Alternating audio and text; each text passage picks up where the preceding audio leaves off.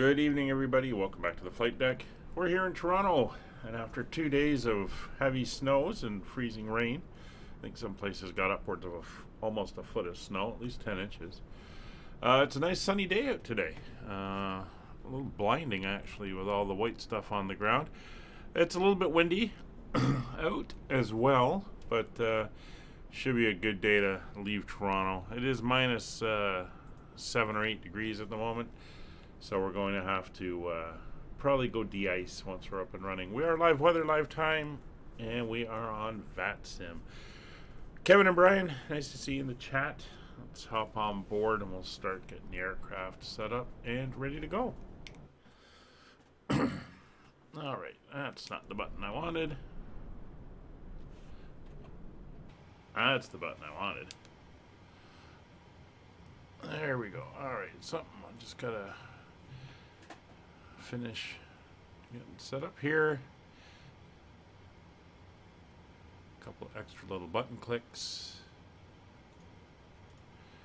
and then we'll be ready to go.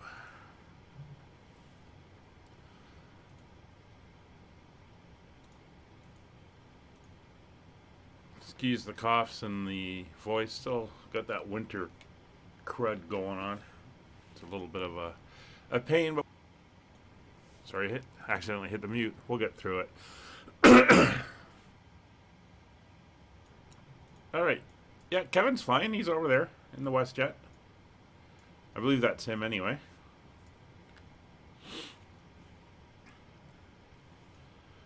All right, so parking brake. Oh, we're in 737-700, by the way. Flying Aurora.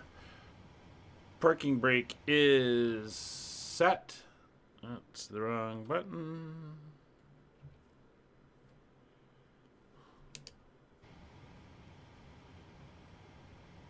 There we go. Parking brake is set. Batteries are now on. Standby power is on, and emergency lights are on. Ground power is on. You can see here we've got our 115 volts. Through the ground power, lights are on. We will turn up the panel lights both here and down here. Even though it is daytime and it's bright out, it does give us a nice contrast on the buttons. Pop back up top, and we'll start the IRS's aligning. There we go. And we will start passengers loading. Still haven't gone in and redone that button thing. Request boarding. Boarding requested. All right. I'll kill the master caution there as well.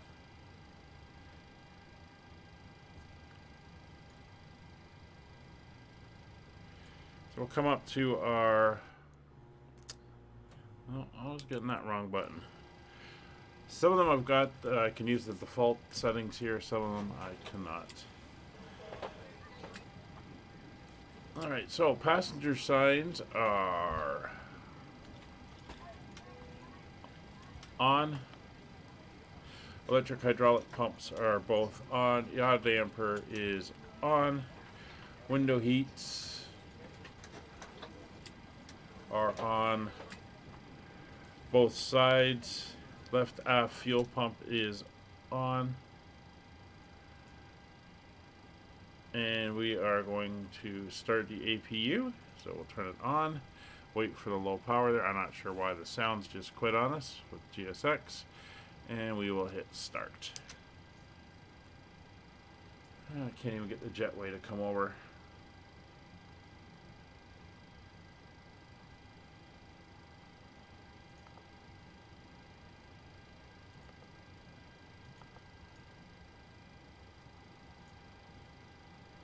I don't know.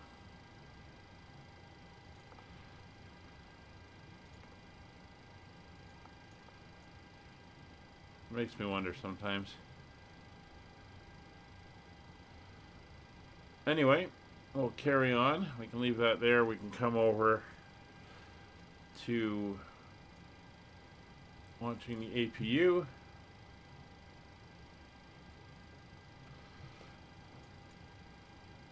We get the generator light when the APU generators are ready. There she is. So we're now over onto the APU generators. We'll turn the bleed air on, get some heat in here. And the packs are set to auto. Isolation valve is open. Alright, so we're going to pop down here now to the FMC. Nav data is out of date. Jetway wheels frozen, yeah. It updated yesterday. I was tied up yesterday. I'm not able to updo it. I'll have to update it after the flight. That's fine. Position initialization. We'll head over to page 2. It is the 24th. So we'll use the left-hand GPS. That is now in over to the route. And we will go make sure our route is ready to go. Now, just get it here. Make sure it is in the proper spot.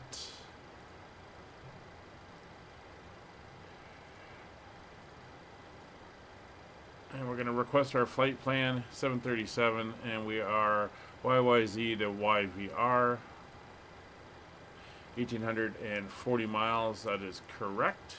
Select that and request it in.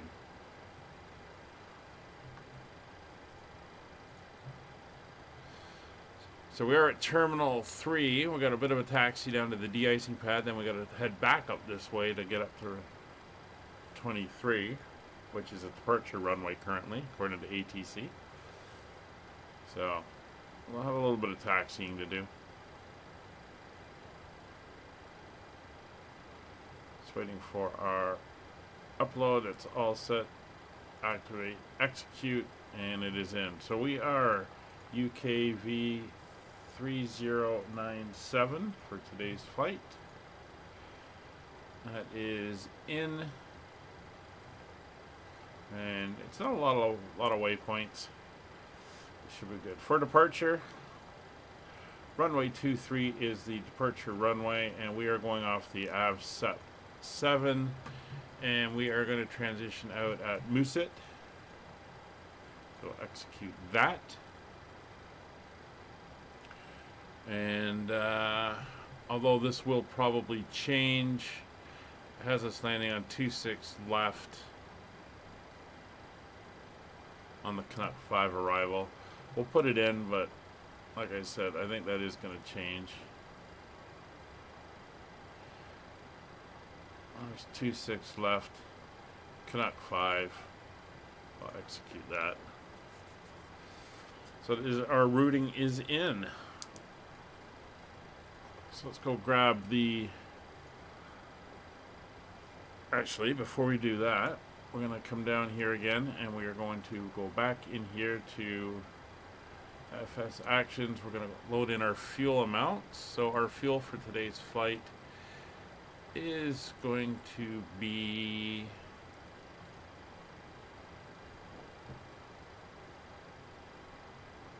Let's find it here.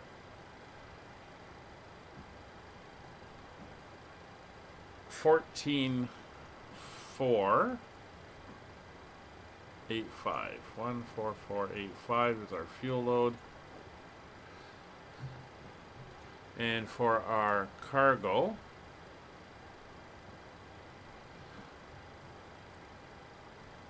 it wants us to be at 65.1. So we're a little high, so we'll do what I usually do, bring these down to 1,000, and then we'll adjust from there. So 65.1, 67.7, so we are 1,600 high. Let's go with 400. And 400.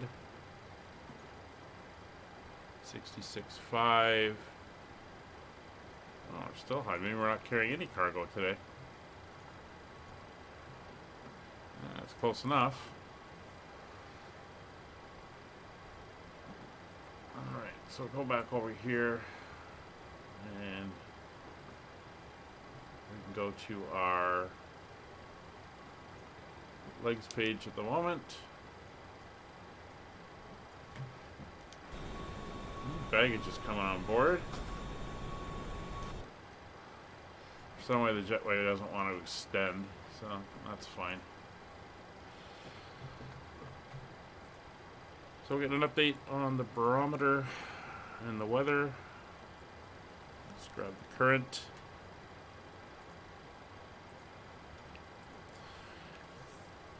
So 270, 15 gusting to 20. 23 will be fine. 15 miles visibility. Few at 2500. Broken 3500. 7 degrees below and 3053. So we get that barrow set. That's a high barrow, which is why it's so bright and sunny out right now. 5053 is set and cross checked. Transponder we haven't get yet, but we're gonna have to go get our clearance.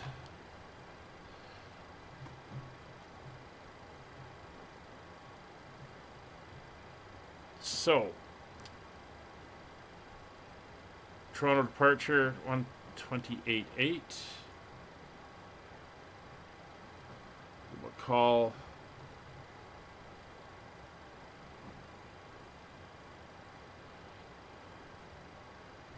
put the intercom in here. There we go, 128.8, and we'll just do a quick ATIS check. West at 489. Call me airborne. The wind's 280 at 15, gusting 20. Cleared for takeoff runway 23.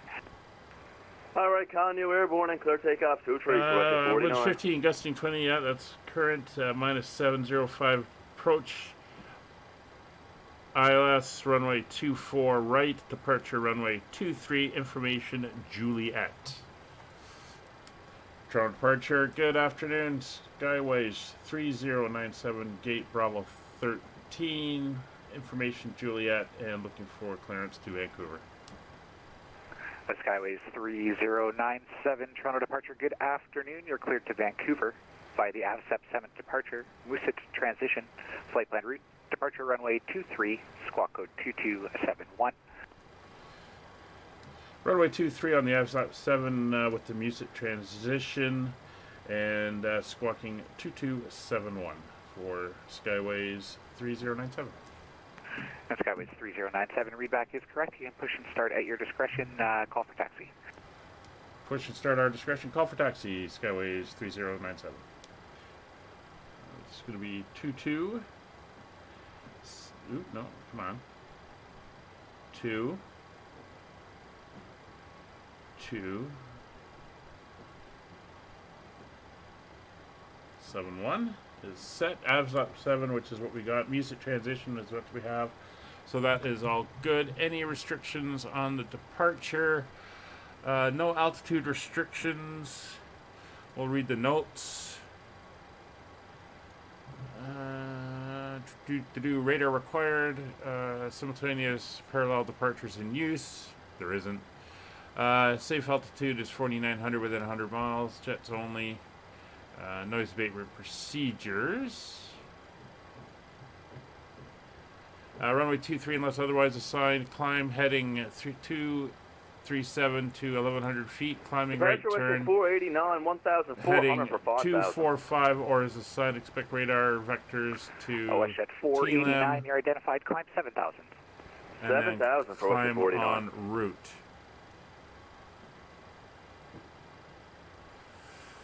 So we'll depart off 237, and then we'll go to a heading of 245, and then we get radar vectors off. Unless otherwise assigned by ATC, maintain 5,000 feet. So we did not get assigned anything else, so we'll dial in 5,000. And we're going to take off on runway heading, but then we are going to turn to 245. after 1,100 feet. So we'll put that in for our heading.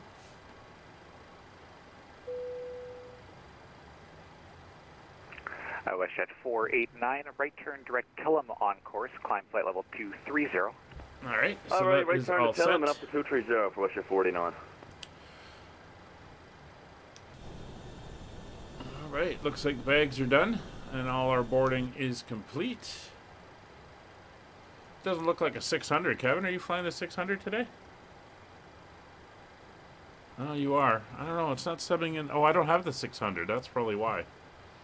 So it's putting in the bigger one. I see. All right, so we are aligned and everything is up. We'll come up and do our systems check. Now we'll come up top. There's the Mach speed warning. 1 and 2. Stick shakers. Captain's side, first officer's side is good. Do our INOPS. INOP detected. Caution light is on. Fire test. Engine 1, master caution, fire warning, lights up. 2 and APU are all good. Now I've deleted AIG. They were so out of date, and I just couldn't do it. So I've got the FSLTL models in. I still got to get the other one, and I'll put those models in as well, and hopefully maybe then it'll work. System warnings. Glide slope. Pull up. Wind shear. Wind shear. Wind shear. Terrain. Terrain. Pull up. Airspeed low. Airspeed low. Alright, so all the tests are good and everything is looking fine. Just over to the performance calculations now. CYYZ, runway 23. Got the current weather in. And winds are 270-15, gusting 20. That's all good. 270-15. I know I'm going to need that, so I might as well put it in. Planned takeoff weight for our departure. Let me go back over to my flight plan. Is takeoff weight of 65142. And calculate. In using the toolbox, links are in the video descriptions. Works on multiple aircraft. I use it for the 310s, 737s. Alright, so that is done. We can come over to our performance information here. We'll get in some of the weight stuff first.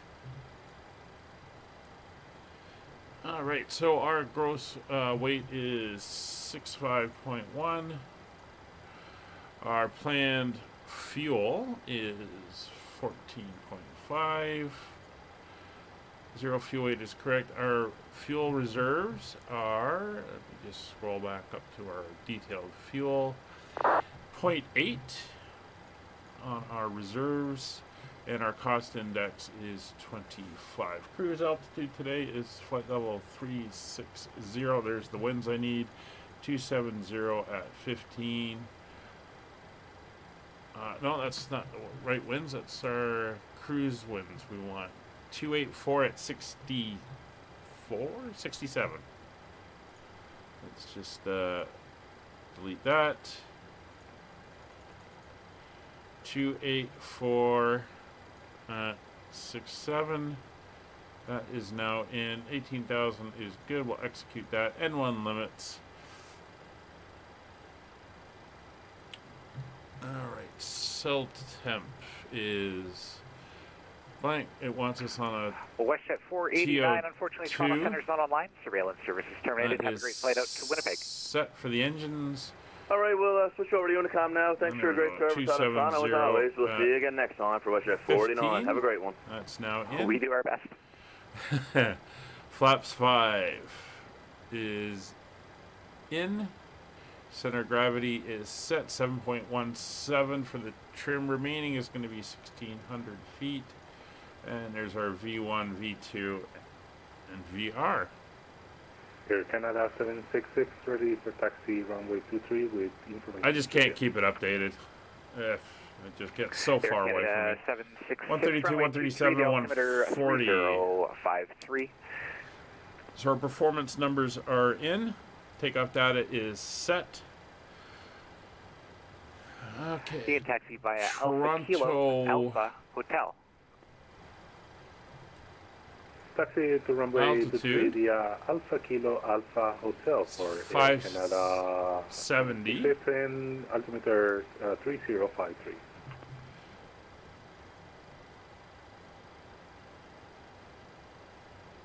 So we'll put 600 feet, or actually we'll go 550 feet for landing. We're going to go up to 360 for the cruise.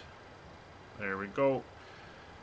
Cruise and landing elevations are set. MCP is set. Well, we managed speed basically, but there's our heading and our altitude restriction. Flight directors are now on both sides. And radios are currently set, 128.8 and 122.8.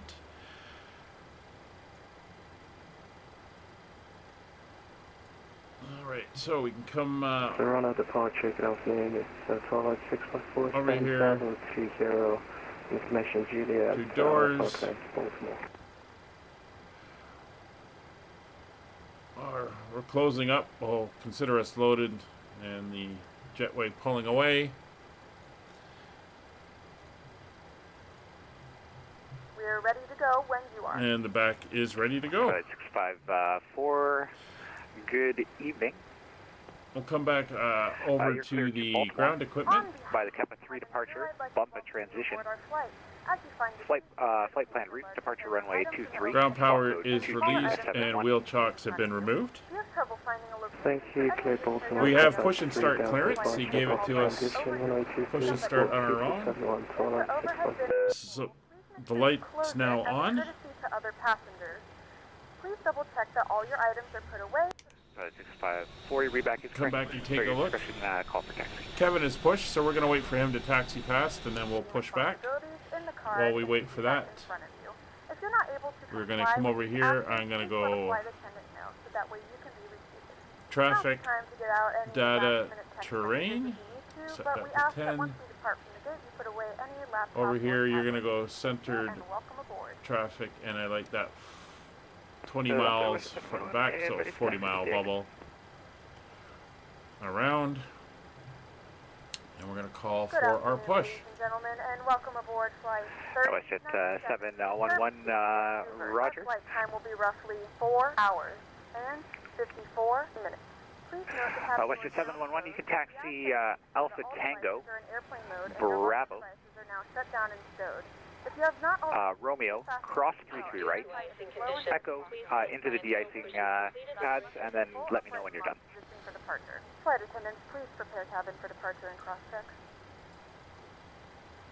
Sounds like Kevin's going for de-icing. Bravo. Romeo. Cross to the right and Echo Tango into the de-icing pads for Westjet 711. Yeah, I'm not sure why I said Bravo. It'll be Alpha Tango straight onto Romeo. That's just a straight line. And you can cross through to your right. Okay, Alpha Tango, Romeo, Echo, de-icing okay, pads. so Alpha Tango, Bravo, cross to the right, and Echo and Tango into the de-icing pads for Westjet 711. Thanks, minute. You got it. Thanks. Close enough. Departure checks completed. Bypass pin inserted. So we'll come up top, get the rest of the fuel pumps on. Alright, pumps are all on. Packs are off. Locking gear. Ignition mode selector is set for both. Just waiting for Kevin to go.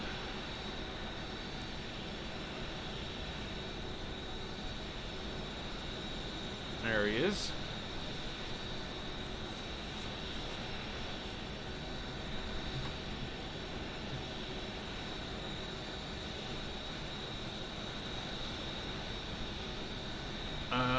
We want our tail to be pointing east.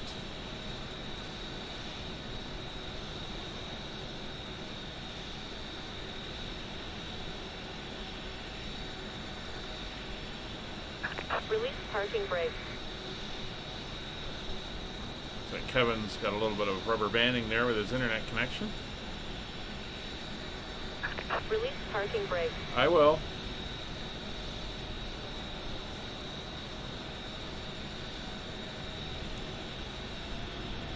Release parking brake. Air Canada 766, contact me airborne, the wind's 280 at 15 gusting 20, clear for takeoff runway 23. Commencing push. Clear for takeoff Utilizing runway conditions. 23 Please for stand by until Air push is completed and brakes are set.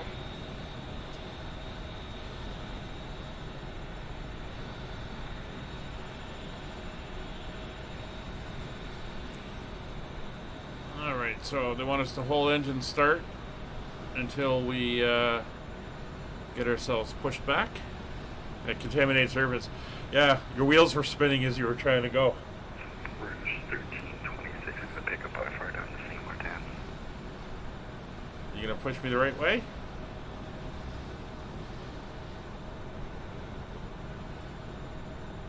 Yes, you are. Alright, well, we seem to be working this time. Aircraft, please refer to the safety card. Rouge Stutterings again. 26, not showing a flight plan here for you. Could you refile that for me? Or sliding on the floor to guide you towards Still safety. getting the double overlay of the gates and stuff. I'm not sure why again. Will do, just To refile. start the flow of oxygen, pull the mask towards you. Place it firmly over your nose and mouth, secure the elastic band behind your head, tighten the straps if necessary, and breathe normally. Although the bag does not inflate, oxygen is flowing to the mask. If you're Alright, traveling Rouge with a child or someone who 1326, requires we've assistance, got it secure the now. mask on first and then assist others. You're Keep the cleared mask to on until a member of the crew St. advises Martin's you to via change the KEPTA 3 departure, In the bump by unlikely transition, event of a flight water plan route. incident, a life vest Departure will runway be 23, housed squawk under code your seat or between your armrests. 2264. When instructed to do so, open the plastic pouch and remove the vest. Flip it To over your Seymour head. 10, we have Wrap kept the 3 straps bump around your waist transition. and buckle up And the the front. funnel, Pull runway the strap 23 tight. squawk To inflate the 2264. vest, Don't know pull if we're firmly here on the yet. red cord only when Rouge exiting 1326, read back correct, push If the and vest start your does not discretion, inflate call for taxi. automatically, blow into the mouthpieces for manual inflation. Yep. Each vest is equipped So with she a should whistle and tell light. me. If necessary, your seat cushion can be used as a secondary Should be waiting. ventilation device. So we're gonna start the engines. Slip your arms into the straps and hug the cushion to your chest. So Once engine again, 2, all devices ground must start. be in airplane mode, and your larger devices must be Start turned valves off and open. stowed at this time. Please securely stow your personal items. Make sure your seatbelts are fastened and seat backs and tray tables are in their full upright position. We remind you that this is a non-smoking flight. Tampering with, disabling, or destroying the smoke detectors located Fuel in the on. laboratories is prohibited by law. All of this information and more can be found in the safety card located in the seat back in front of you. We suggest reading this and letting a cabin member know if you haven't.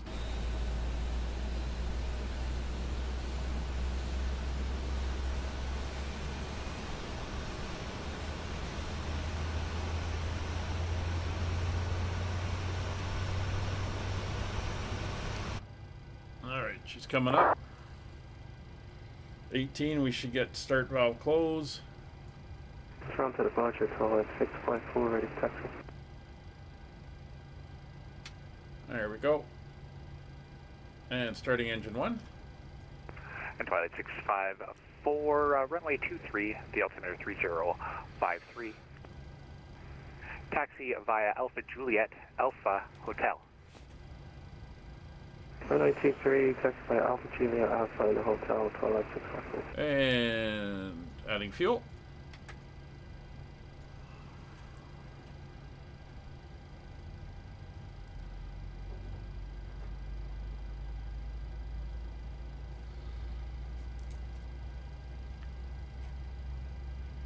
Air Canada 766 is And supply one's level coming up. 30.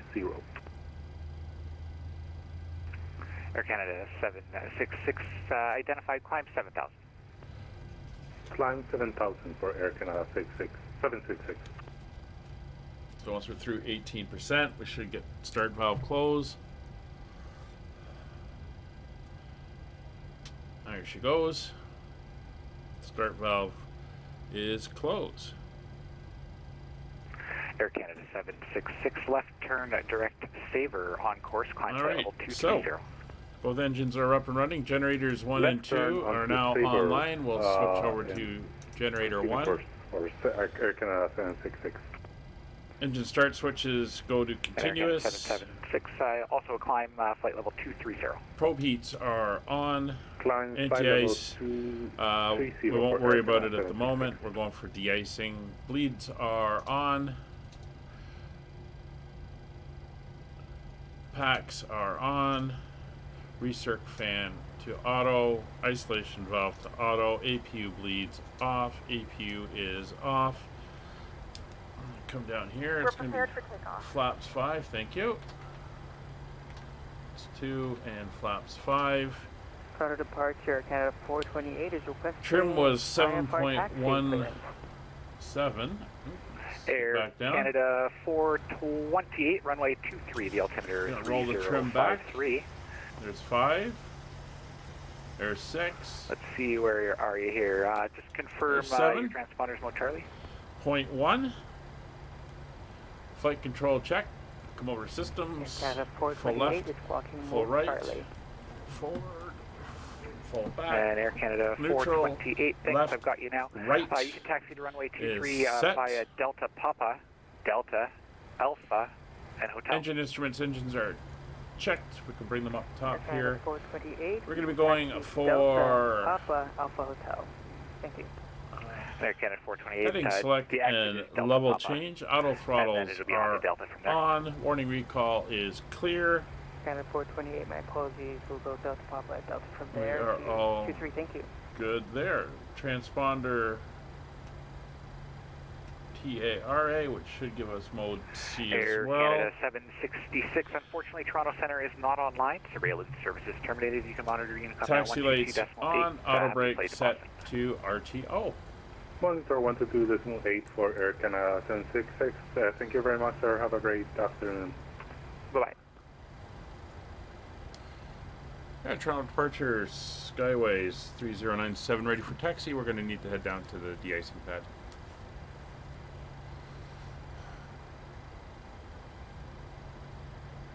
Skyways 3097. Just confirm you're squawking 2263.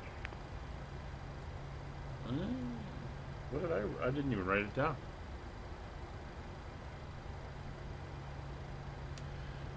Yeah, Roger, 2263 for Skyways 3097.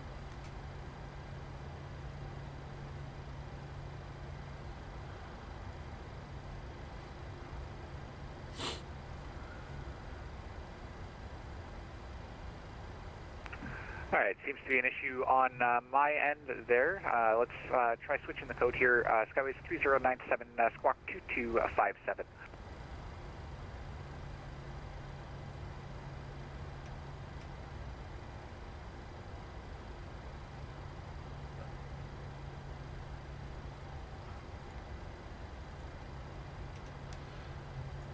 Squawking 2257, and I recycled for Skyways 3097. TCAS test pass. Good, the test worked. All right, Skyways 3097, let's get you over to the de-icing bay, and I'll see if I can work this issue. Taxi Alpha Tango, Romeo, cross 33 right, Echo, Tango. Roger, Alpha Tango, Romeo, cross 33 right, Romeo, Echo, Tango to the pad for Skyways 3097. Okay, so brakes released.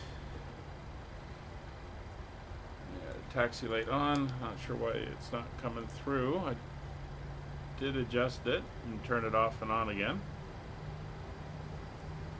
2257 is in there.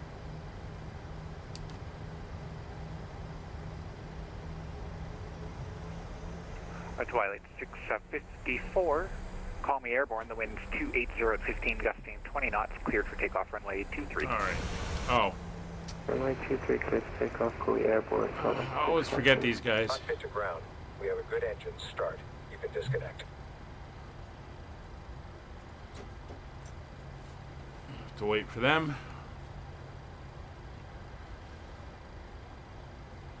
So you're not using them often enough.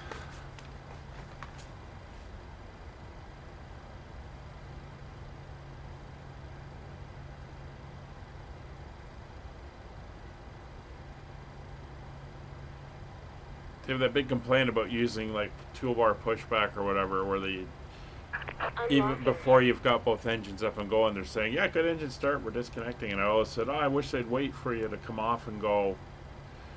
You know, it's now time to start or whatever." Toronto approach. And now that they do it, I keep forgetting to hit the button. 320.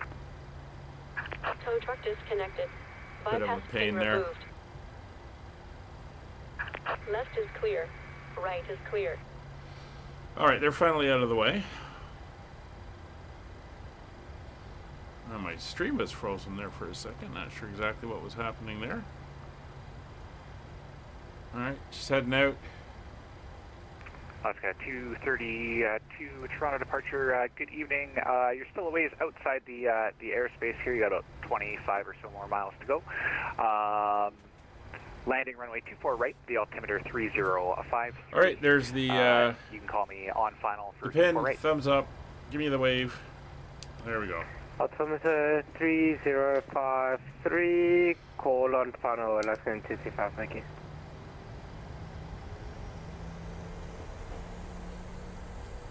There we are, finally moving. So we're gonna head straight out. We're going out Alpha Tango. We're gonna roll right onto Romeo. Romeo's gonna take us across 33 right. And we'll hit Romeo on the other side, and then it's the first left, which is Echo, and we'll take that down to Tango, where we turn onto the pad. There, you can see Kevin down there, doing his de-icing. Skyways 3097. I'll just get you to hold your position on or hold short of Alpha at Alpha Tango here just for a moment. Give way to a 737 or 747 going by. Yeah, Roger, we'll hold short Alpha on Alpha Tango for Skyways 3097.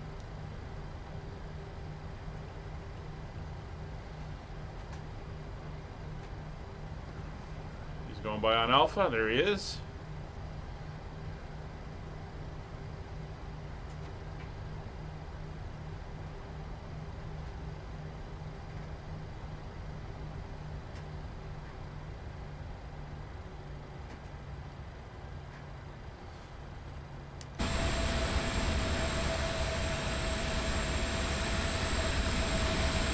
Big white 747. Oh, it's an 800 freighter by the looks of it.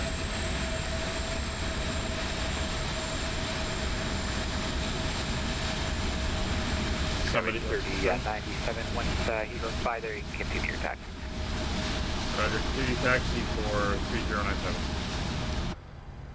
All right, so he's gone by. We'll watch the blast off the jets. 654 airport 3000. Twilight 654, you're identified. Climb flight level 230. Flight level 230, Twilight 654. Oh, getting a lot of Twilight 654. stuttering here left, at Toronto. Direct to Sabre on course. Left direct Sabre on course, Twilight 654. So that was Alpha. Coming up now to Bravo. And so we said 711, yes, you complete for ready for taxi. It's at 711, runway 23, the altimeter 3053. Taxi Tango, Foxtrot, Hotel, cross 33 right. Altimeter is 3053. There's 33 right. Tango, Foxtrot, Hotel, and cross 33 right, 4711. So Kevin's going to be going up north on the back side of these buildings. We'll be doing the same thing. Coming out onto 33 right.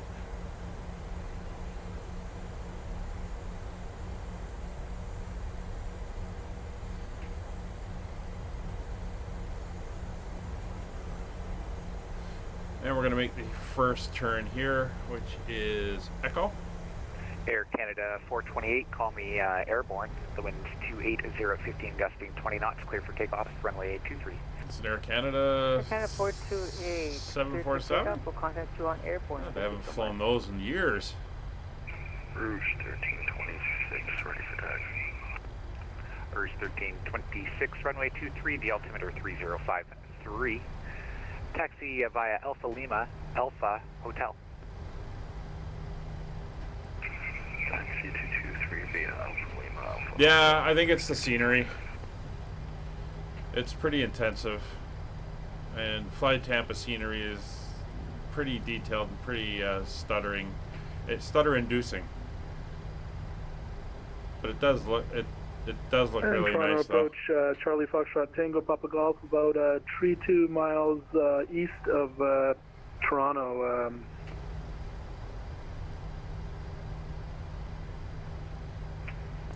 We'll get through it. Charlie Foxtrot Tango Papa Golf, Toronto departure. Good afternoon. Landing runway 24 right, the altimeter 3053. For a few minutes there, both arrival and you can call me departure were down online. Different frequencies, which was nice. That spy is giving me connection issues. Roger that. So I'm IFR traffic. Am I able to continue into the Clash Charlie airspace, Tango Papa Golf? Yep, so I do departure and down, so unfortunately, I won't be vectoring you or anything for any approaches, but you're good to come into the airspace and then just advise when you're on final. Oh, gotcha. Okay, thank you very much, Tango Papa Golf. We'll call. Alright, this is Echo Alpha. Echo Alpha goes onto the ramp here for the WestJet hangar. Air Canada 428, you're identified climbing through 2,200, climb 7,000. And this is Tango Air Canada coming up. We'll climb 7,000. Thank you.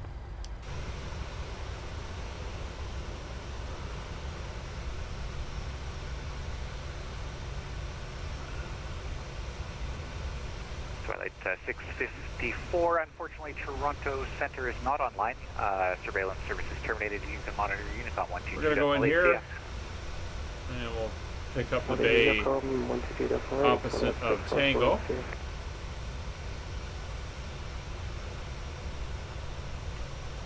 There's nobody else here. And Tango Papa Golf, we've got an approach controller just popping on. Going here to a call, 5 center. On 132.8. Roger, over to approach 32.8, Tango Papa Golf. Thanks for the service. Yeah.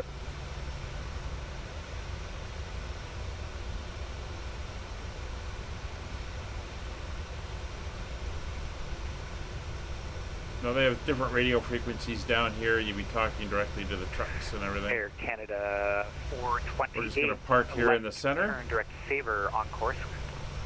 There we go. Air Canada 428, we'll take a left turn on course. And I'll have higher for you shortly here. I just got inbound traffic. Brakes are on. We're going to go overhead.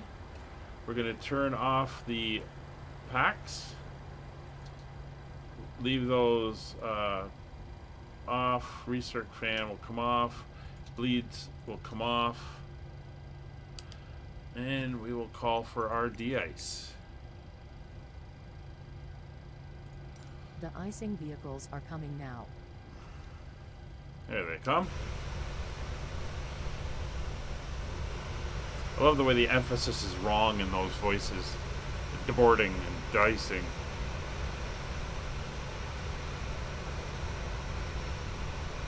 I think they only do the wings as well. Confirm aircraft is ready for treatment. Yeah, let's go with type 1. And 75%. We begin treatment now and observe. Fluid type 1. Concentration at 75%. I will call you back when ready.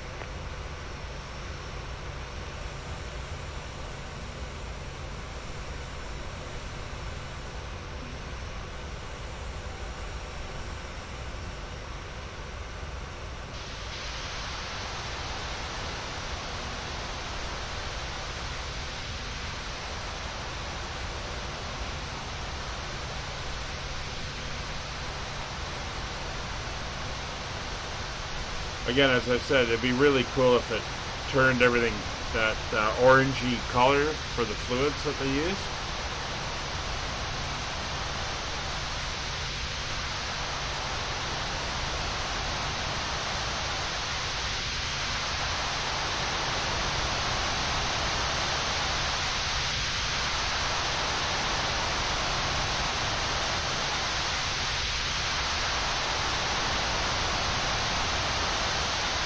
That is pretty loud.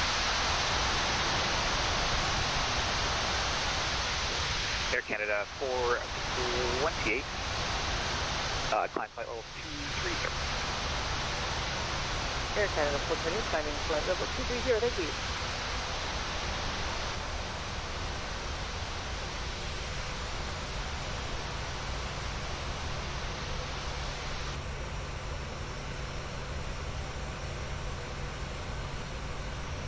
Very nicely done. I wonder if they're going to do the back and the tail, or if that's it. De-icing and anti-icing completed. Alaska 235, you're still on my frequency, call Toronto approach 132.8. Was it green? Yeah, it's, I think it depends on the fluid type. Sometimes it's green, sometimes it's orange. They'd usually spray the tail surfaces, the stab, vertical stab, the sometimes even the top of the aircraft if there's some. Hey, don't drive through the airplane. Sometimes the top of it if there was Air Canada snow. 428, unfortunately Toronto Center is not Every online. there as well. Terminated. Monitor Unicom 122.8. See ya. Air Canada 428, All right. departure. Thank you for everything. You have a wonderful day. Adios. And departure Skyways 3097 finished on the de-ice, ready for taxi. Skyways 3097, runway 23, the altimeter 3054, taxi Tango, Foxtrot Hotel, cross 33 right. Taxi Tango Foxtrot Hotel, cross 33 right for Skyways 3097. Roost 1326, the wind's 320 at 14, gusting at 19. Alright, I can't remember how long you gotta Clear wait. for takeoff, runway 23. Clear for takeoff, runway 23, Roost. Should be a minute or two for it to clear. And before you turn all the bleeds and stuff back on again.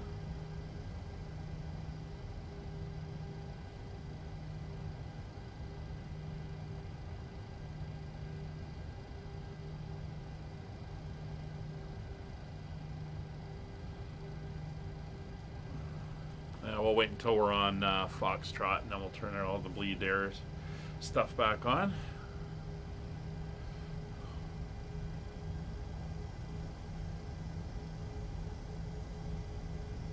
Toronto departure, Charlie Foxtrot Tango Papa Golf, final 24 left. 24 right, sorry. Tango Papa Golf Toronto departure, the wind's 320 at 14, gusting 19. Clear to land 24 right. Clear to land 24 right, Tango Papa Golf. So we're going to go forward, and then the next taxiway once we leave the pad is Foxtrot.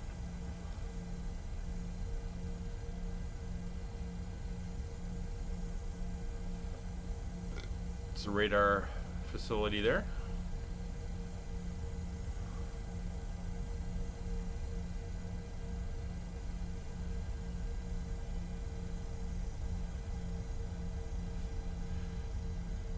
Sure none of the fluids are into the intakes for the bleeds and the air system. This is 33 left, shortest runway here at Pearson.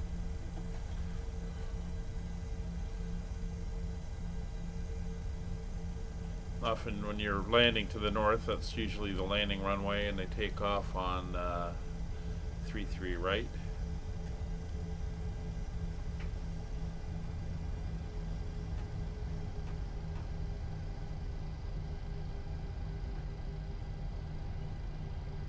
Roost 1326 is supported takeoff. Rouge 1326, roger. You can exit left when able. And are you going to need a taxi around, cool the brakes, or are you just good to go right back? All right. I'm good to go right back. Roost 1326. Let's get up here. We'll turn everything back on. So the bleeds are on. You can make the Packs left are on. turn Research there on fan to hotel, auto. cross 33 left and 33 right. Make left on hotel, cross 33 left and 33 right. Roost 1326. See you getting off the runway up there ahead. Well, I can. Looks to be in Rouge colors. So we're going to carry on Fox. I had to do this the other day when I flew to, where did I go? My last flight. I think it's when we And Toronto departure, Charlie Foxtrot Tango Papa Golf. I believe I have Flew an to, airplane crossing the threshold, but I might have traffic turned on. Britain. in Tango, December. Golf, yeah, got nothing on the scope here. We were My apologies. I must have left AI traffic on. I'm just going to log off here if you don't mind. Thinking above golf. Thanks for the service. Alrighty, have a great night. Thanks for calling Toronto. having to de-ice and then taxi up this way. Took off on 2-3.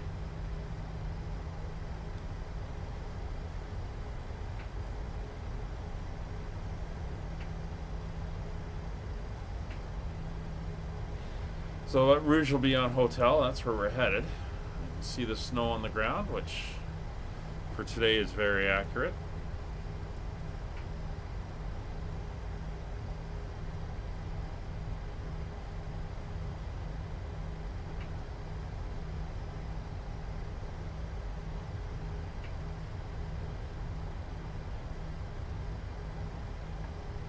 Kevin, are you up yet? Didn't hear you take off, but I might have missed it.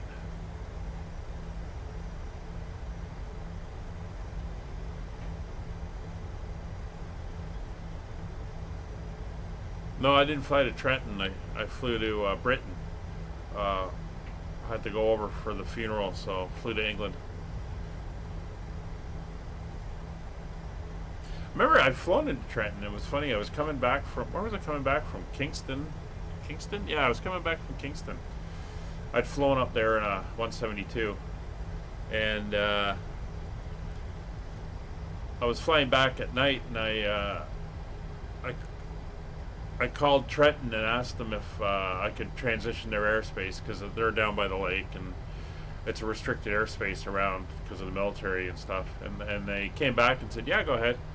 Along the lake shore, they weren't that busy, and then the controller came back and said, "Hey, we got a trainee here. Do you mind doing some vectored approaches to the runway for us to give them practice?" I was like, "Sure." So he gave me 3 vectors, radar control vectors, into the runway. Didn't actually touch down. Aborted at about 100 feet and then pulled up, and then he vectored me around again with altitude and headings and descent points and everything. It was pretty cool. And then after the third one, the main controller came back on and said, "Hey, thanks. Enjoy your trip." And I carried on my way. Added about half an hour, 40 minutes to my flight time, but hey, it was all good. Had the fuel on board, so. 1326 after the party, or following the departing 737, line up and wait. And it's always good to give them a hand and stuff. Ooh, trees. Sounds like Kevin's getting ready to go. And we're cleared to cross 3-3 right when we get there. 638. Swoop 638, Toronto departure. Good afternoon. Information Kilo, requesting IFR clearance to Cancun as filed. Swoop 638, you're cleared to Cancun by the Beats 3 departure. Era transition. There he goes. Flight plan route departure runway 23, squawk 2250. Have a good flight, Kevin.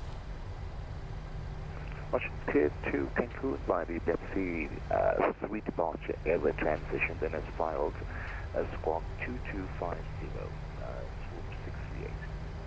So we're going to carry on this way. Feedback is correct. Push and start at your discretion. Call for taxi. What's your thinking? Come up to 3-3 right. Cross back over. 711 S3 1,700. Oh, it's at 7. Well, I'll tell you a U.S. Air Force story. I was in Savannah, Georgia, and something I like to do is see the area from the air. For visual 24 right. Apologies, 24 left. 35 Toronto departure. The wind's 320. And gusting 19. Clear. I went over to the local flight school. Said, you know, I'm a pilot. And I like to go up with an instructor and just see the area around Savannah, Georgia from the air. And he said, sure, we can get somebody with you and everything. And I was flying a Piper Cherokee, which I'd never flown a Piper Cherokee before. So he gave me a quick little walk through the airplane and everything. And WestJet 711, So right turn, direct Killam on course. Taxi Right turn Killam for West 71. to the edge of the apron. Here's the runway, 33 right. We're going to taxi through, carrying on up to the hotel. There's that Rouge, getting ready to go. Or actually, he is going. I don't know why he aborted on the first run, but there he goes. He's flying an A320. So yeah, so we get ready to taxi, and the controller at Savannah comes on and says, you know, whatever we were, November, whatever. He says taxi, gives us the taxi instructions, and then we're taxiing. Toronto departure. This is Air Canada 341 at gate 26, requesting IFR. Up along, and then he gives us a hold short. Air Canada at 341 this intersection. Good evening. Allow the F-16s to taxi past. Transition. So we came to a halt, and we watched while 4 F-16s taxied past in front of us. Apparently they were heading out to do whatever training flight, and 2230. Off they went. That was interesting. Air Canada 341, your readback is correct. Push and start at your discretion. My takeoff was, you know, after the departing F-16s, caution wake turbulence. You're clear to go. It's like, okay.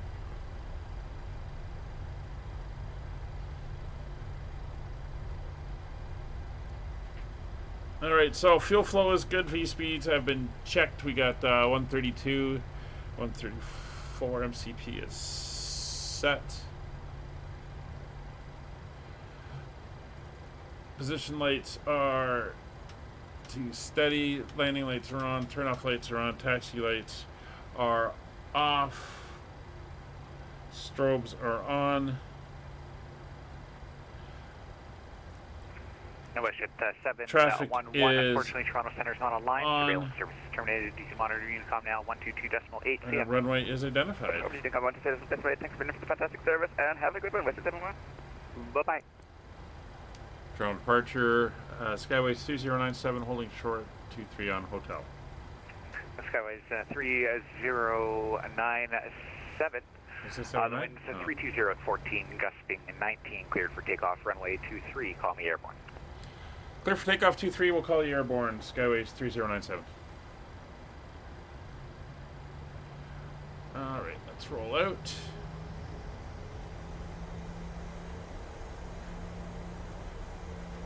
Toronto departure, good afternoon. So 1,100 feet, we're going to turn to that Kilo, request IFR clearance to 245 heading. Sky Country 8725 Toronto departure, good afternoon. You're cleared to Dulles by the Regis 5 departure, flight plan route departure runway 23, squawk code 2204. Cleared to Dulles via the Regis 5 departure runway 23, squawk 2204, Sun Country 8725. Sun Country 8725, readback is correct. Push and start at your discretion. Oh, the Blue Angels, yeah, they're good. I've seen these snowbirds on the ground at Toronto do their thing, where they all stop at the same time, the canopies open at the same time, all that stuff. It's pretty impressive. All right, so we are good to go. Manual brakes are set. Engines coming up to 40%. Clock is running.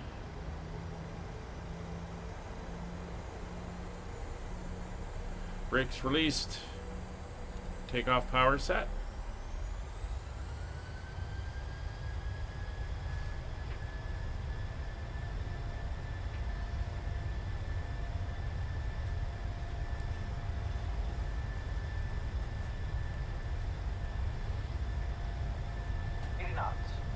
Checked.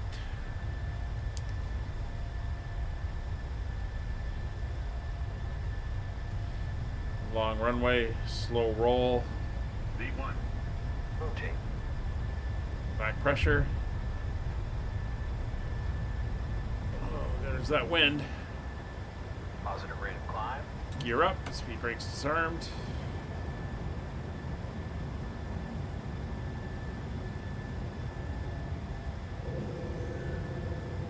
No, a lot of places aren't doing air shows anymore. Alright, Command A, level change, heading select. It's 1,100 feet. There's 245. Toronto departure, Skyways 3097, passing through 2000.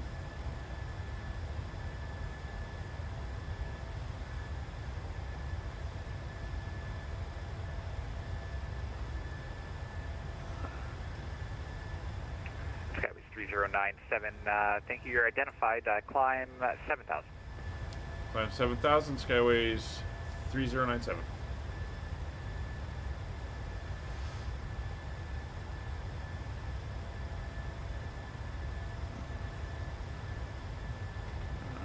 Skyways 3097, right turn, direct Tillum on course, climb flight level 230. Right turn, direct Hillam and 230 for Skyways 3097. And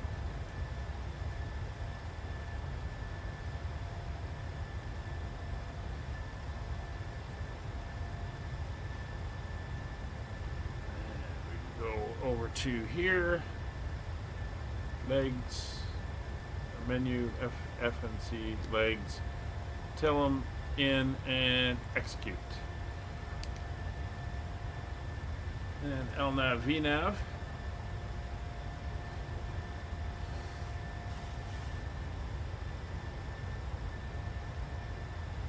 And there's snowy northern Toronto. Actually, we're north of Toronto now. We're out in the outskirts of the other cities.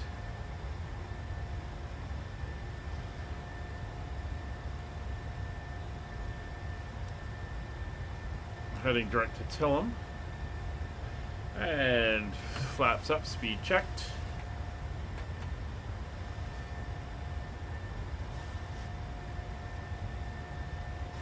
Flaps retracting.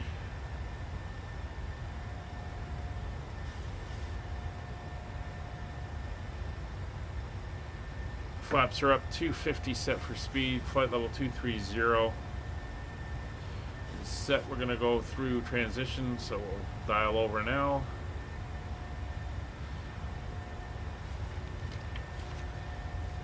It's positive rate, autopilot is on, Command A, LNAV, VNAV, auto brakes are off, gear lever is in the off position, engine start selector switches are off, runway turnoff lights are off, flaps are retracted.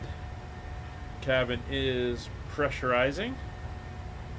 Altimeter is set to standard. We are cleared through, climbing to 10,000 feet. At which point we'll turn off the landing lights. London's actually holding a show this summer, Brian. We may be going there with the museum airplanes. I think they're doing it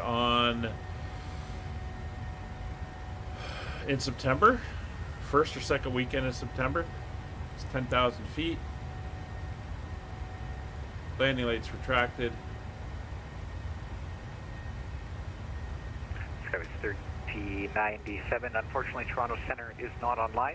Surveillance services terminated. Monitoring Unicom 122.8. Have a good night. You may now turn on your larger 22.8 for Skyways 3097. Thanks for the ATC. Have a good day. Fasten while you're seated and do not congregate in the galleys or near the lavatory. Alright, 22.8 is set.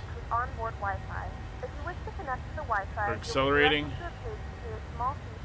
The base up in Borden sometimes has one of the Air Force guys up there arrange it. They get a lot of the older airplanes coming in and stuff. There's a couple other. St. Thomas down towards London has one every now and then. Hamilton sometimes has them, although they don't do them at Hamilton Airport anymore. They have to go to, I think, Brantford, because Hamilton Airport is getting so busy nowadays. A lot of cargo operations, plus a lot of the low-cost carriers may fly down, or they're flying out of Hamilton now. So Hamilton's actually getting very busy, so they can't shut it down for 4 hours for an air show like they used to do. So they've sometimes taken their stuff down to Brantford Airport and flown out of there.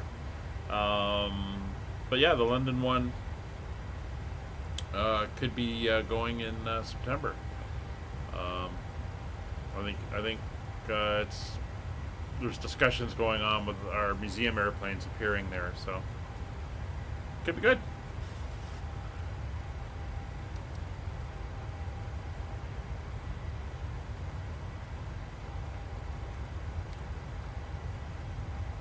So once we're through 20,000 feet and we start to settle in, we've got a little series announcement coming up.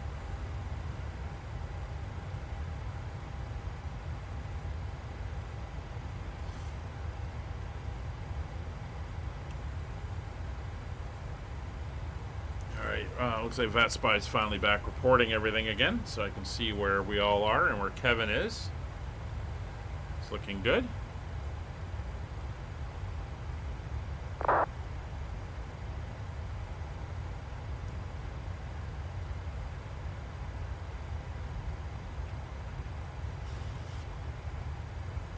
we're settling in nicely here.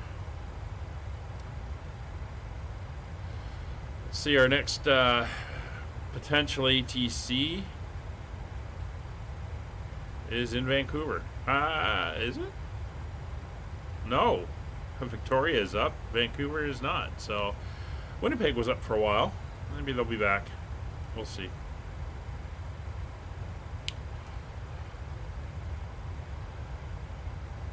Alright, so we're coming up for 20,000. So I'm going to be suspending the DHL cargo series for a little bit because my virtual airline has released a couple new tours that I'm looking at. We'll do them eventually. But one of them is time sensitive. Time sensitive, topical. It is flying support for the 2023 Formula One season. So basically flying cargo aircraft following the Formula One schedule. So the first race is this weekend in Bahrain. So obviously the support elements, a lot of them would have headed down already. But the way I'm going to play it is we've been contracted to fly down on the day of the race, which is the Sunday. So this series will happen on Sundays. We're going to fly down on the day of the race, and we are going to be flying in to have the aircraft there for the week after. As they break everything down, they can load it all up and stuff.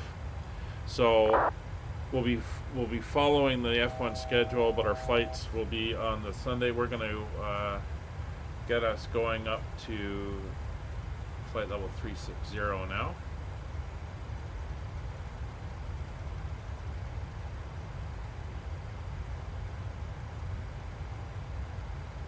Keep her climbing. Thank you very much. So yeah, so we're going to be doing that series. So that's going to start on Sunday. It's going to be a multiplayer again, because some of these legs I think are going to get pretty long. And we'll be leaving out of Stansted on Sunday, flying to the first race location, which I believe is Bahrain. And yeah, so any long distance cargo aircraft you want to bring along, you're more than welcome to. And I'm going to be flying, since it's a Fly UK series, I'm going to fly the Fly UK 747-8F freighter for this series. Again, we'll be on multiplayer, and this is another one where I'm going to only stream the takeoff and the landing, because I think some of the legs are going to get very long, and it's just easier if I'm not doing the stream for 12-13 hours.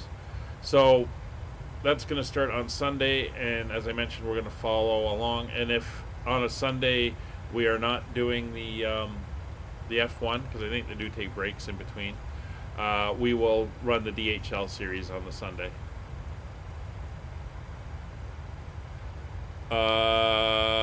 Yes, but remember, Kevin, it doesn't have that great a range because of the load it carries. So you might be making stops on these legs. We'll have to see. Anyway, we're now passing up through 2,600 feet. I have some new entertainment. I went searching last night, found some new movies. So they're loaded into the onboard entertainment system, so hope you enjoy. We'll set ourselves up with a view out the back, and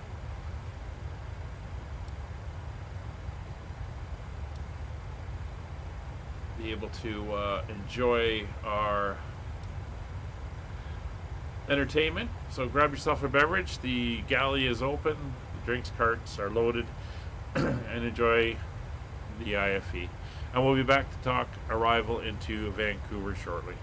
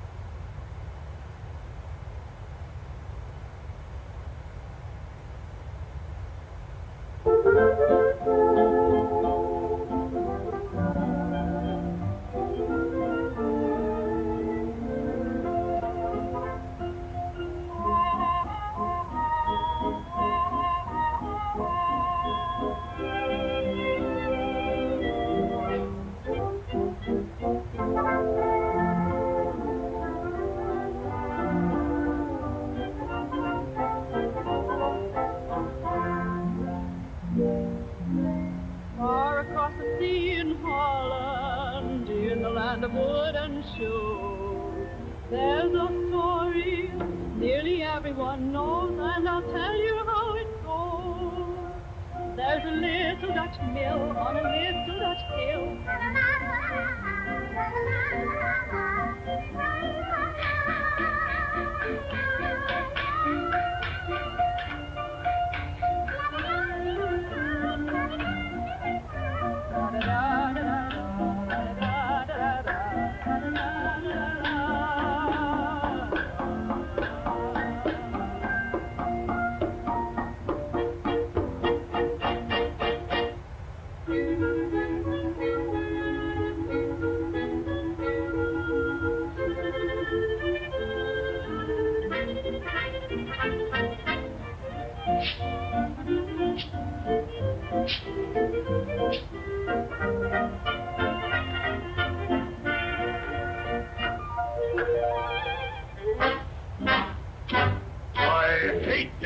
and gay.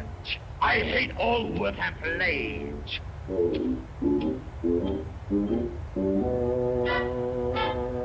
I hate things neat and clean. I'm dirty and I'm mean.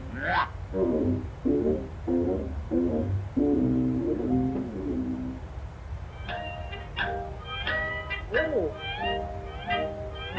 Yeah.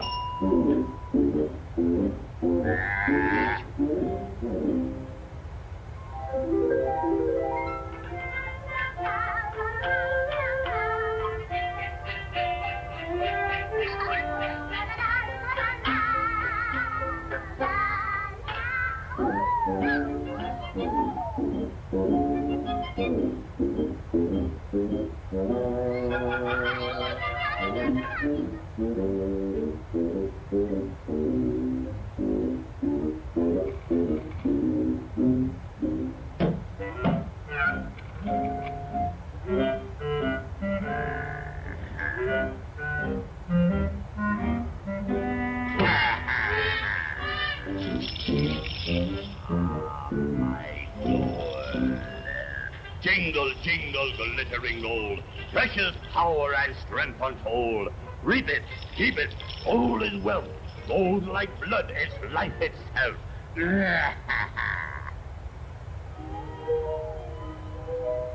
begin.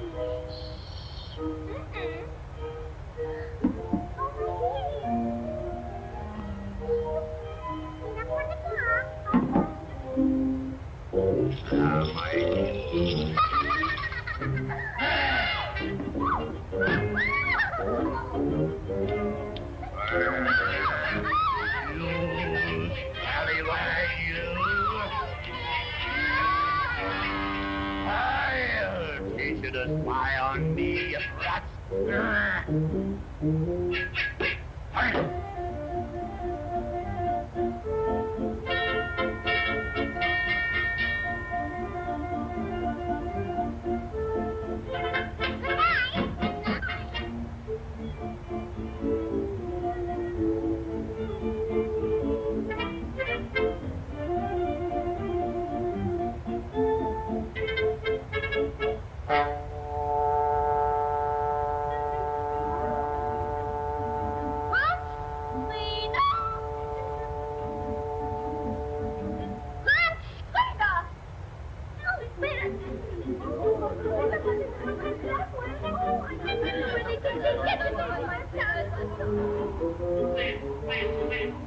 No one knows about my gold. I got the secret well. When I burn your tongues out, even you won't tell.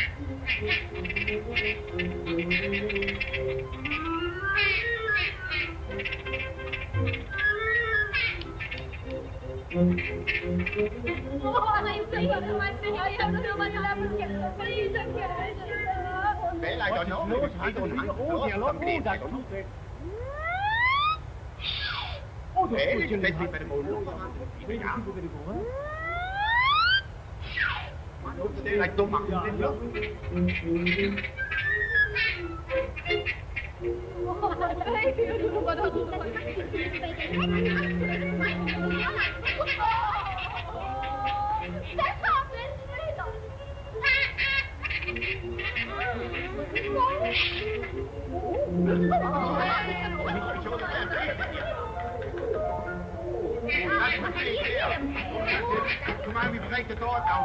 Come on.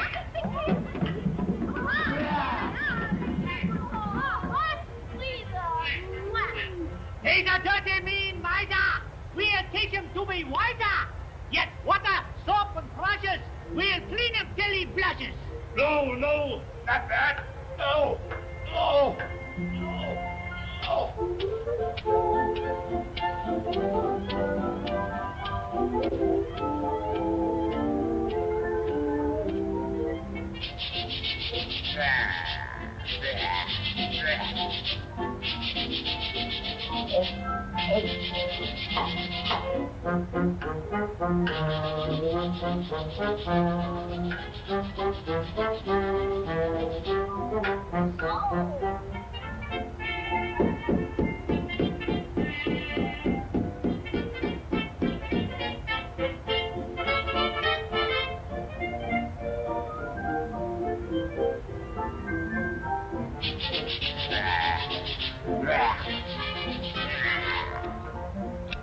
Ow! Ow! Ow! Ow!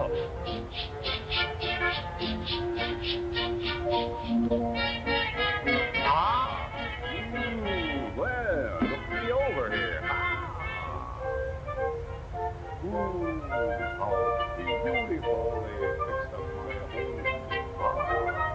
What a difference. How happy I'll be.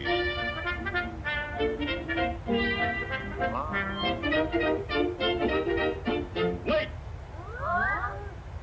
I never knew that cleanliness could bring one happiness.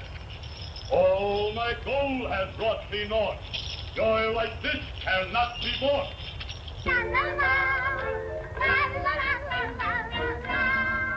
So the little Dutch boy and the little Dutch girl left the little Dutch mill on the little Dutch hill. Now they're happy and safe in their little Dutch cabin.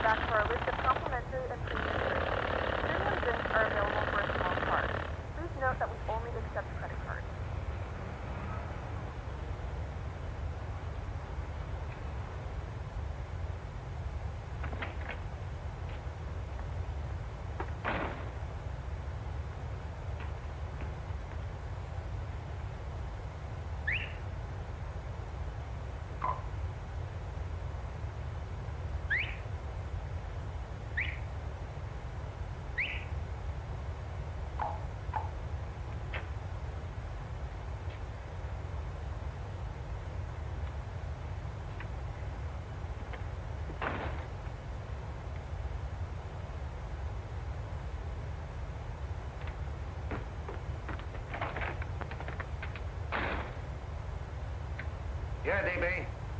Oh, just cleaning out the deadwood. Okay. Look, Mr. Cannell, I just can't afford to be without work right now, not even for a day. I've got a mother and 2 kid sisters. More good luck telegrams. Well, you know how it is. I just got to keep on working, see? Sorry, sister. I was sent down here to clean house. I told you I can't use your car. It's lavender, no lace. Send those other people in. I'll tell you what I'll do. I get $30 a week. I'll take 25, 20 if necessary. I'll do anything you say. It isn't the money. We're after circulation. What we need is fireworks.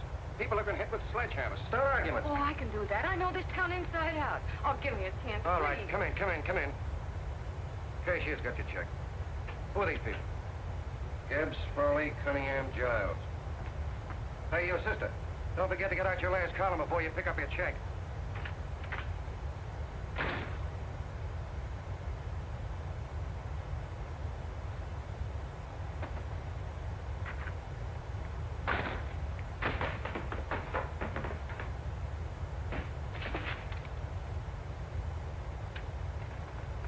Couple of sticks shy in your column, man. Big rich slob like D.B. Norton buys the paper and 40 heads are chopped off. Did you get it, too? Yeah. You too? Oh, Joe. Oh, I'm sorry, darling. Why don't we tear the building down? Before you do, man, perhaps you'd better finish this column. Yeah, lavender and old lace. Wait, Joe. Wait. That's fireworks, huh? Okay.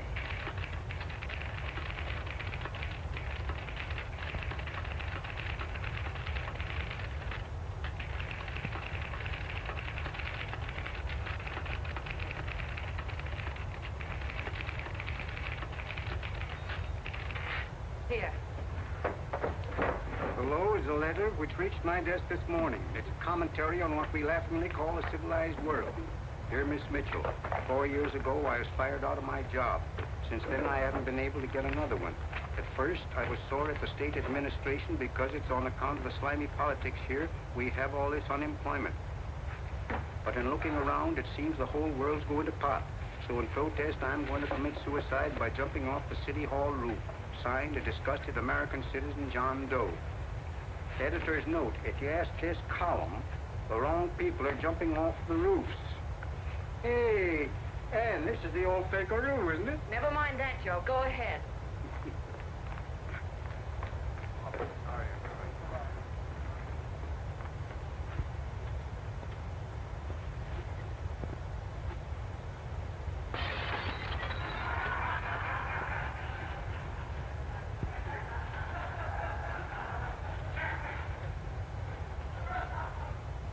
And it's because of the slimy politics that we have all this unemployment here. There it is. That's D.B. Norton's opening attack on the governor. Why, Jim, it's just a letter sent into a column. No, I can smell it. That's Norton. Good morning, gentlemen. Good morning, Governor. Morning, Governor. You're rather early. Governor, did you happen to see this in a new bulletin? Yes. I had it served to my breakfast this morning. Jim thinks it's D.B. Norton at work. Of course it is. Oh, come, Jim. That little item, D.B. Norton does things in a much bigger way. This is his opening attack on you, Governor. Take my word for it. What did he buy a paper for? Why did he engage a high-pressure editor like Cannell for? He's in the oil business. I tell you, Governor, he's after your scalp. All right, Jim, all right. Don't burst a blood vessel. I'll look into it. You get me Spencer of the Daily Chronicle, please? Yes, I saw it, Governor. You asked me, that's a phony letter. Why, that gag has got whiskers on it. Okay, I'll get the mayor and maybe the Chamber of Commerce to go after it. Get Mayor Lovett on the phone. Sorry, the mayor's busy on the other phone.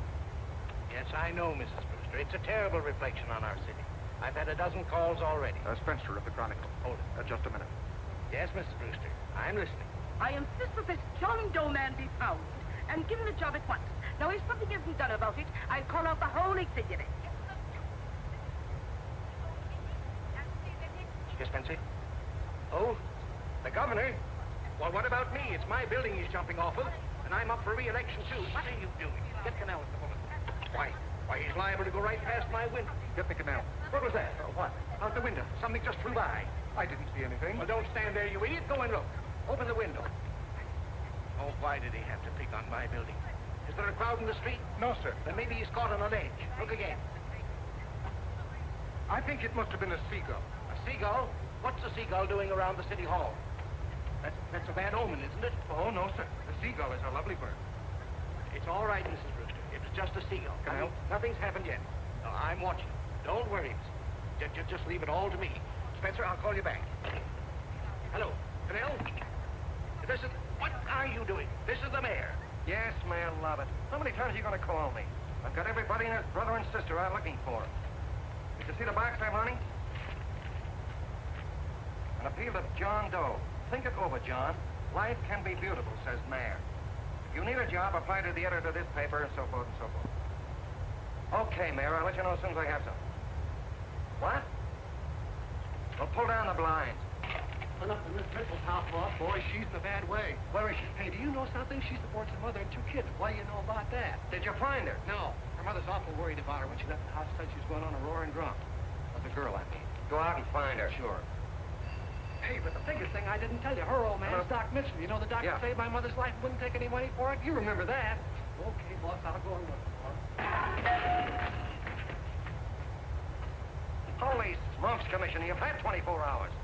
Okay, Hawkshaw, grab a pencil. Here it is again.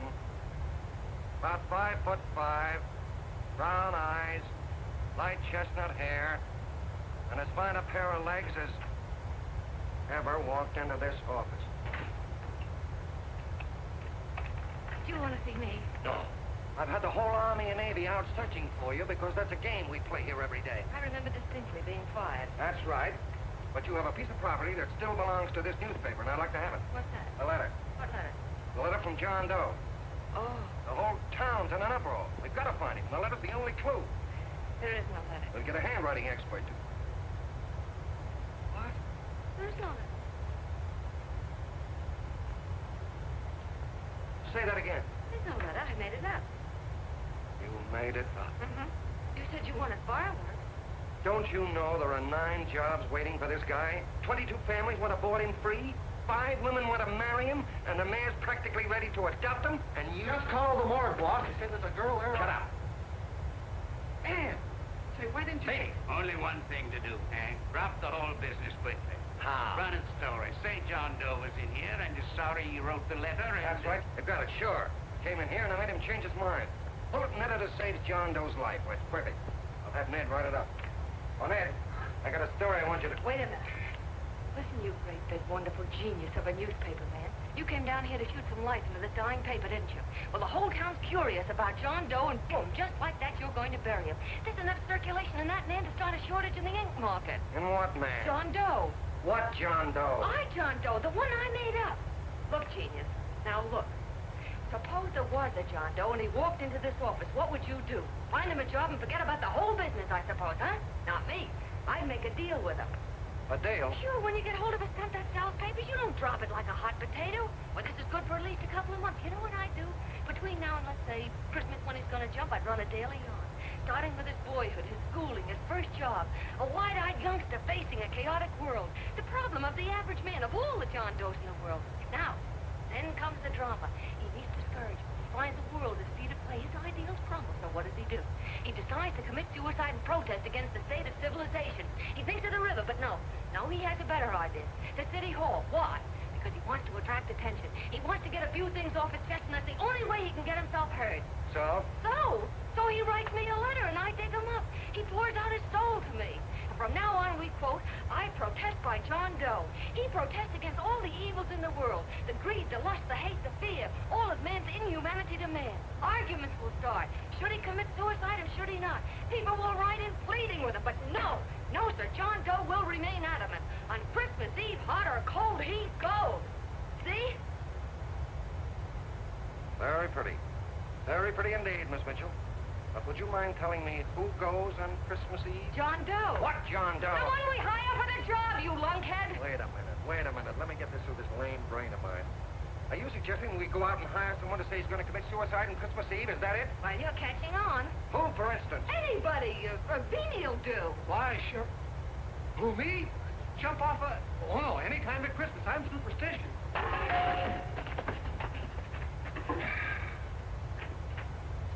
Miss Bishop, do me a favor. Will you go on out and get married and have a lot of babies? stay out of newspapers. Better get that story in, Hank. It's getting late. You're supposed to be a smart guy. If it was raining $100 bills, you'd be out looking for a dime you lost someplace. Holy smokes, wasting my time listening to this mad woman. Look, Chief, look at the Chronicle. It's running on John Doe. They say it's a fake. Why, the no good to... John Doe story amateur journalism. It's palpably phony. It's a wonder anyone is taking it serious. What do you think of those guys? That's fine. That's fine. Now fall right into their laps. Go ahead. Say John Doe walked in and called the whole thing off. You know what that's going to sound like on top of this. That's all, Ned. Thank you. All right. Amateur journalism, huh? Why, that bunch of sophomores, I can teach them more about... Hey, boss, get a load of this. Wow. Look. What do they want? They all say they wrote the John Doe letter. Yeah, boss. Oh, they all wrote the letter. Tell them all the way. Look, Mr. Cannell, one of those men is your John Doe. They're desperate and will do anything for a cup of coffee. Pick one out and you can make the Chronicle eat their words. I'm beginning to like this. If you ask me, Hank, you're playing around with dynamite. No. The gal's right. We can't let the Chronicle get the laugh on us. We've got to produce a John Doe now. Amateur journalism, huh? I'll show those guys. Sure, and there's no reason for them to find out the truth either, because naturally, I won't say anything. Okay, sister, you get your job back. Plus a bonus. What bonus? Oh, the bonus of $1,000 the Chronicle was going to pay me for this little document. You'll find it says, I, Ann Mitchell, hereby certify that the John Doe letter was created by me. I can read. Sorry. You think this is worth $1,000, do you? Oh, the Chronicle would consider it dirt cheap. Packs everything, including a gun. Okay, sister, you got yourself a deal. Now let's take a look at the candidates. The one we pick has got to be the typical average man. Typical American that can keep his mouth shut. Show me an American who can keep his mouth shut and I'll eat it. Okay, Beanie, bring him in one at a time.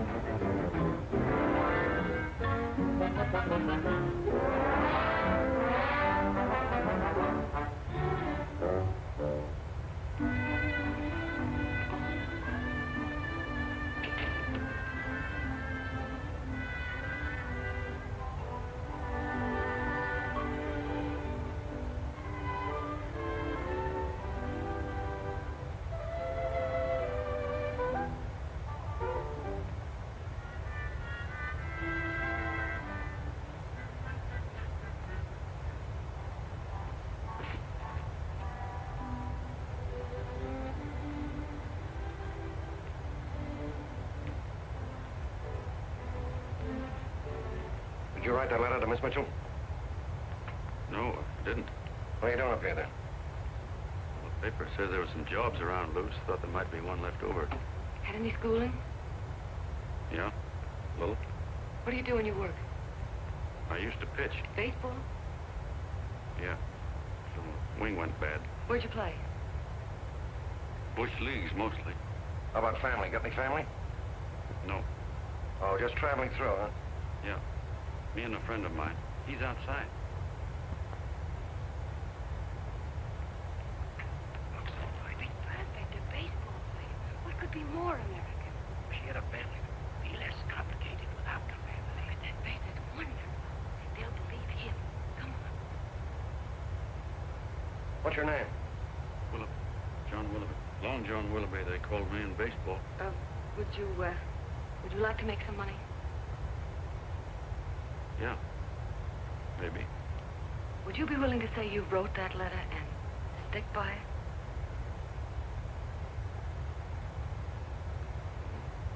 I get the idea. Yeah. Maybe. That's our man. He's made to order.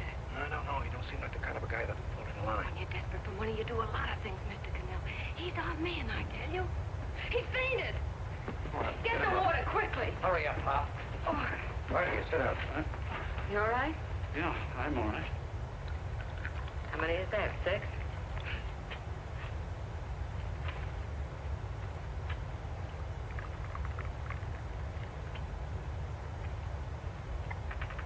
Pretty hungry, weren't you? this John Doe business is batty, if you ask me. Well, nobody asked you. Trying to improve the world by jumping off buildings. You couldn't improve the world if the buildings jumped on you. Don't mind the colonel. He hates people. He liked you well enough to stick around. Well, that's because we both play doohickeys. I met him in a boxcar a couple of years ago. I was fooling around with my harmonica, and he comes over and joins in. I haven't been able to shake him since.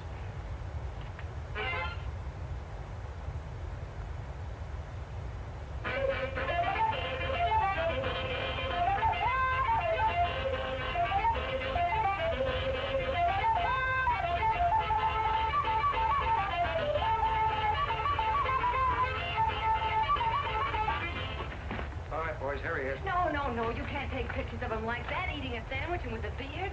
But he's going to jump off a building. Yes, but not because he's out of a job. That's not news. This man's going to jump as a matter of principle. Well, maybe you're right. We'll clean him up and put him in a hotel room under bodyguards. We'll make a mystery out of him.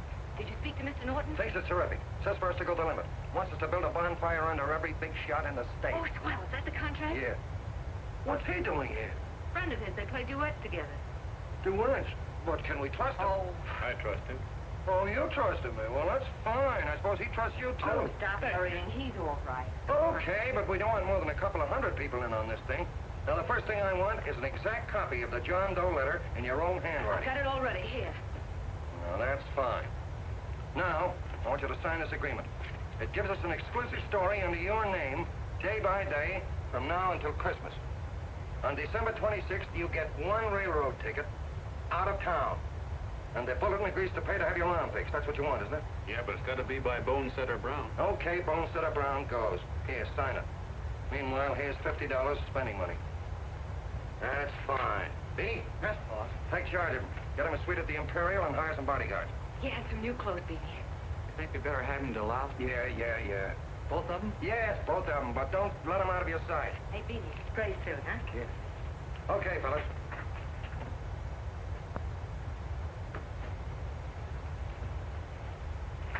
Take it easy, John Doe.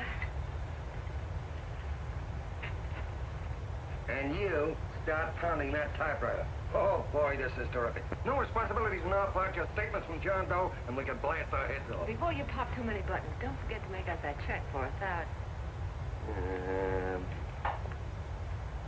Okay, fellas, now let me see. You sit outside the door. Nobody comes in, see. You two fellas sit in here. Hey, pretty nifty, huh? You ain't gonna get me to stay here. Sure you are. No, sir. That spot under the bridge where we slept last night's good enough for me. Hey, what'll I do with this baggage? Let's stick him in the bedroom. Give me mine. I ain't staying. You know, we were headed for the Columbia River country before all this John Doe business came up. You remember that, don't you? Sure, I remember. Say, is your ears popped coming up in the elevator? Mine did. All along, John. I tell you, it's no good. You're going to get used to a lot of stuff that's going to wreck you. Why, that $50 in your pockets begin to show up on you already. And don't pull that on me, neither. Stop worrying, Colonel. I want to get my arm fixed out of this. Hey, here's some cigars the boss sent us. Have one. Hey, Help cigars. yourself.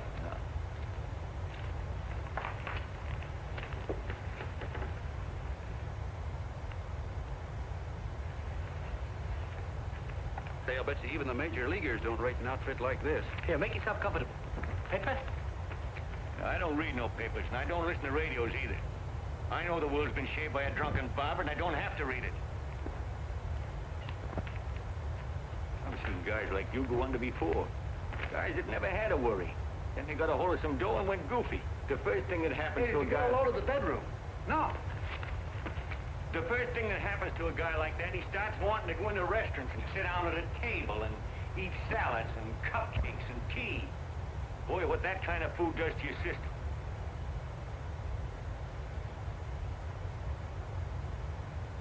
The next thing the dope wants is a room. Yes, sir, a room with steam heat, and curtains and rugs, and before you know it, he's all softened up and he can't sleep unless he has a bed.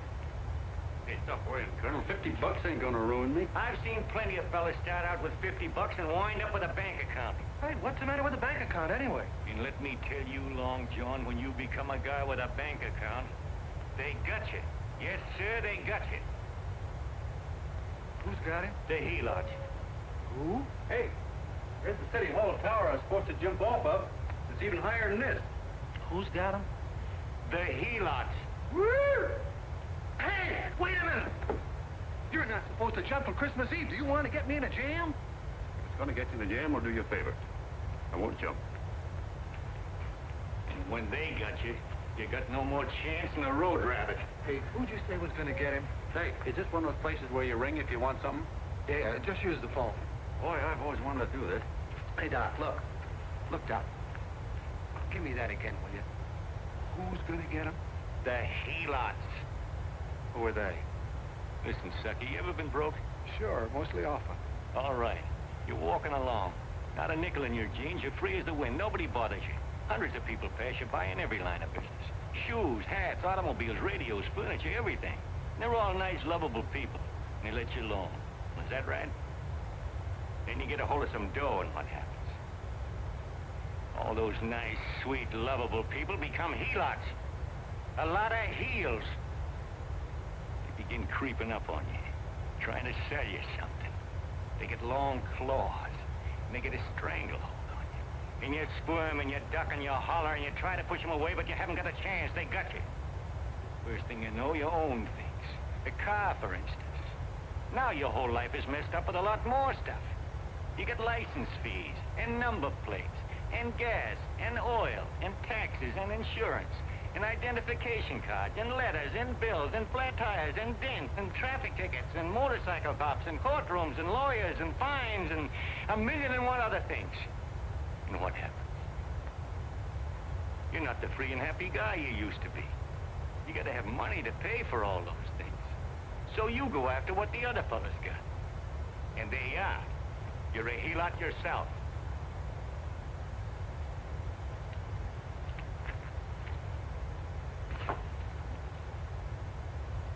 You win, Colonel. Here, take the 50.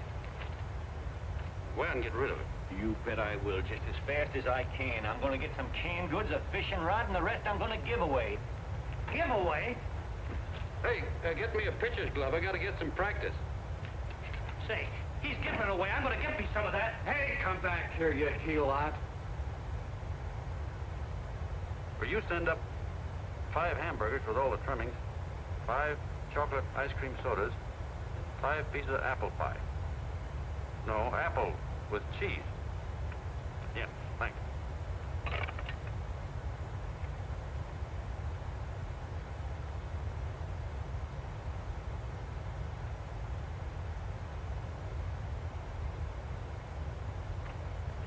Hello there. Well, well. If it isn't the man about town. All set, Miss Ann. Hmm? Oh, yes. Let's go. Let's see, we want some action in these pictures. Action? Mm-hmm. That's good. No. This man's going to jump off a roof. Oh. Here, wait a minute. Let me comb his hair. Sit down. Yeah, that's better.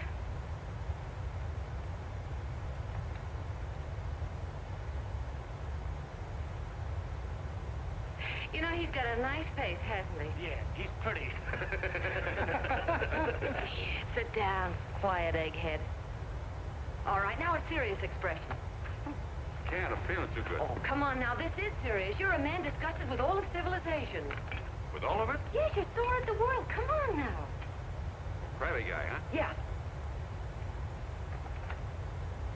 No.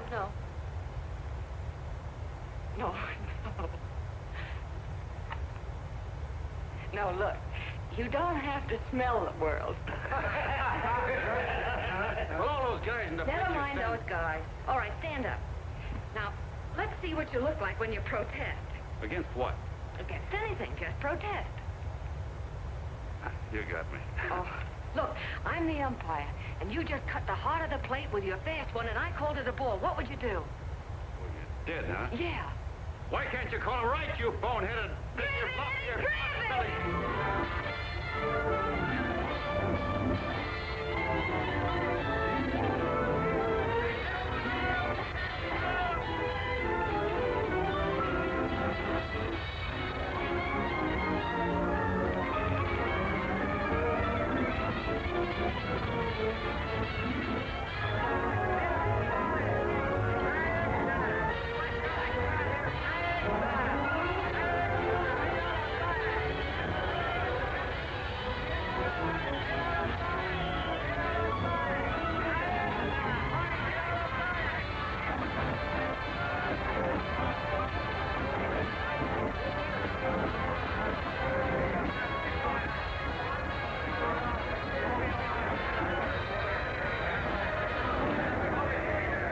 I don't care whose picture they're publishing. I still say that this John Doe person is a myth, and you can quote me on that. And I'm going to insist on his being produced for questioning.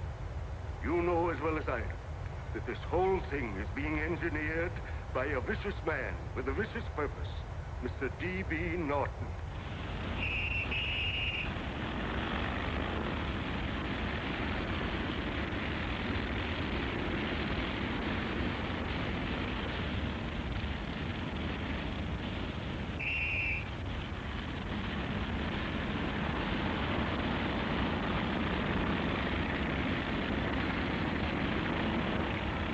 And Miss Mitchell are at the house.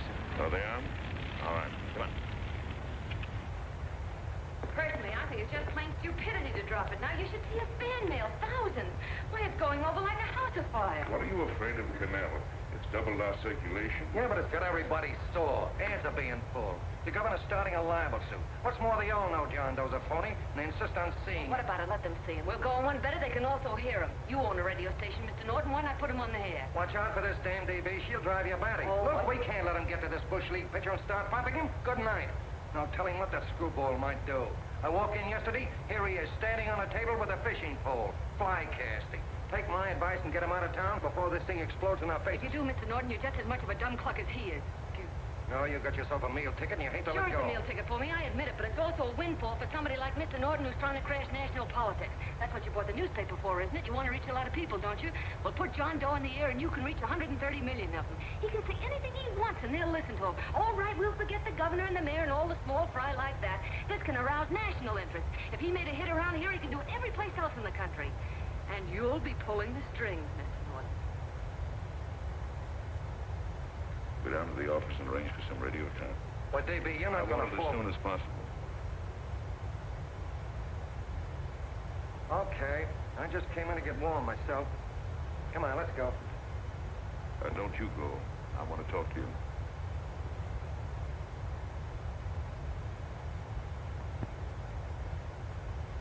Sit down.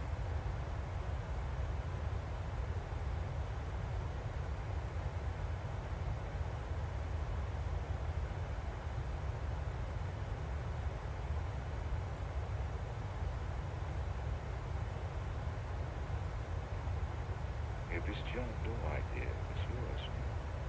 Yes.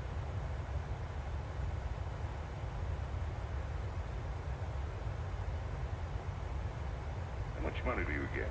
$30. $30. Well, what are you after? I mean, what do you want? A journalistic career? Money. Well, I'm glad to hear somebody admit it. You suppose you could write a radio speech that would put that fellow over? Oh, sure I can. Do it and I'll give you $100 a week. $100? That's only the beginning. You play your cards right and you'll never have to worry about money again.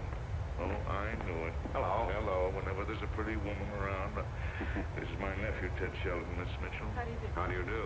All right, Casanova, I'll give you a break. See that Miss Mitchell gets a car to take her home. Always reading my mind, aren't you? Thank you very much for everything. Miss Mitchell, I think from now on you'd better work directly with me. Yes.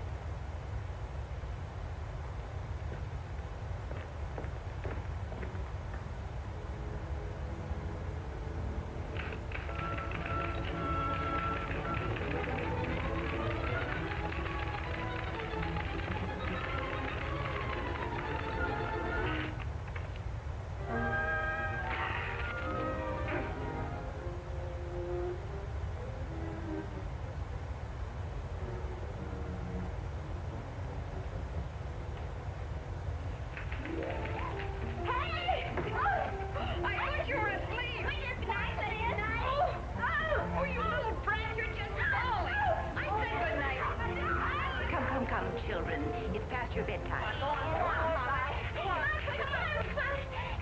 on.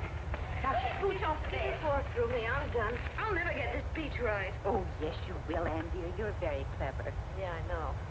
What are you looking for? Your purse, I need $10. What for? I gave you 50 just the other day. Yes, I know, dear, but Mrs. Burke had her baby yesterday. 9 pounds. And there wasn't a thing in the house. And then the community chest lady came. And the 50's all gone, huh? Who's the 10th for? The Webster. The Webster. You remember those lovely people your father used to take care of. I thought I'd buy them some groceries. Oh, Anne, dear, it's a shame those You're marvelous, boy. You're just like Father used to be. Do you realize a couple of weeks ago we didn't have enough to eat ourselves? Well, yes, I know, dear, but these people are in such need. And we have plenty now. If you're thinking of that $1,000, forget it. It's practically all gone. We owed everybody in town. Now, you just gotta stop giving all your money away. Oh, Anne, dear. Oh, I'm sorry. Oh, don't pay attention. I get just upset about all this. Gee whiz, here I am with a great opportunity to get something. To give you security for once in our lives, and I'm stuck. If I could put this over, your Mrs. Burke can have 6 cents. You mean this speech you're writing? Yeah, I don't know. I simply can't get it to gel. I created somebody who's going to give up his life for a principle. Hundreds of thousands of people are going to listen to him over the radio. And unless he says something that's, well, that's sensational, it's just no good. Well, honey, of course I don't know what kind of a speech you're trying to write, but judging from the samples I've read, I don't think anybody will listen. What? Darling, there's so many complaining political speeches. People are tired of hearing nothing but doom and despair on the radio. If you're going to have him say anything, why don't you let him say something simple and real, something with hope in it? If your father were alive, he'd know what to say.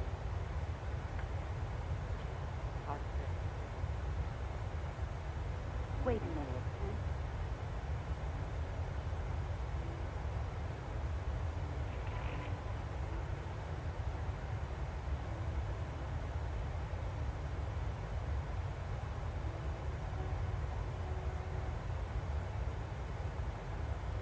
That's your father's diary. Father, I never knew he had a diary. There's enough in it for 100 speeches. Things people ought to hear nowadays. Be careful of it, won't you, dear? Always have to keep your father alive. You bet. Wait a minute. John Doe don't want to sign no autograph. Well, what does he do all day? What does he do all day? He's writing out his memories. Sorry, lady, you can't see Mr. Doe. He wants to be alone. No. No, he just sits around all day and commutes with himself.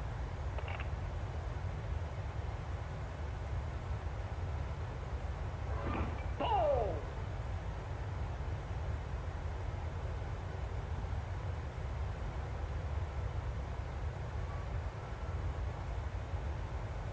I don't know how you're going to stand it around here till after Christmas. I'll bet you ain't heard a train whistle in 2 weeks.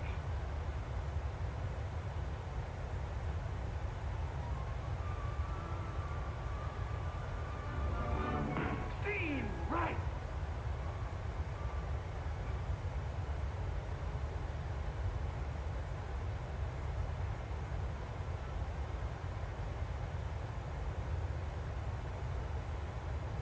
I know why you're hanging around.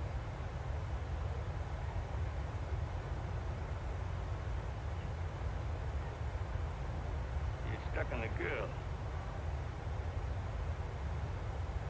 That's all a guy needs is to get hooked up with a woman.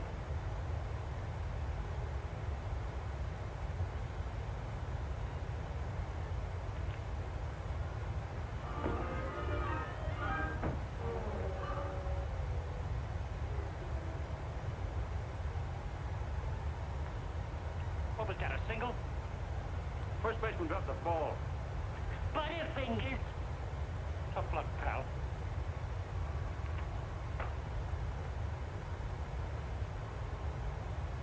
Guy has a woman on his hands. First thing he knows, his life is balled up with a lot more things. Furniture.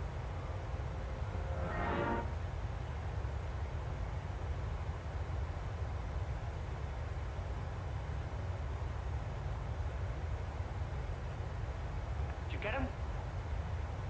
You're out. Swell. What's at the end of the 8th? 9th.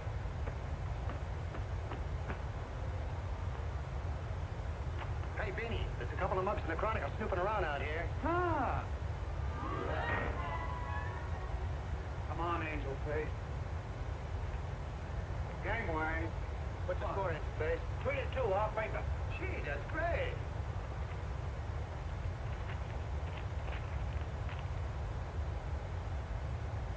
You got 12 form there. Must have been a pretty good pitch here. Very good. Yeah, I'm just about ready for the major leagues when I chipped a bone in my elbow. I got it pitching a 19-inning game. There was a Major League scout there watching me, too. And he came down after he gave me the contract. You know what? I couldn't lift my arm to sign it. I'll be okay, though, as soon as I get it fixed up. Too bad. What do you mean, too bad? Huh? Oh, that you'll never be able to play again. What are you talking about? I just told you I was going to get... Well, you know how they are in baseball if a guy's mixed up in a racket. Racket? What do you mean? Well, I was just thinking about this John Doe business. Why, as soon as it comes out it's all a fake, you'll be washed up in baseball, won't you? Yeah. I never thought about that.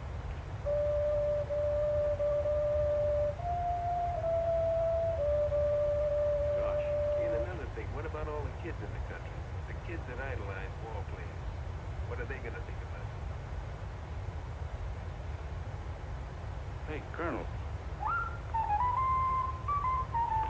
Did you hear that? I gotta figure some way out of this thing. Elevators are still running. I know one way you can do it. How? Well, when you get up there on the radio, all you have to do is say the whole thing's a frame-up. Make you a hero sure as you're born. Yeah, but how am I gonna get my arm fixed? That's the cinch. I know somebody who'll give you $5,000 just to get up on the radio and tell the truth. $5,000? Yeah, $5,000, and he gets it right away. You don't have to wait till Christmas. Look out, Long John. They're closing in on you. Say, who's putting up this dough? Fellow runs the Chronicle. Here's the speech you make, and it's all written out for you. $5,000. Holy mackerel, I can see the helots coming, the whole army of them. It's on the level.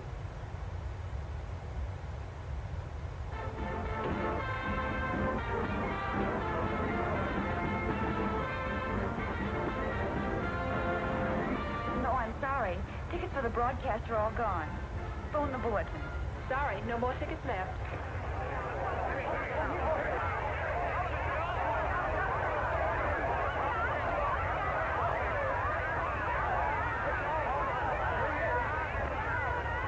John, all set for the big night? Well, turn around. One moment. Not fancy. Hold it, A big smile, Mr. Yoke. Okay, Jeannie, we'll take him out. Now, look, John, here's the speech. It's in caps and double spaced. You won't have any trouble reading it. Not nervous, are you? No. Of course not. He wouldn't be. Who? John Doe, the one in there. Hey, don't let your knees rattle. It picks up on the mic. Oh, Jeannie, you needn't be nervous, John. All you have to remember is to be sincere. Pick up that phone, Miss Mitchell. It's for you. Okay. Hello? Yes, Mother. Oh, thank you, darling. There he is, the poor dear man. Oh, good luck to you, Mr. Doe. We want you to know that we're all for you. The girls all decide that you're not to jump off any roof at all. It will be all we'll stop it. You got the speech I gave you? Yeah. Now, look. I'll give this money to the colonel just as soon as you get started. We'll have a car waiting at the side entrance for you. Okay. How'd you get in here? Oh, I just came in to wish him Come luck. on, out. Mother said good luck, too. John, when you read that speech, please believe every word of it. He turned out to be a wonderful person, John. Who? John Doe, the one in the speech. Oh. You know something? I've actually fallen in love. All right, there he is, sister. Now, come on, plenty of room. What's the idea? No, that's too much. That's not what. Not so much. Come on, there you sit. Oh, this is no time for cheap publicity, Mr. Cannell. Listen, if that guy lays an egg, I want to get something out of it. I'm getting a Jane Doe ready. Oh, come on. Here. Will you, fellas? Give me a kiss. I have to make a quick one. Well, that's fine, honey. You go ahead. And you go ahead. How you doing? Oh. All right, Benny, bring him in. Holy smoke, a happy helot. There you are, boss, just like you ordered. Symbols of little people. Okay, get him up. All right, young fella. This is ridiculous, Mr. Cannell. Come on, give me a kiss. It is on the air. No, come on, Come on, that's right. Do what you can get all the pictures you want. Thank you very much. Come on. Well, yeah, that's right. Come on, look, you better bail out. So goodbye, Mr. Doe. Beanie. All right. Better get ready. 1 minute to go. Wow, Hey, 1 minute to go. The score is nothing to nothing. Now, please, John, you won't let me down, will you? Will you? Of course you. if you'll just think of yourself as the real John Doe. Listen, everything in that speech are things a certain man believed in. He was my father, John. When he talked, people listened. And they listened to you, too. Funny. You know what my mother said the other night? She said to look into your eyes, that I'd see Father there. Hey, what do you say? Okay, we're coming. Come on. Now listen, John, you're a pitcher. Now get in there and pitch. Good luck. Give me no, got to throw. Come on.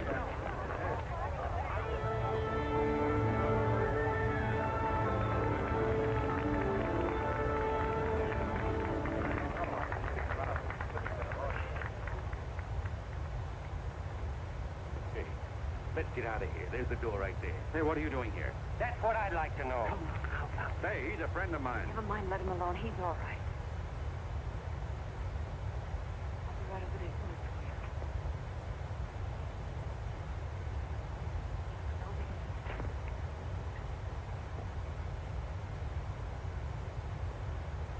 Stand by.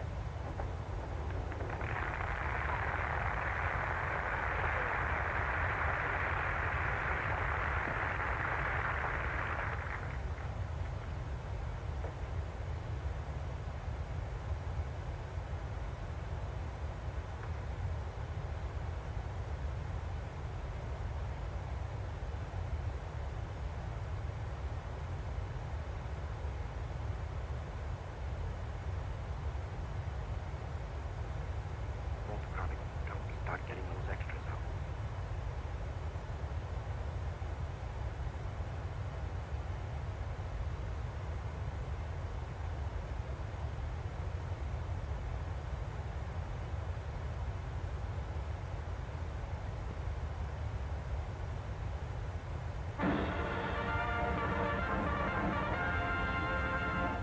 And good evening, ladies and gentlemen. This is Kenneth Fry speaking for the New Bulletin.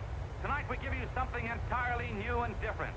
Standing beside me is the young man who has declared publicly that on Christmas Eve he intends to commit suicide, giving as his reason, quote, "I protest against the state of civilization," end quote.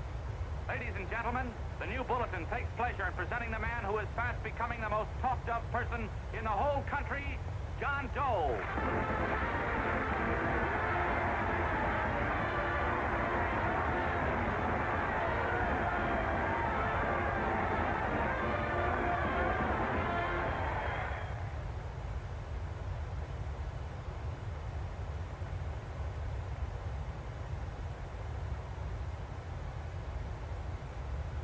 Ladies and gentlemen, I am the man you all know as John Doe. I took that name because it seems to describe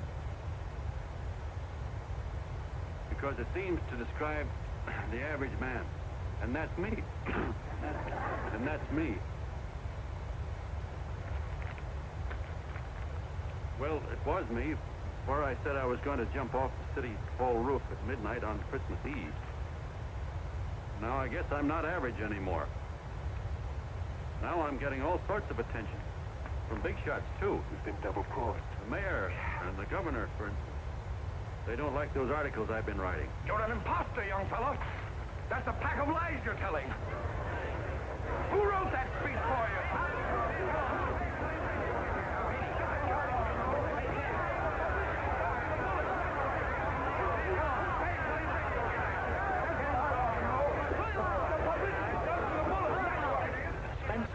Ladies and gentlemen, the disturbance you just heard was caused by someone in the audience who tried to heckle Mr. Doe.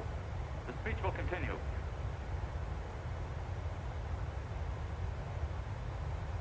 Well, people like the governor and that fellow there can stop worrying. I'm not going to talk about them. I'm going to talk about us. The average guys, the John Does. If anybody should ask you what the average John Doe is like, you couldn't tell him because he's a million and one things. He's Mr. Big and Mr. Small. He's simple and he's wise. He's inherently honest, but he's got a streak of larceny in his heart. He seldom walks up to a public telephone without shoving his finger into the slot to see if somebody left a nickel there.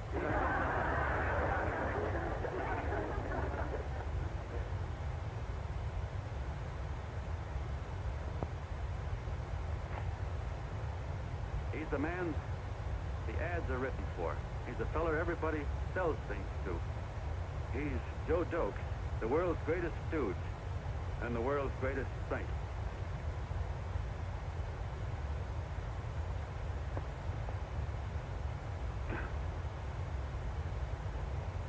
Yes, sir.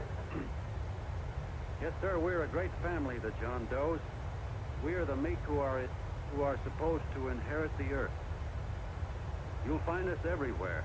We raise the crops, we dig the mines, work the factories, keep the books, fly the planes, and drive the buses. And when the cop yells, "Stand back there, you," he means us, the John Does. What kind of a speech is that? Didn't you read it?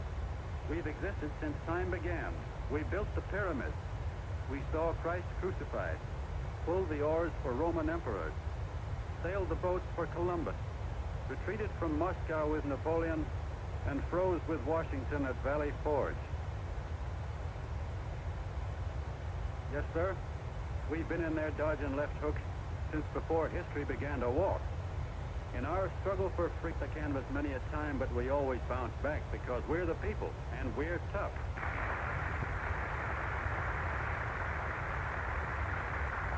They've started a lot of talk about free people going soft, that we can't take it. That's a lot of hooey. A free people can beat the world at anything, from war to tiddlywinks, if we all pull in the same direction.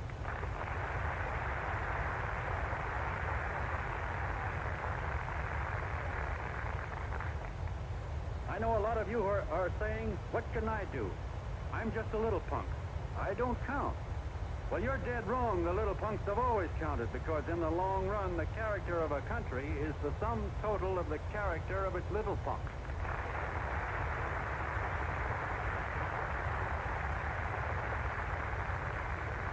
But we've all got to get in there and pitch. We can't win the old ball game unless we have teamwork. And that's where every John Doe comes in. It's up to him to get together with his teammates.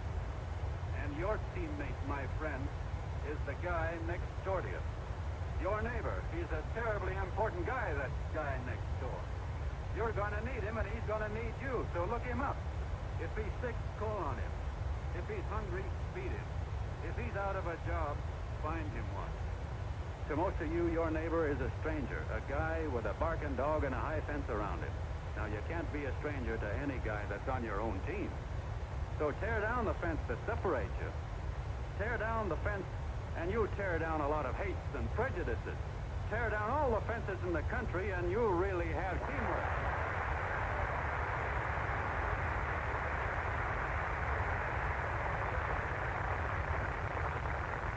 I know a lot of you are saying to yourself, "He's asking for a miracle to happen. He's expecting people to change all of a sudden." Well, you're wrong. It's no miracle. It's no miracle because I see it happen once every year. And so do you. At Christmas time. There's something swell about the spirit of Christmas. See what it does to people? All kinds of people. Now, why can't that spirit, that same warm Christmas spirit, last the whole year round? Gosh, if it ever did, if each and every John Doe would make that spirit last 365 days out of the year, we'd develop such a strength, we'd create such a tidal wave of goodwill that no human force could stand against it. Yes, sir, my friends. The meek can only inherit the earth when the John Does start loving their neighbors. You better start right now. Don't wait till the game is called on account of darkness. Wake up, John Doe. You're the hope of the world.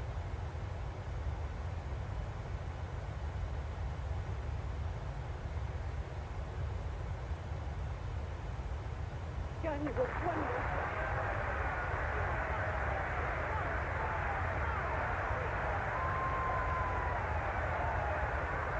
Get out of here. Now you're talking.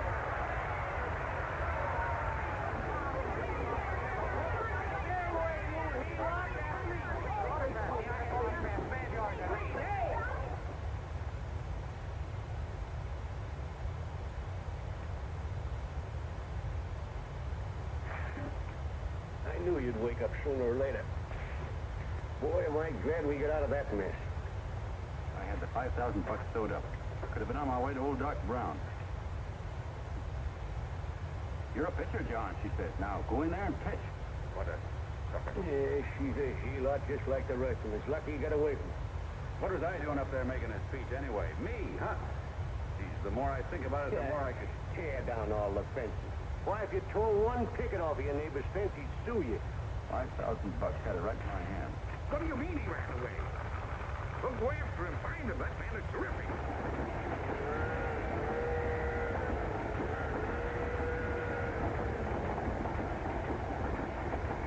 Columbia River, here we come.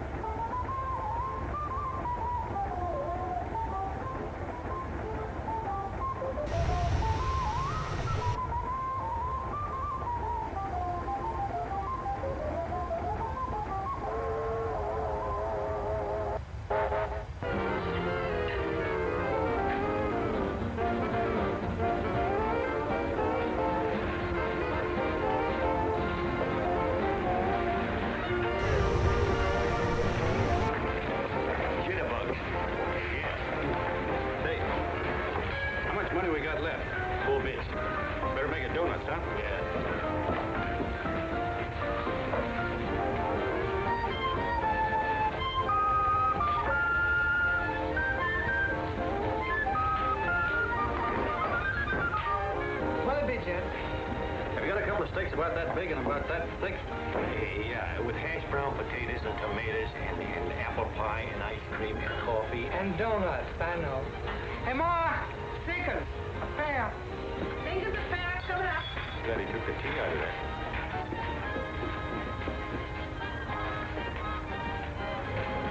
Hey, look.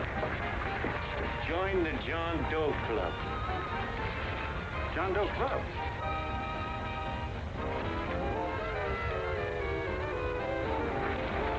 Uh-oh. You John Doe? Who? John Doe. Ah, you need glasses, buddy. Oh, but it's a spitting image of John Doe. Yeah, but his name is Willoughby. I'm John Willoughby. I'm a baseball player. Sure. Oh, no, I know that voice anyway. You can't kid me. You're John Doe. Hey, Ma! Ma! That's John Doe. John Doe. Yeah, sitting right there, big as life. Who'd you say it was? John Doe, the big guy there. Pictures in the paper. That's John Guy. John Doe.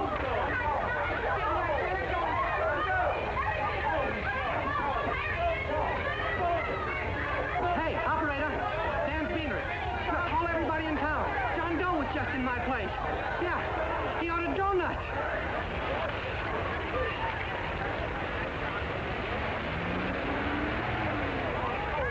John Doe.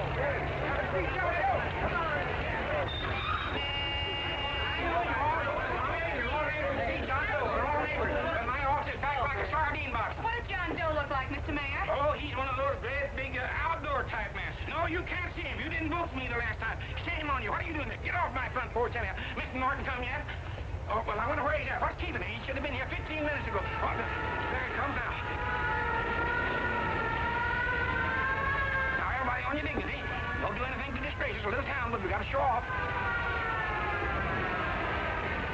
Then let me talk to him. All right, but present it to him as a great cause for the common man. Ah, here he comes. Give him room down there. Give him room, folks. Come on now. Come on. Here he comes. Here he comes. Here, Mr. Martin. How do you do, Mr. Martin? I'm Mayor Hawkins.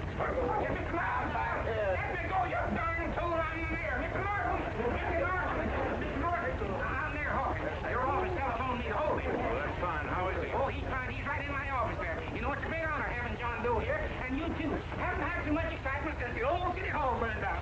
People are so excited and their tourists goes up. Oh, but till it on, phone the newspapers, tell them Mr. Norton's here. Step right inside, Mr. Norton. My office. Very comfortable here, Mr. Norton. Just had it air conditioned. Gangway, please. Make room for Mr. Norton. Gangway. Gangway. Here he is, Mr. Norton. Well taken care of. The neighbors are serving him a light lunch. Hello, John. Mr. Mayor, if you don't mind, we'd like to talk to him alone. Why, certainly, certainly. All right, everybody. Clear out. No, but you will. Everybody, quickly now. Come on. Come on. Come on.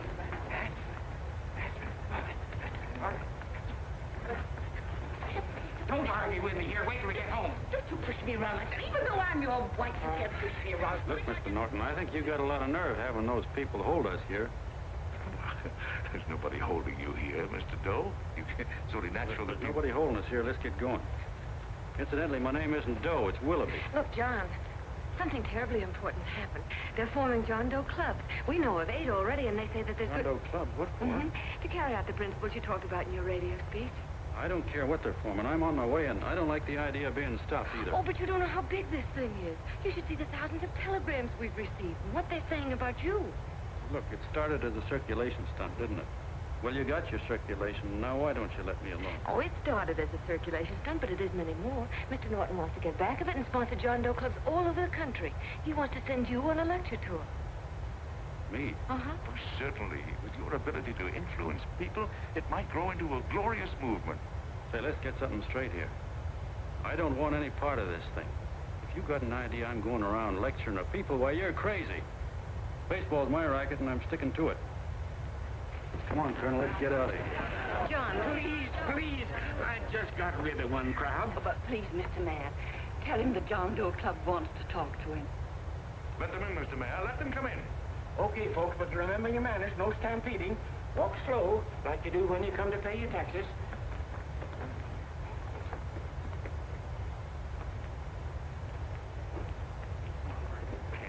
All right, give me a chance. Come right in. My name is Bert Hanson, Mr. Doe. I'm the head soda jerker at Schwabacker's drugstore. Well, sir, you see, me and my wife, we heard your broadcast. We got quite a bang out of it, especially my wife. Kept me up half the night saying, that man's right, honey. The trouble with the world is nobody gives a hoot about his neighbor. That's why everybody in town's sore and cranky at each other.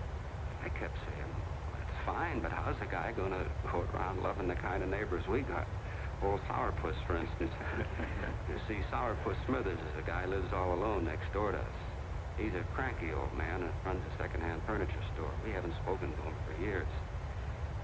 I always figured he was an ornery old gent that hated the world because he was always slamming his garage door and playing the radio so loud he kept half the neighbors up.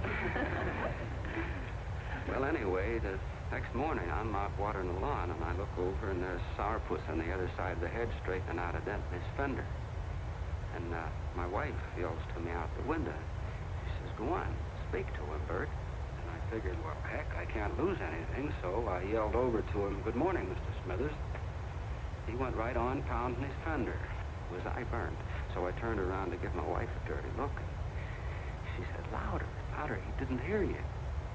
So in a voice you could have heard in the next county, I yelled, good morning, Mr. Smithers. Well, sir, you could have knocked me over with a feather. Old Sourpuss turned around surprised-like, and he put on a big smile, came over and took my hand like an old lodge brother, and said, good morning, Hanson. I've been wanting to talk to you for years, only I thought you didn't like me. And then he started chatting away like a happy little kid. He got so excited his eyes off. Well, Mr. Doe, before we got through, I found out Smithers is a swell egg, only he's pretty deaf, and that accounts for all the noises. He says it's a shame how little we know about our neighbors. And then he got an idea. And he said, how's about inviting everybody someplace where we can all get together and know each other a little better?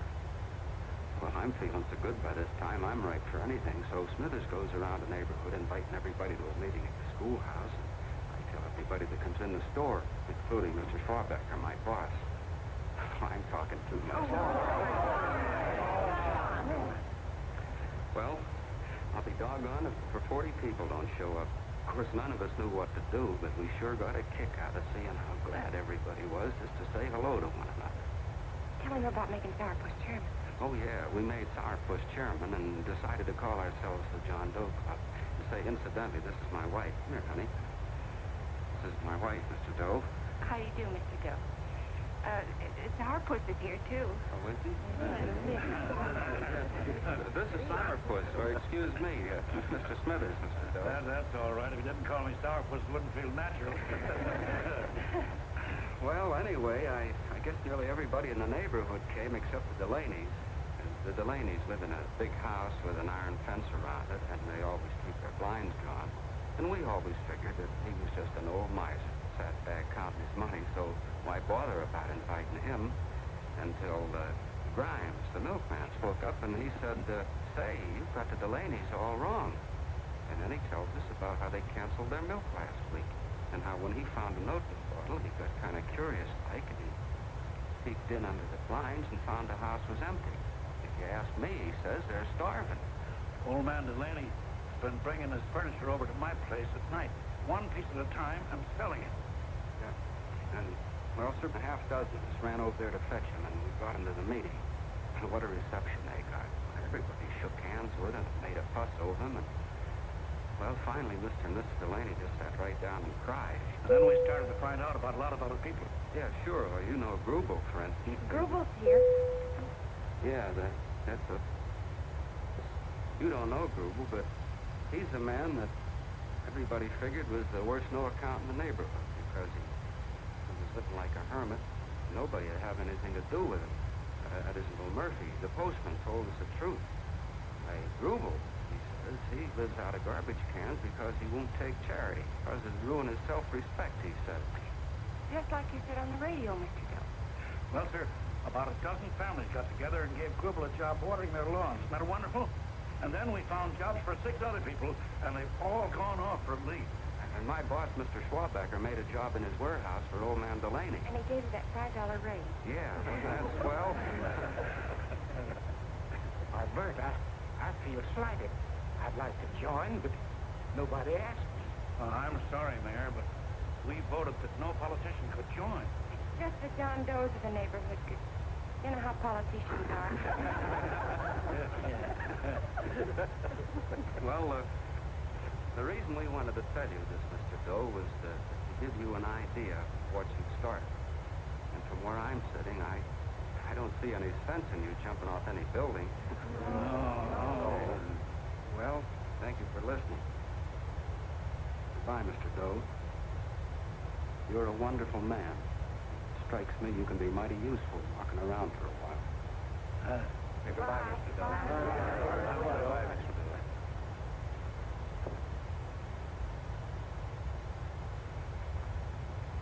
I'm Mrs. Delaney, Mr. Doe. God bless you.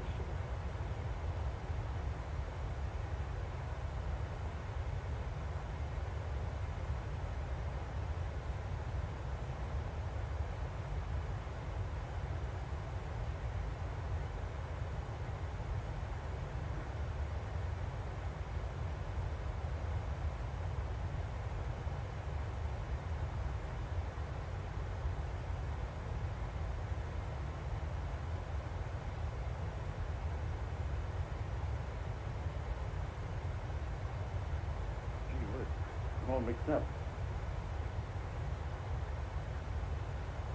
I don't get it.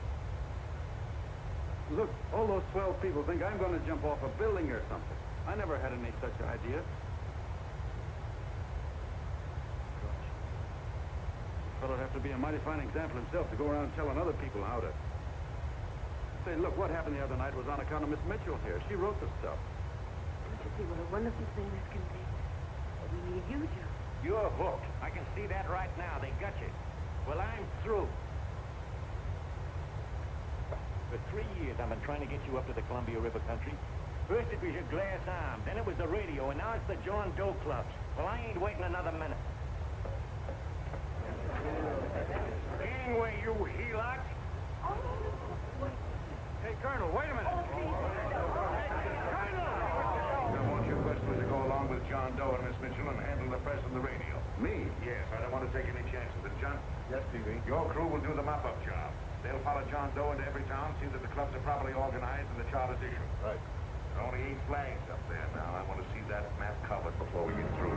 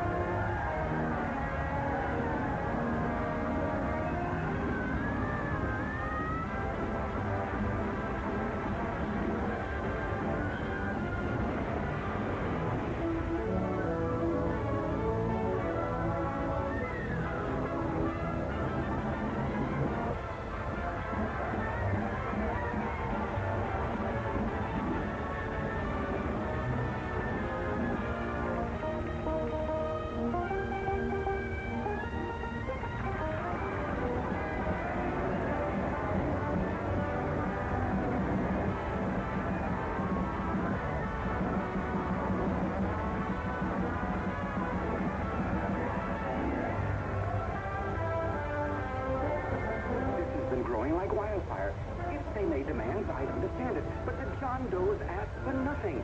People are going off relief. If this keeps up, I'll be out of a job. As soon as it gets strong enough, we'll find out what John Doe wants. 30 every Thursday. 60 at 60. Who knows what? I'm sorry, boss. They just won't let anybody talk politics to them. It's crazy. We've got to get to them. They represent millions of voters.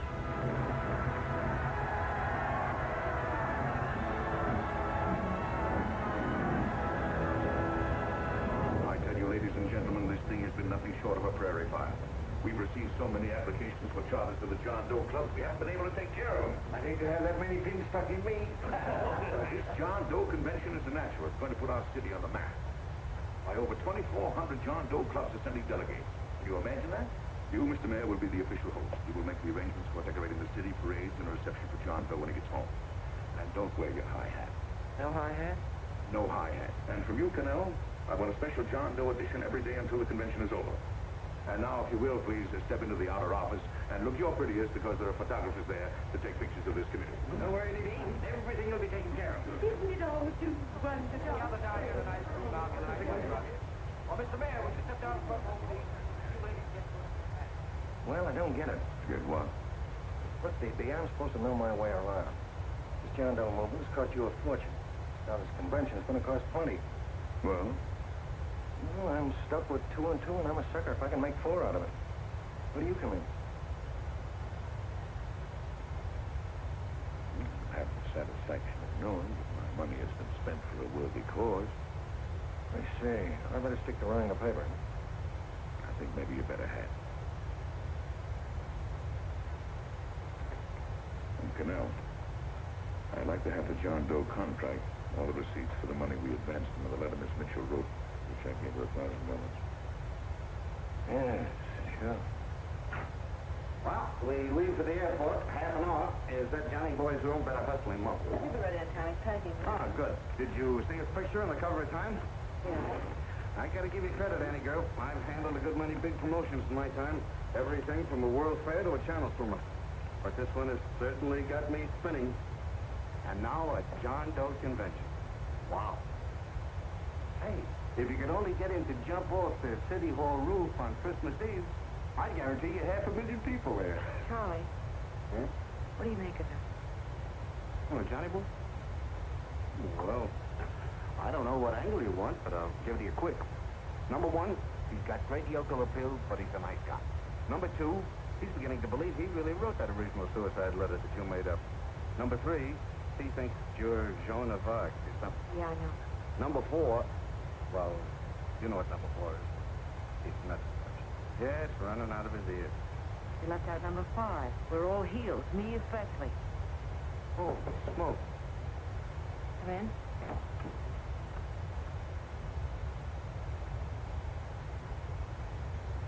More packs. Good, I'll go and get Beanie Boy. Okay, Charlie boy.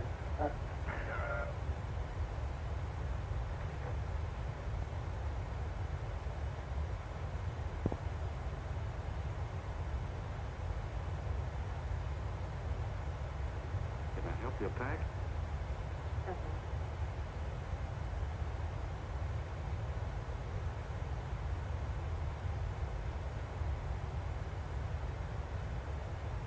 Care if I sit down out here?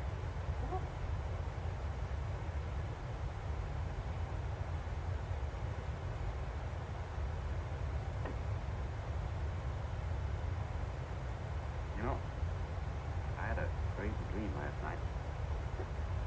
It was about you. That's me. Sure was crazy. I dreamt I was your father.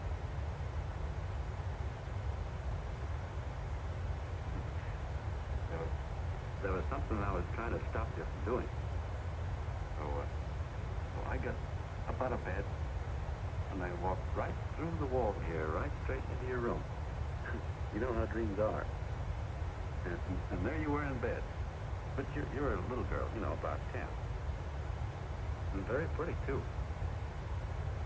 So I shook you, and the moment you opened your eyes, you hopped out of bed, started running like the devil in your nightgown. You ran right out the window there, and you ran out over the tops of buildings and roofs and everything for miles.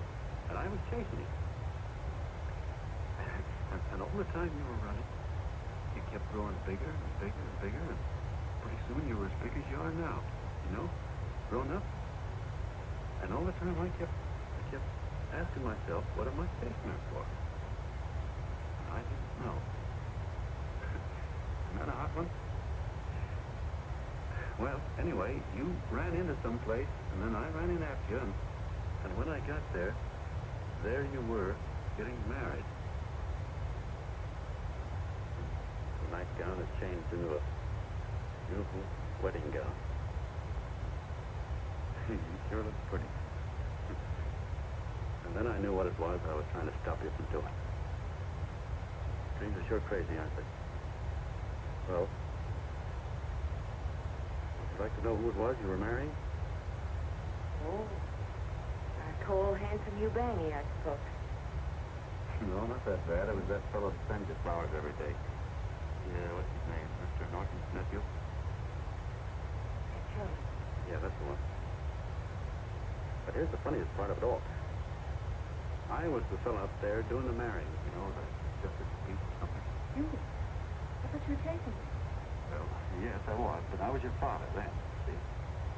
But the real me, John Doe, or, that is, I'm John Willoughby. I was the fellow up there with the book.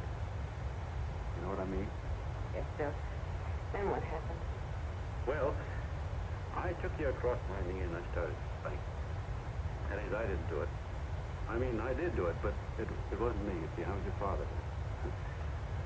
Well, I held you across my knee and I said, Annie, I won't allow you to marry a man that's just rich or that has his secretary send you flowers. The man you marry has got to swim rivers for you. He's got to climb high mountains for you. He's got to slay dragons for you. He's got to perform wonderful deeds for you. Yes, sir. And all the time, the guy up there, you know, with the book, me, just stood there nodding his head. He said, go to it, Pop. Fire one from me, because that's just the way I feel about it, too. So he said, come on down here and whack her yourself. So I came down and I whacked you a good one, see? And he whacked, and I whacked another one, which both are whacking me like... Well, if you're through whacking her, come on, let's get going. Okay, fellas, right in here. You go out the side entrance, there's a bunch of autograph seekers out front. We'll be down with the bags in a minute. Come on, don't make a government project out of this. Hi, Benny. When's our plane take off again? Couple of minutes. How many people do you think we've talked to already outside the radio? Oh, I think... What makes them do it, Ann? They can come and listen. They'll get up there, John Doe clubs, and what they do. I'm trying to figure it out. Look, John, what we're handing them are platitudes. Things they've heard a million times. Love thy neighbor, clouds of silver lining, turn the other cheek, etc. Yeah, I heard them a million times, too, but... There you are. Maybe they're like me, just beginning to get an idea what those things mean. I never thought much about people before. They were always just somebody to fill up the bleachers. The only time I worried about them was when they didn't come in to see me pitch. You know, lately I've been watching them when I talk to them.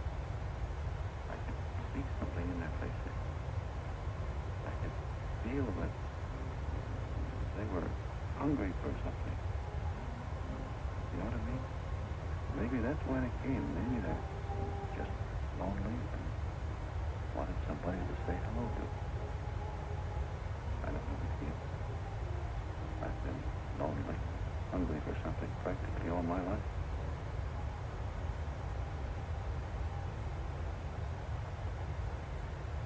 All aboard, folks. Yeah, that's true. Oh, somebody else sitting here? No, that's your seat. And this is your coat. Mine? A little token of appreciation. Oh, it's beautiful, D.B. I don't quite know what to say. Well, don't say anything at all. Just sit down. Oh. Go ahead, open it, open it.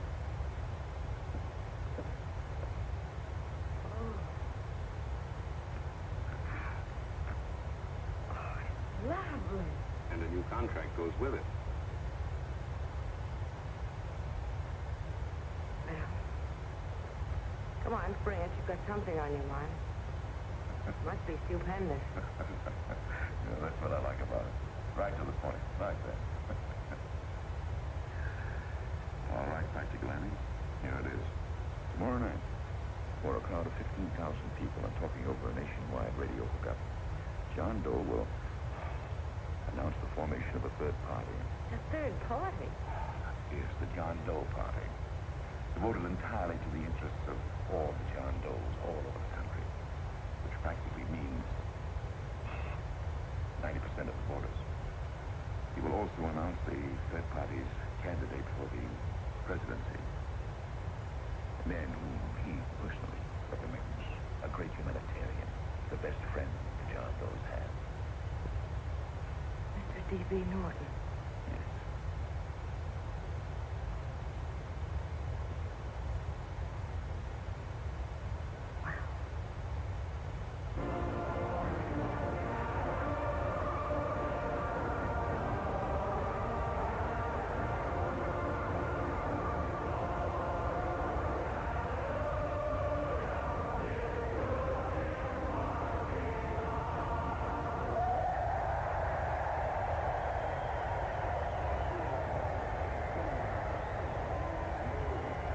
The opening of the convention is hours off. The delegates are already pouring into the ballpark by the drove, with lunch baskets, banners, and petitions asking John Doe not to jump off any roof. No matter how you look at it, it's still a phenomenal movie. These John Does, or the hoi polloi, as you've heard people call them, have been laughed at and ridiculed, but here they are, gay and happy, having traveled thousands of miles, their expenses paid by their neighbors, who come here to pay homage to their hero, John Doe. And in these days of wars and bombings, it's a hopeful sign that a simple idea like this can sweep the country. An idea based on friendliness, on giving and not taking, on helping your neighbor and asking nothing in return. And if a thing like this can happen, don't let any of your grumbling friends tell you that humanity is falling apart. This is John D. Hughes, signing off now and returning you to our main studio until 9 o'clock, when the convention will officially open. Oh, John, come in. Hey, I'm kind of... It's raining out. All right. Good to see you. Sit down. Thanks.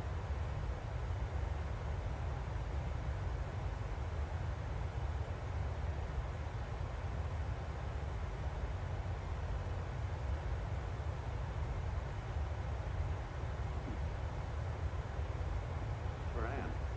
Oh, how nice. Thank you very much. Flowers. I'm terribly sorry she isn't here. No, she just left. I'm surprised she didn't run into her. Went over to Miss Nolan's place. You want to hear about something you said? Yeah. Well, no, it'll wait. But he's a nice man, isn't he? Morton, I mean. He's done an awful lot of...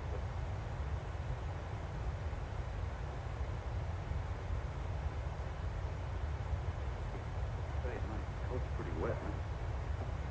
Afraid I might have wet the couch a little.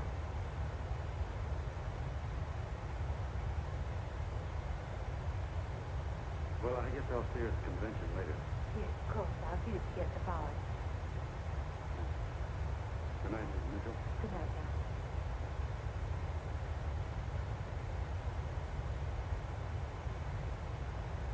Say, Miss Mitchell, I'm kind of glad Ann isn't here. You know, I came over here hoping to see her alone. Kind of hoping I wouldn't, too, you know what I mean? There was something I wanted to talk to her about. Well, I can wait, I guess. All right. Good night, John. Say, look, Mrs. Mitchell, have you ever been married? I'm sure you have. Gosh, that's pretty silly. I guess you must think I'm kind of fatty. I guess I'd better be going to sex. John. My husband said, I love you. Will you marry me? Yes? Mm-hmm. What happened? I marry him. That's what I mean, see? It's as easy as all that. Yeah, but look, Mrs. Mitchell. You know, I love Ann, and it's going to be awfully hard for me to say it. Because, well, I'm not sure.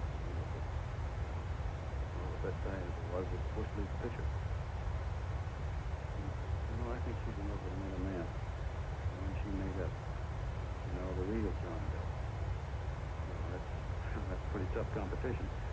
I bet you he'd know how to say it all right. And me, I get up to it and around it and the back of it, but I never get right to it. You know what I mean? So the only chance I've got is, well, if somebody could kind of give her a warning, sort of prepare her for the shot. You mean you'd like me to do it? Well, I was thinking, yeah, you know, sort of break the ice. What's that doing, John?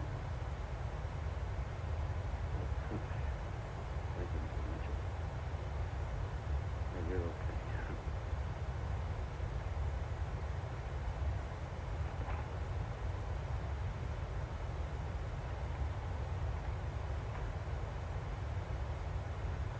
This John Doe meeting is going to be one of the biggest things that ever happened. Why, they're coming from all over. Trains, boxcars, wagons, Oh, buddy George, hey, had your dinner yet? Okay. Oh, that's all right. Look, no, go ahead and have your dinner. Wait a minute, John.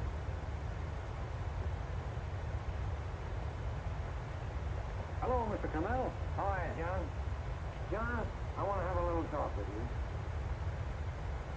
What's the matter? Are you falling? Come here. Hey, Paul. Quiet. Say, tell me something. Did you read the speech you're going to make tonight? No, I never read the speeches before I make them. I get more of a kick out of it that way. That's just exactly what I thought. Beanie, go on down to the office, tell Pop to give you the speech. There's a copy on my desk. Gee whiz, boss, you know Mr. Norton told me not to leave it, not even for a minute. Go on. We'll be at Jim's bar upstate. You're a nice guy, John. What? You gentle. I always like gentle people. Me, I'm hard. Hard and tough. I gotta use it for a heart. Gotta be gentle to people. Like you, for instance.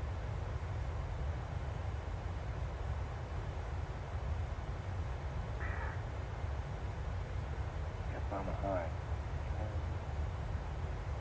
Gotta be.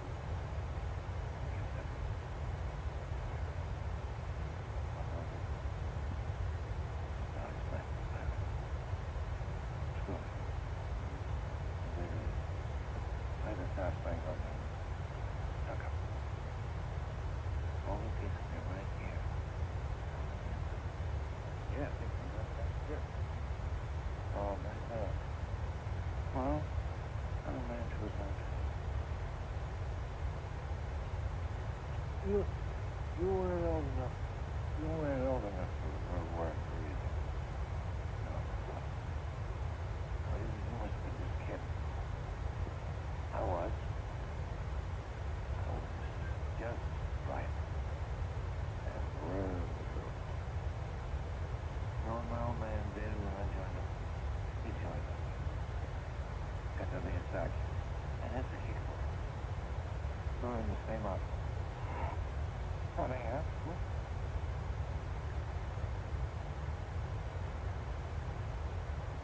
He's here. Long guy. Right there.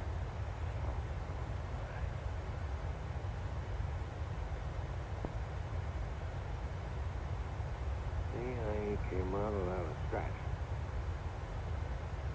And it takes nothing to my ulcer.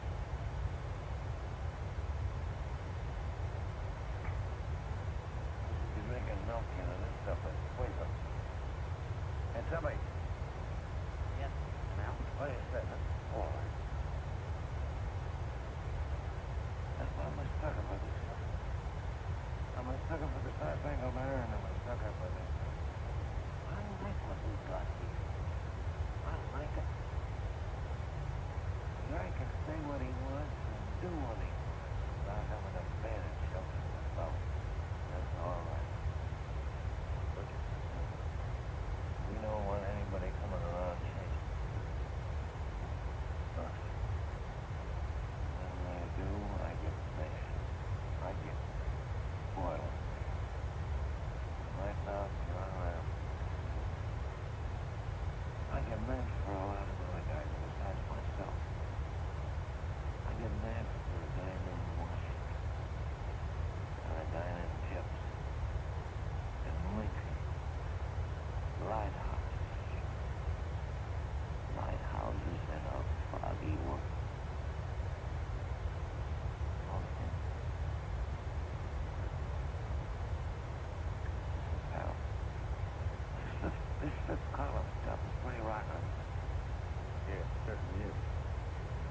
feel like an awful sucker who finds yourself marching right in the middle of the woods. You? Of course, you wouldn't know it because you're him. But that's mixed up with this scoop. A no good, dangerous scoop. Hey, you're not talking about Mr. Norton, are you? I'm not talking about his grandfather's pet poodle.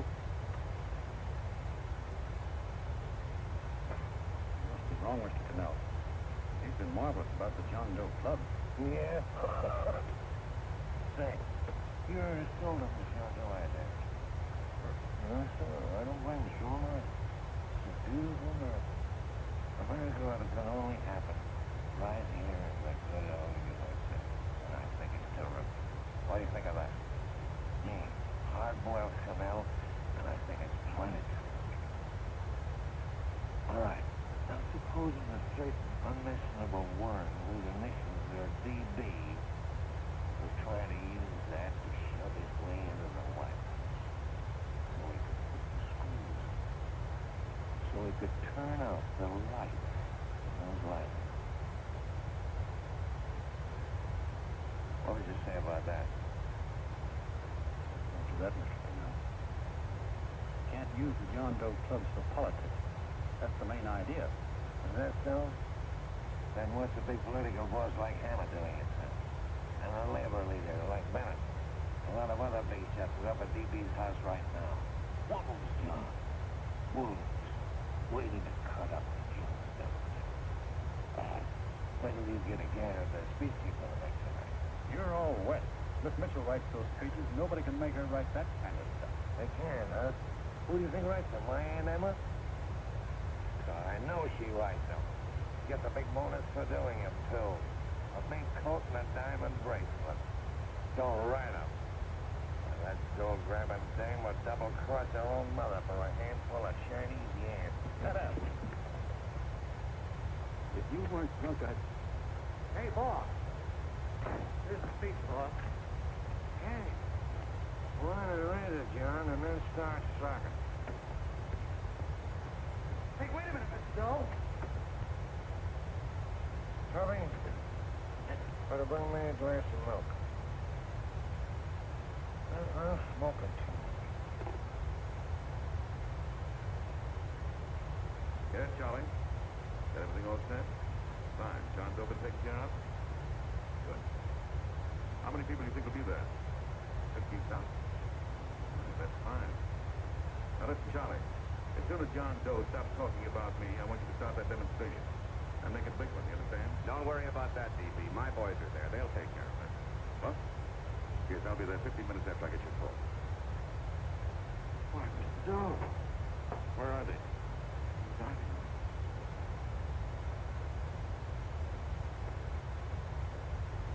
Now, gentlemen, I think we're about ready to throw that great big bombshell. Yeah, well, it's about time. Even a conservative estimate shows that we can count on anywhere between 10 and 20 million John Doe votes. And to that, the labor vote that Mr. Bennett will throw in. The votes controlled by Mr. Hammett and the rest of you gentlemen in your own territory, and nothing can stop us. As I said before, I'm with you, providing you can guarantee the John Doe vote. Don't worry about that. You can count on me on one condition. Little Bennett's got to be taken care of. Didn't I tell you that everybody in this room would be taken care of? My agreement with you gentlemen stands. I'm with you, DB, but I still think it's a very daring thing we're attempting. These are daring times, Mr. Barrett. We're coming to a new order of things. Too much talk been going on in this country. Too many concessions have been made. What the American people need is an iron hand. That's right. That's true. That's quite right, DB. Discipline. That's right. Now, may I ask for a toast to Miss Ann Mitchell? Brilliant and beautiful lady who is responsible for Listen, I'd like to talk to you. Miss Mitchell has something to say to us.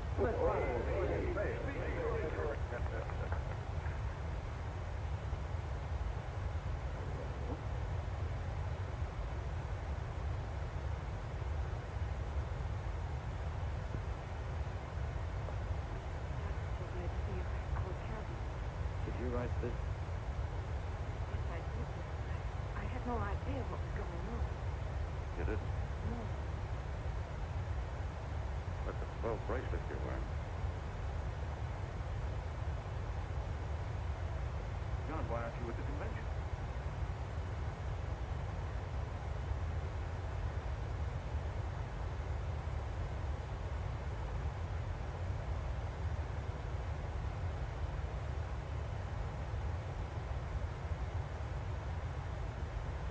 Is there anything wrong? No, nothing's wrong. Everything's fine. So there's going to be a new order of things, huh? Everybody's going to cut himself a nice fat slice of the John Does, eh? You forgot one detail, Mr. Big Shot. You forgot me, the prize stooge of the world.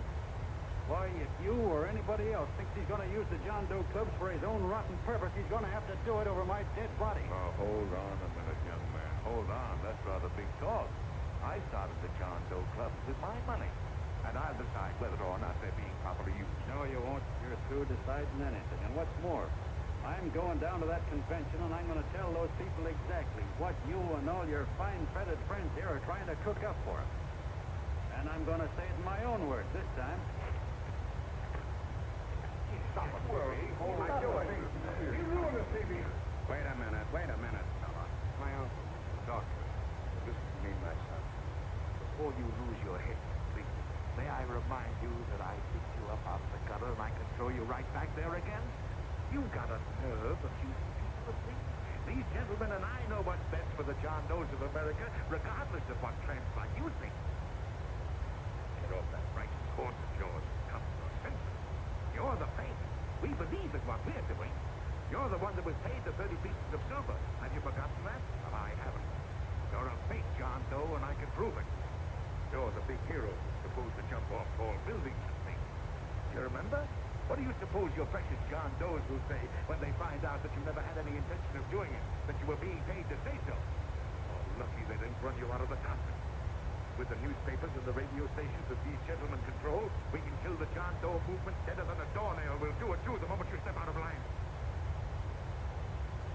Now, if you still want to go to that convention and shoot your trap off, you go ahead and do it.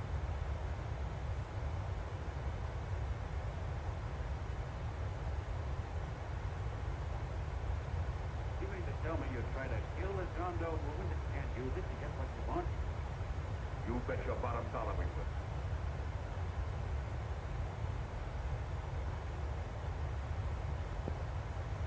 Well, that certainly is a new look. I guess I've seen everything now. You sit there back of your big cigars and think of deliberately killing an idea that's made millions of people a little bit happier. An idea that's brought thousands of them here from all over the country, by bus and by freight and jalopies and on foot, so they can pass on to each other their own simple little experience. Why, look, I'm just a mug and I know it, but I'm beginning to understand a lot of things. Why, your type's as old as history. If you can't lay your dirty fingers on a decent idea and twist it and squeeze it and stuff it into your own pocket, you slap it down. Like dogs, if you can't eat something, you bury it. Why, this is the one worthwhile thing that's come along. People are finally finding out that the guy next door isn't a bad egg. That's simple, isn't it? And yet a thing like this got a chance of spreading till it touches every last doggone human being in the world, and you talk about killing it. Why, when this fire dies down, what's going to be left? More misery, more hunger, and more hate. And what's to prevent that from starting all over again? Nobody knows the answer to that one, and certainly not you with those slimy, bollocked-up theories you got. The John Doe idea may be the answer, though. It may be the one thing capable of saving this cockeyed world. Yet you sit back there on your fat hopes and tell me you'll kill it if you can't use it. Well, you go ahead and try. You couldn't do it in a million years with all your radio stations and all your power, because it's bigger than whether I'm a fake. It's bigger than your ambitions, and it's bigger than all the bracelets and fur coats in the world. You bet it is, John. And that's exactly what I'm going down there to tell those people. Flight meal service. Please look in your seat back for our menu, and one of our crew members will stop by shortly for your order. If you would like to order additional menu items, please hit the flight attendant call button at any time, and we'll be over shortly. I've always told you, DB, you're paying with dynamite. Quick. All right, now, get away. Before he gets through a night, he'll rule it all. Stop and call. Don't worry, I've been ready for this. John! Oh, John, please listen to me. Please, I can explain everything, John. I didn't know what they were going to do. Let me go with you, John. John, please. Go ahead, driver. Full park.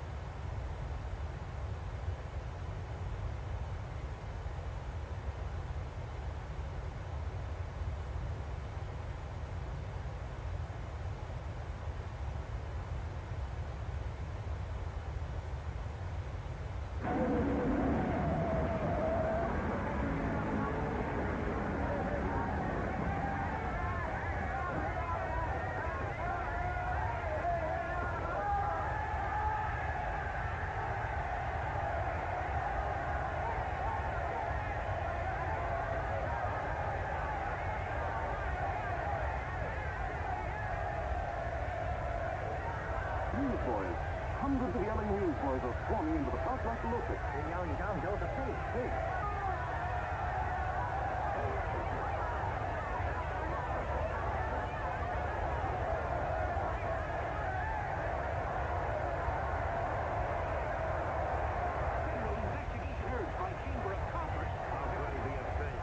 It must be some kind of a gang.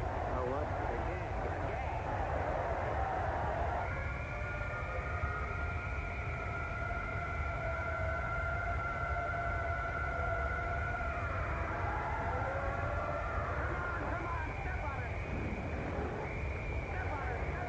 You all know your places now, so let's get going. Wait for the station. Hey, miss, will you autograph my balloon?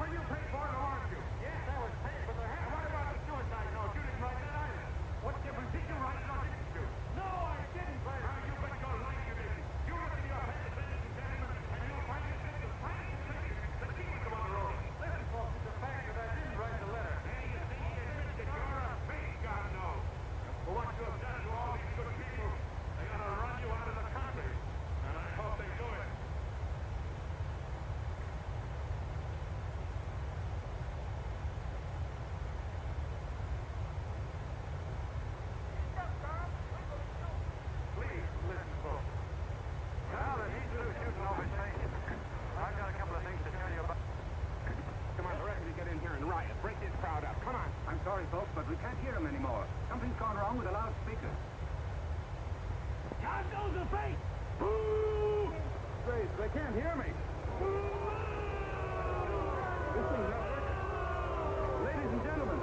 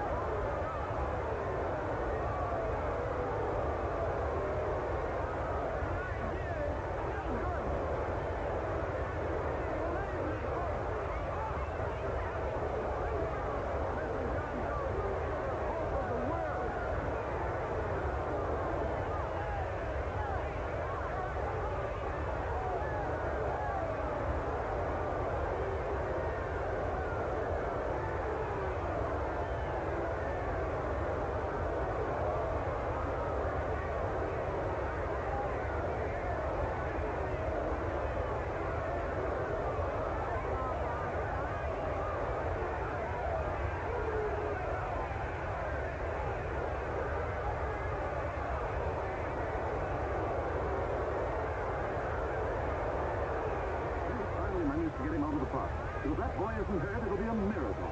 Ladies and gentlemen, it certainly looks like the end of the John Doe movement.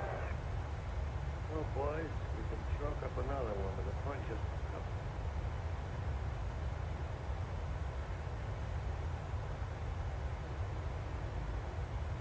I should have been there.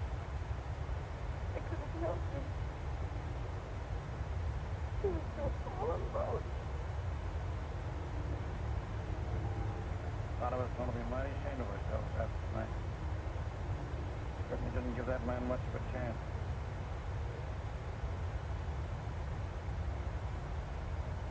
More coffee, Long John? No thanks.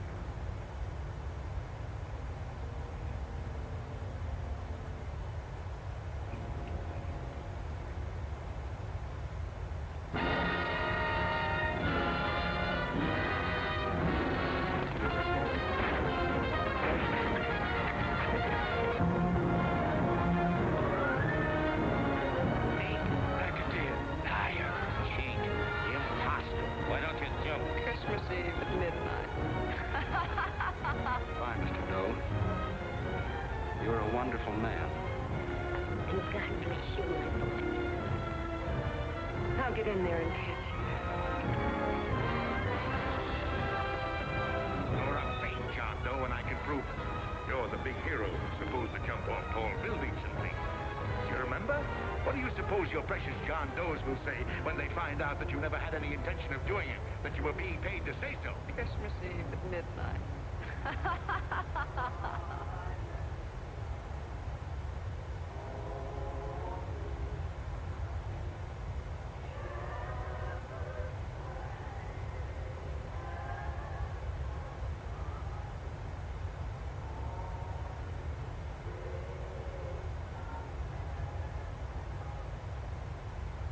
Merry Christmas.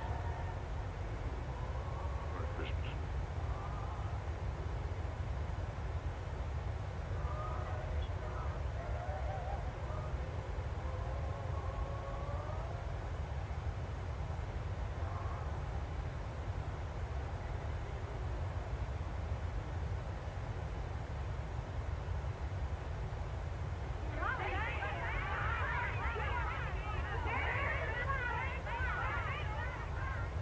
Who?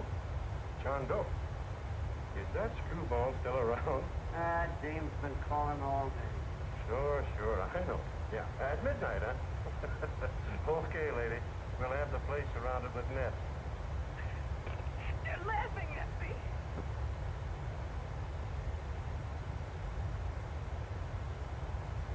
You're a sick girl, lad. Better take it easy. Who you called now? You called that number not 10 minutes ago. Oh, Mr. Canal? Have you seen him yet? Now listen, man, he can't possibly get in without our seeing. I'm watching the side door, and the colonel's out front. Stop worrying.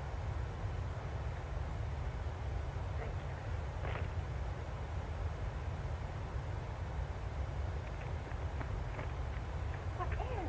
Man, don't be foolish. If this isn't the craziest, the battiest, the looniest wild goose chase I ever heard of. Shut up, Bert. Sourpuss is right. Yeah, well, if he is, I'm a banana split. That man is going to be on that roof. Don't ask me how I know. I just know. You know it as well as I do. Sure. I'd like to believe in fairy tales, but a guy that's a fake isn't going to jump off any roof. I don't think he was any fake, not with that face. And anyway, what he stood for wasn't a fake. Okay, honey, okay.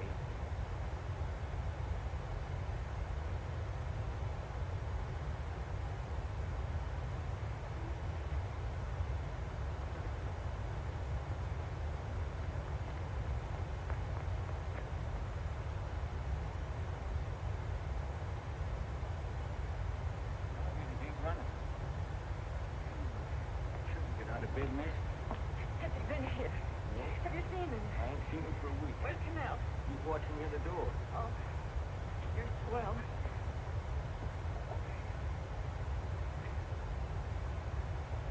No sense in going up there. I've been here for hours. He ain't here. Let me go, would you? Now that's crazy. It's 14th floor.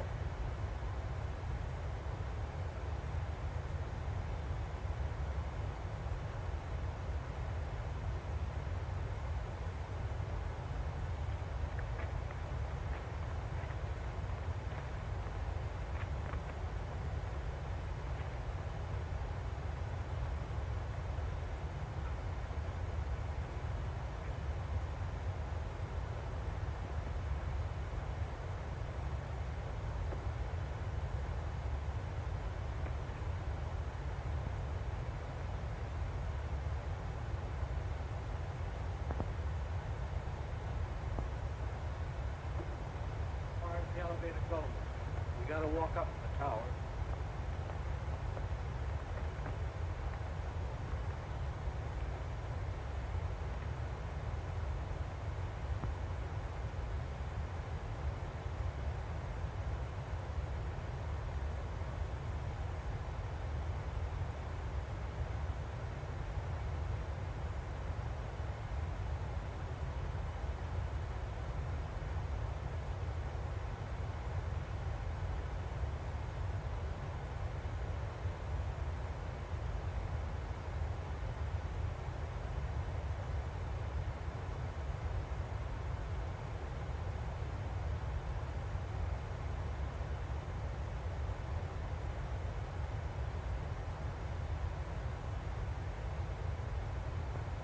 That ramp is probably full of Christmas cheer and feet some slop.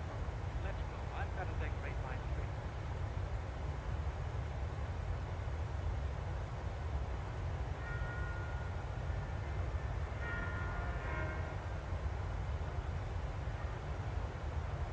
Oh, I give up. I don't know what gave us the idea. He'd have sent anything like this. I guess you're right. I'm afraid the joke's on us. Somebody finds out it was him.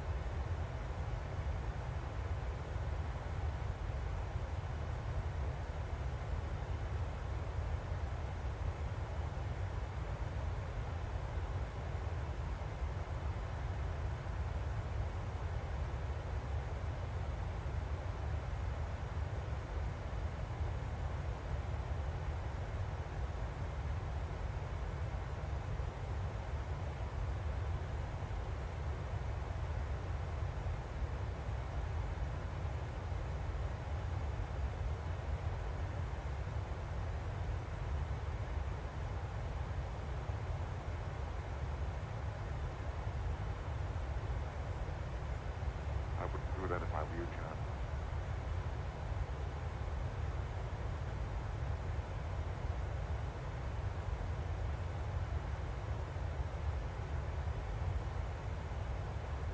It'll do you no good.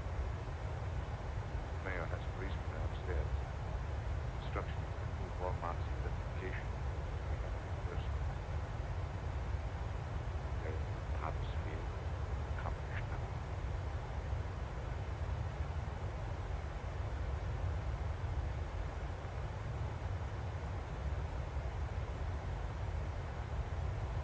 I've taken care of it. I will mail the copy of the letter to Mr. John, why don't you forget this foolishness? Stop right where you are, Mr. Norton. You don't want to go overboard with me.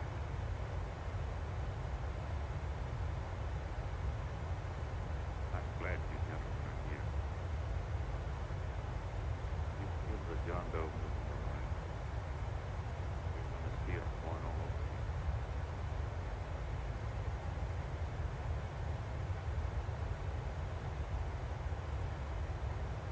Now take a good look, Mr. Norton.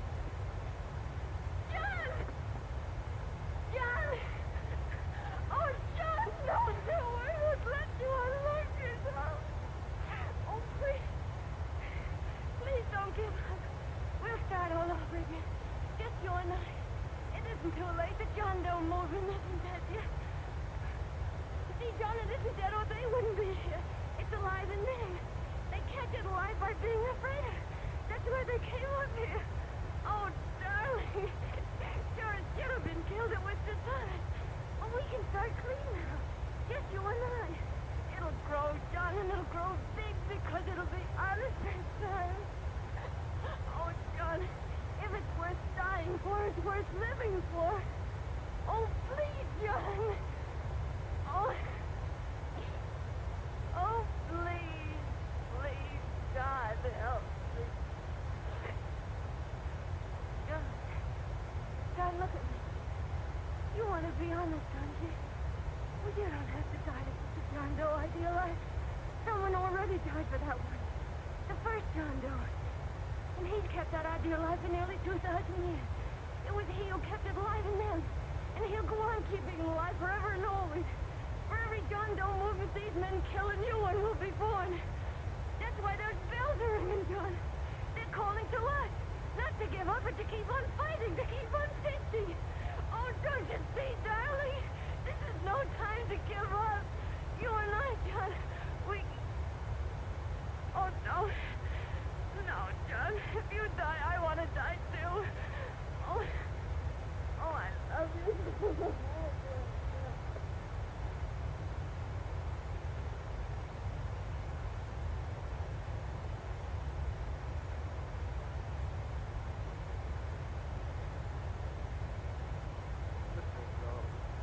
Don't have to. We're with you, Mr. Doe. We just lost our heads and acted like a mob. What Bert's trying to say is that we need you, Mr. Doe. There were a lot of us that didn't believe what that man said. We were going to start up our John Doe Club again, but we saw you were nuts, weren't we, Bert? And there were a lot of others that were going to do the same thing. Well, Mr. Southwest even got a letter from his cousin in Toledo. I got it right here, Mr. Doe. Only it'd be a lot easier with you. Please. Please.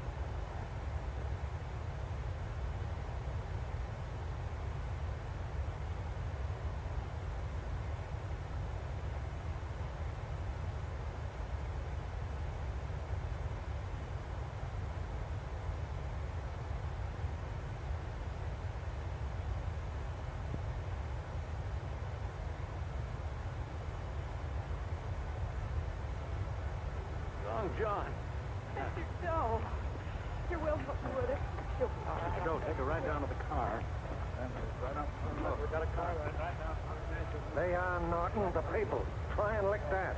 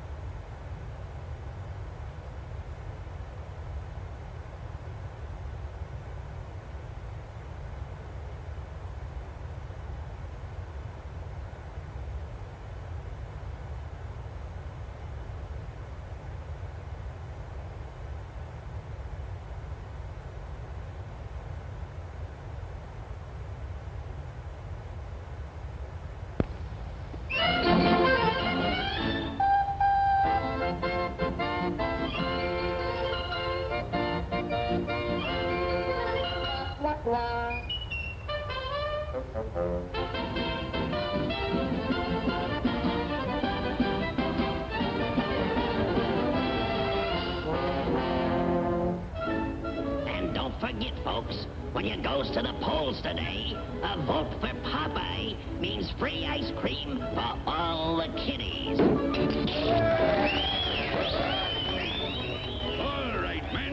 right over here and get your free cigars.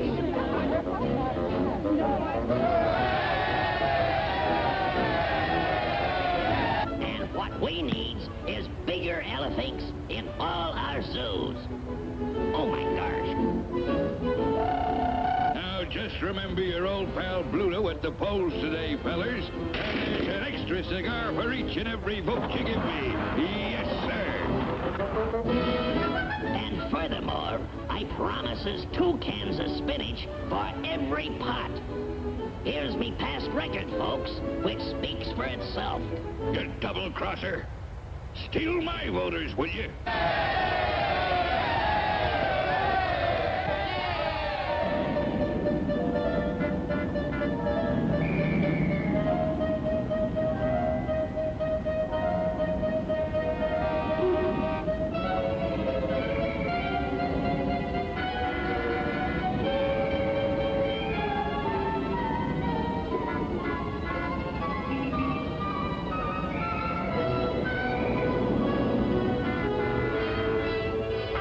That winning vote.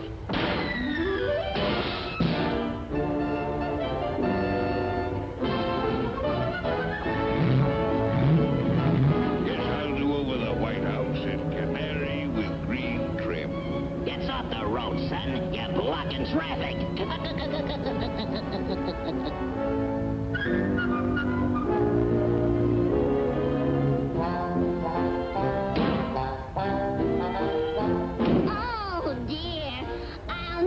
Finish my chores.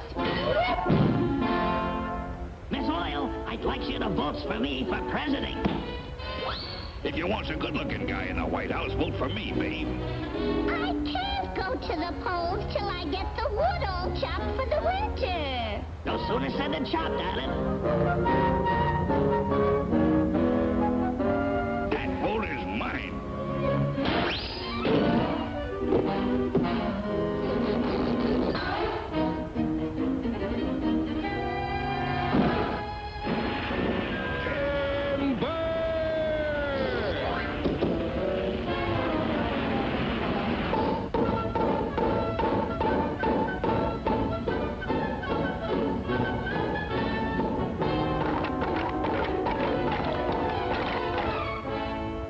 Votes for me?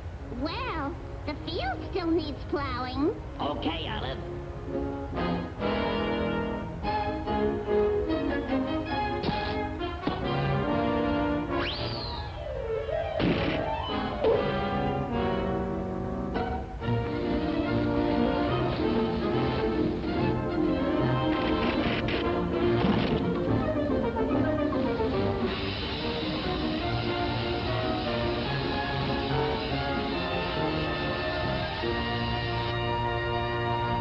All done. Now to the polls. Oh, I almost forgot. That hay must be put in the hayloft.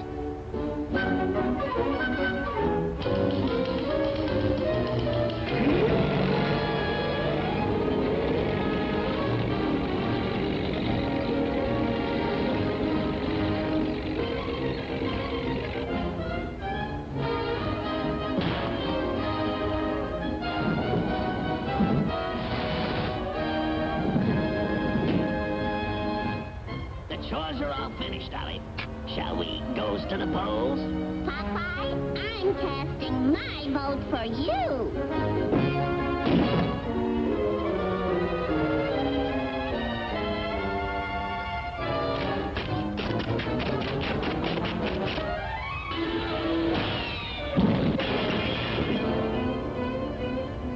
Let's go, Toots. You're voting for me. You, I'm not voting for. Oh, yes, you are.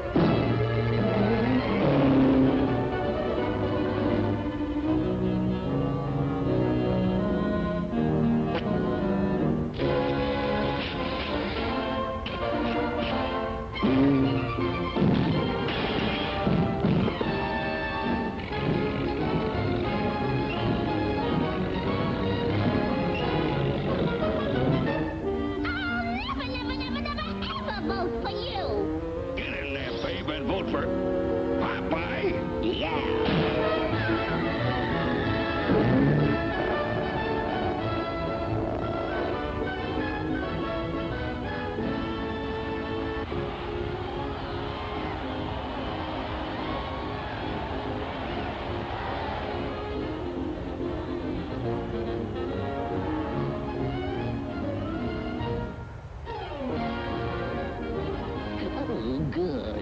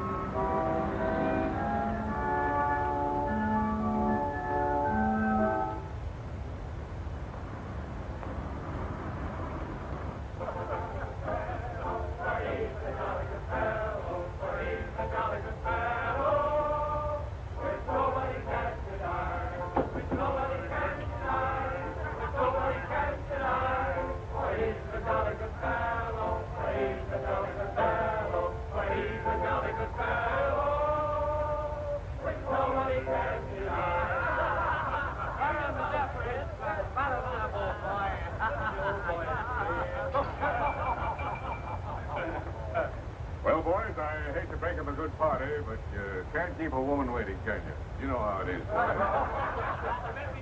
That's right, JJ. I'll say you can't, JJ. I can see you all understand, all right. Now, believe you me, boys, I've had the time of my life tonight. And speaking of time, I have here a 14-karat, 17-jewel timepiece. And that's only right, because the man I'm giving it to is a 14-karat, 17-jewel cashier. Pass it along to him, boys. Oh, that's a beautiful watch, JJ. Yes. Oh, wonderful. Mr. Billy, beautiful watch. Yes?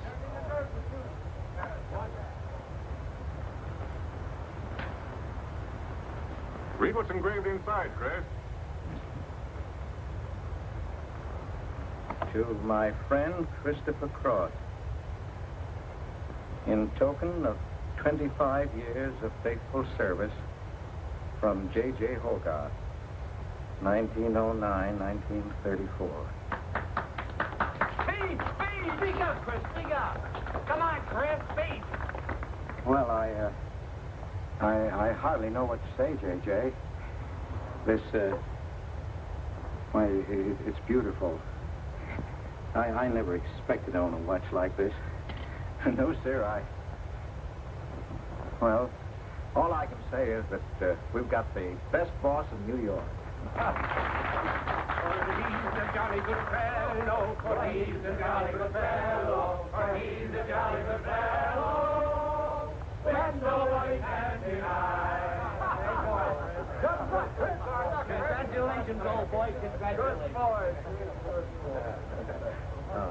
Thank you, Chris. Thank you, my old friend. God bless you. Thank you. Have a smoke before I go. Well, I don't usually, J.J. Go ahead and try it. Made special for me. $1 piece. Here, Charlie. Oh, thanks.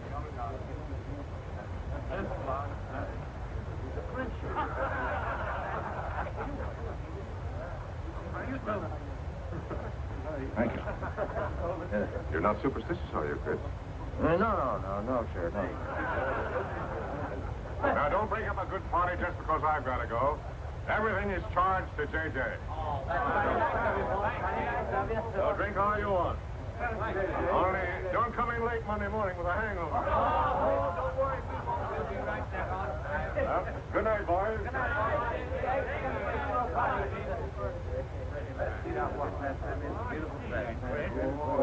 Boy, aren't you out of luck? I'll try to best for the rest of the while.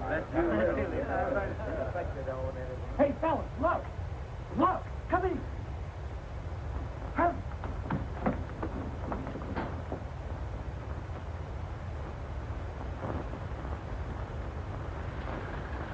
Get a load of that dame. That's JJ's wife? The boss is stepping out. Say, if I had to do his God, I'd step out too. I feel a little laundry tonight.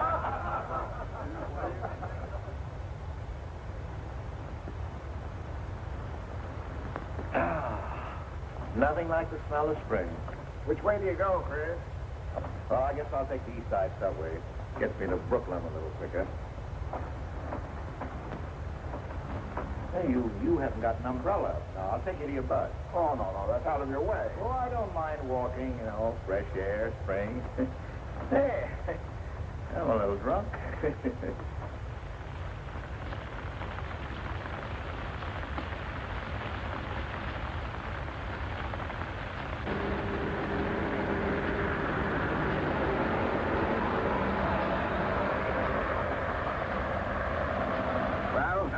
I'll catch the next one. You go on over to the subway. Oh, I don't mind waiting. I feel kind of lonely tonight. Say, Charlie, do you suppose J.J. is running around with that young lady? It looks that way. I wonder what it's like. What, Chris? Well, to be loved by a young girl like that. You know, nobody ever looked at me like that. Not even when I was young. Yes, when we're young, we have dreams that never pan out, but we go on dreaming. When I was young, I wanted to be an artist. You know, I dreamt I was going to be a great painter someday. So, I'm a cashier. Do you still paint? Yeah, every Sunday. Well, that's one way to kill time. You know, Sunday's one day of the week that I don't like. I never know what to do with myself. Well, why don't you come over tomorrow and see me? Thanks, Chris. I'll do that. Good night, Chris. Good night, Charlie. See you tomorrow. Yeah, good night.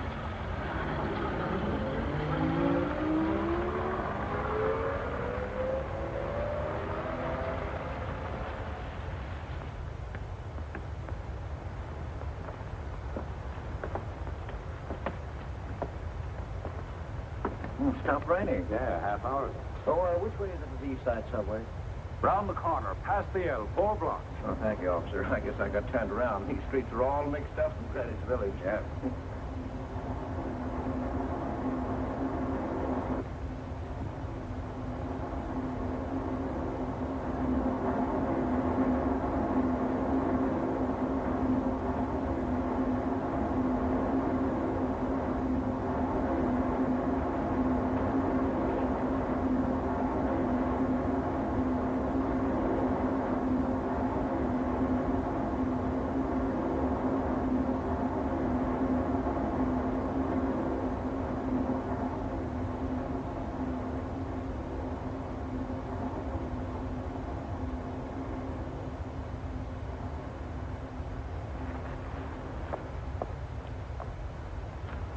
Is he hurt? I'll go call a policeman. No, wait. Wait!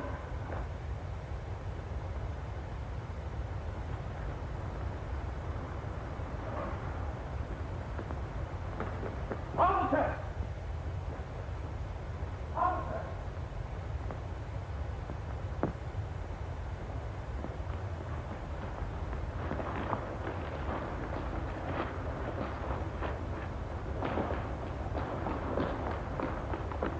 Where'd they go? In that direction. What does he look like? I don't know. I didn't see his face. He took $15. He didn't believe it was all I had, so he began pushing me around, and this gentleman ran in and knocked him down. That's right, officer. He was right there. I couldn't hold him. He got up and ran. Wait here. Come on, let's get out of here. Well, we have to wait for the officer. I don't want to get my name in the newspaper, do you? Would the newspaper? Sure, we'll have to go down to the station house and make a complaint. And every time they make an arrest, they send detectives to your house for weeks. Oh, it's a nuisance. Won't you take me home? Why, yes. Sure, that is, well, if you think that... Well, here's where I live. Oh, I'm sorry I can't ask you to come up, but I share my apartment with another girl, Millie. Good night, and thanks for everything. Don't you want a cup of coffee? All right.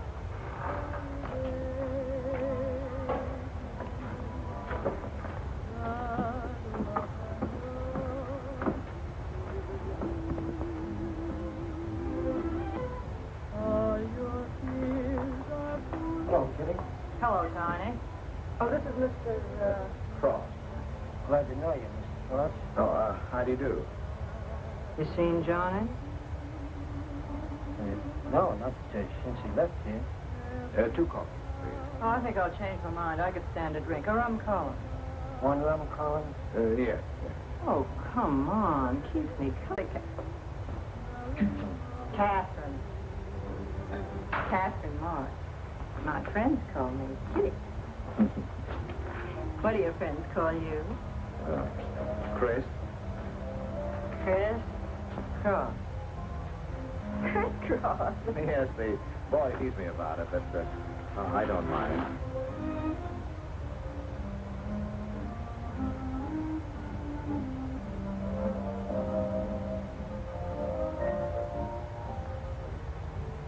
Why are you looking at me? My face dirty? I'll bet it is. Oh, gee, I'm sorry. Oh, thank you, sir. Cheers, Chris. Miss March. Kitty. Yes, Miss, Kitty. Look, Kitty, since I'm old enough to be your father... You're not so old. You don't think so?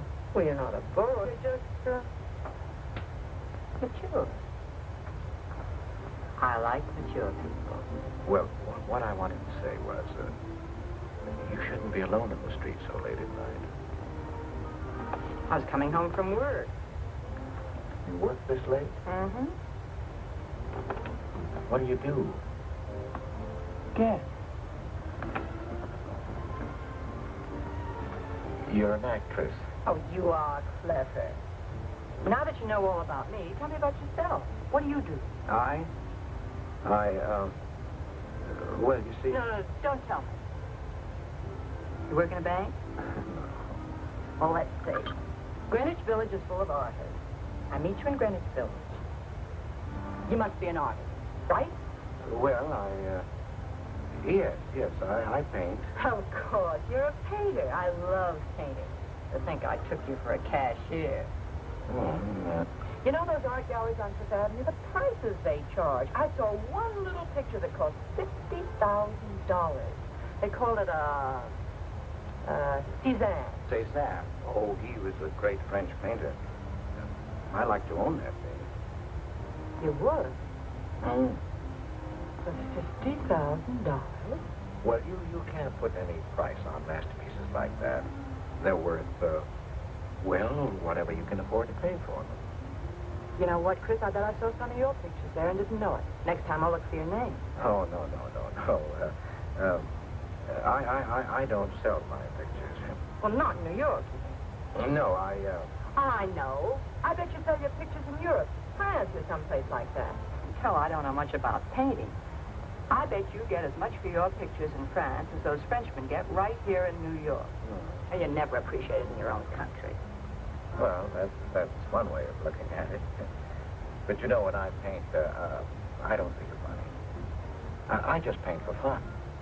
Fun? Yes, I think it's the most fun I know, painting. I wish I had all the time to paint. But don't you have time? Oh, no. Well, yes. You see, well, you know, business takes a lot of time. No wonder when you get all that money. Well, what play are you acting in? It closed tonight. Which one? The one I was in. What time is it?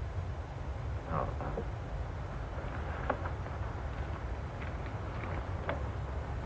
It's only 2:10. Only? Oh, it's time for Kitty to be in bed. So you won't forget me. Thank you. Can I see you again? Oh, sure, sometime. Well, if you'll give me your telephone number. Haven't got a phone. Well, may I write you? That's the address. Good night, Chris. Kitty, who's Johnny? Why do you ask that? Well, I just heard you ask the bartender. Oh, sure. He's just a fellow I know. He's Millie's boyfriend. You know, the girl I live with. Good night, Chris. Good night, Kitty.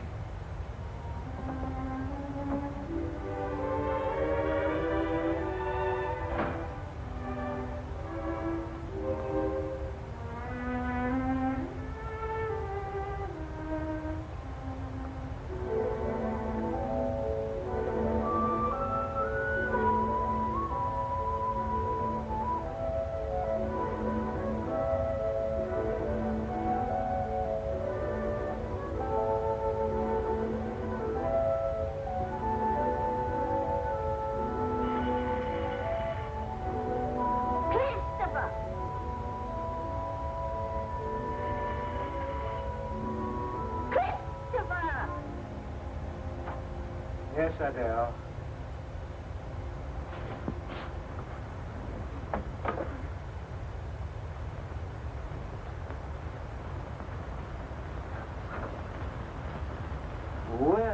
Well, this is a pleasure. I didn't expect to see you, Charlie. But, Chris, you asked me. Why? Well, it's good to see you anyway. Hey, that was a swell party last night, wasn't it, Charlie? Say, what time would we go home? After midnight, wasn't it? You know, I haven't been to bed yet. You haven't? I guess I'm not as old as I thought I was. Hey, Charlie? No.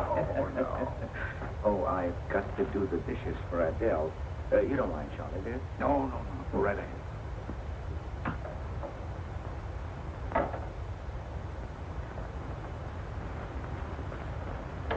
Say, did you paint this? Great Scott, no. That isn't painting, that's mud. Done by a photographer. Who is it? The late departed. Oh, your wife's former husband. Detective Sergeant Higgins. Oh, man. Say, that's a real medal, isn't it? Yeah. Adele got it. Your wife? Yeah. After he was drowned in the East River. Jumped in to save a woman. Neither body was found. Oh. Too bad. Yeah. Too bad.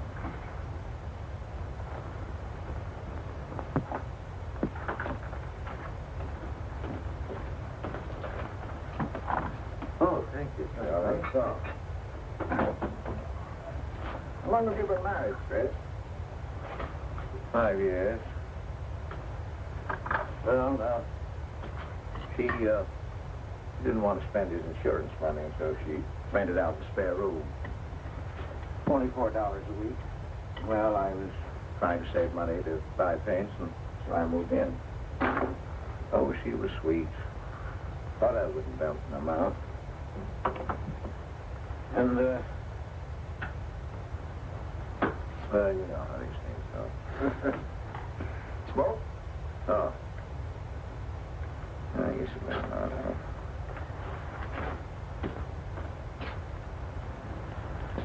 Where are your paintings, Chris? They're out in the hall. Would you like to see what I did today?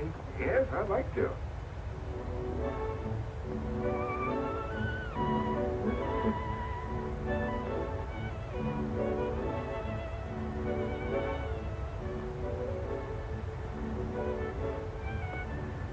And where did you find a flower like that? You mean You see this when you look at that? Well, yes. That is, I sort of feel it. You see, when I look at that flower, I see someone... Is there anything private in this house? I'm sorry, Adele. You better get out of here.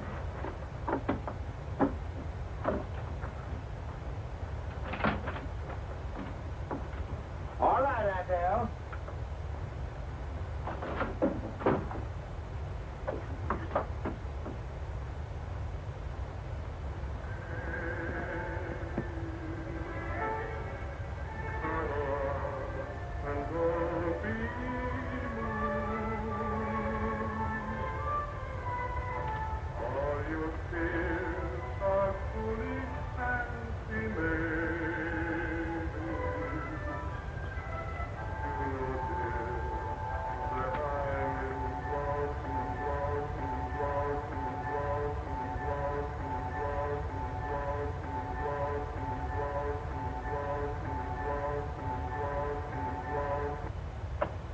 Can't you get those lazy legs off that couch, baby? Come here. Can't you do any better than that? That's all you think about, lazy legs, hmm? What else is there to think about?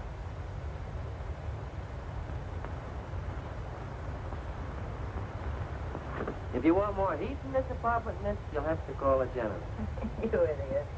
How come you're holding out on me, baby? Oh, stop talking about Saturday night. I'm not talking about Saturday night. I'm talking about this. Sounds like a schoolboy trying to make a date. You must be robbing the cradle. What's so funny? You are. He's old enough to be my father. That's the old fellow who came to my rescue Saturday night. My hero. No kidding. See?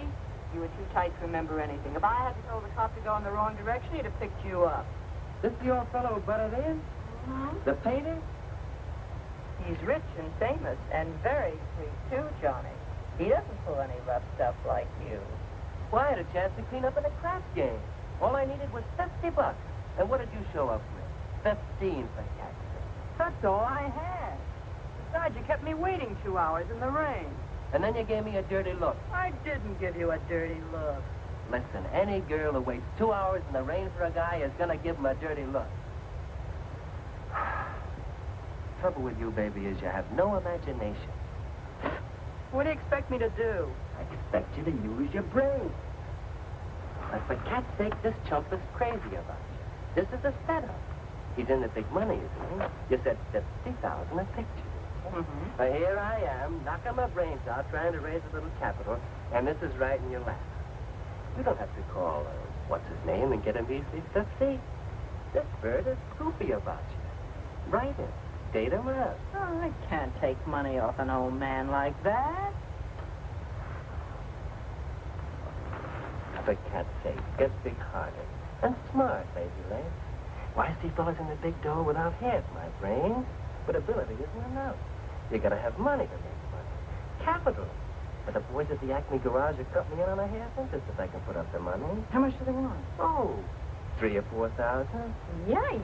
Well, for cat's sake, I'm not talking about chicken feed. Use your imagination. You get an interest in a business like that, that's a cinch to squeeze out your partner. Then you're on easy street. Jeepers, the pipe dreams you have. Now, what about the money? Oh, I can get 50 or 100 perhaps, but I can't get the kind of money you're talking about. I wouldn't know how.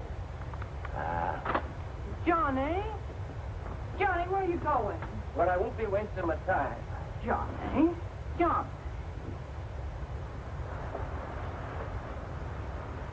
Oh, I don't know why I'm so crazy about you. Oh, yes, you do. Now, what about my proposition? You don't have to tap the old chump for much, not at first. We'll get you a decent apartment, someplace where I like to come and see you, not a dump like this. Well, lazy leg? May I come into my own apartment? Hello, funny face. Why don't you just move in, Johnny, then I can move out. Now, Millie, stop picking on my fiancée. How do you spell that word? With an F, like in funny face. She pays half the rent, doesn't she? Well, that was the general idea, Big Scoff, and we signed the lease. Well, I don't mind if you want this place to yourself. Do you, baby?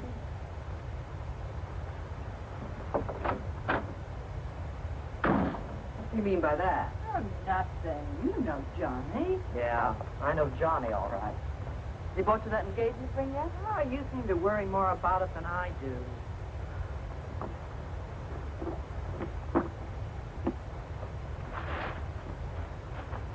The new $45 model. Oh, Rogers let me have it for 18. Said he made a profit of that. I thought you were modeling girdles for the catalog. I have been. Oh. I ache like a dog. If clothes ever come back, I swear I'll quit modeling. Why don't you go back to work? That figure, you weren't so darn lazy. Who do you think you are? My guardian angel? Not me, honey. I lost those wings a long time ago. That's what I thought. No wonder you got fired so darn snippy. You never could get to work on time after you met that Johnny. What's happened to you? Don't you wish it could happen to you? I'm in love. Crazy in love. The man that pushes you around the way I wouldn't put your cat around. You leave Johnny out of it. If you don't let the figure, you could get any man you want. But there's only one I want. Yeah, and he's taking a tramp on you. If you wouldn't know love if it hit you in the face. If that's where it hits you, you ought to know.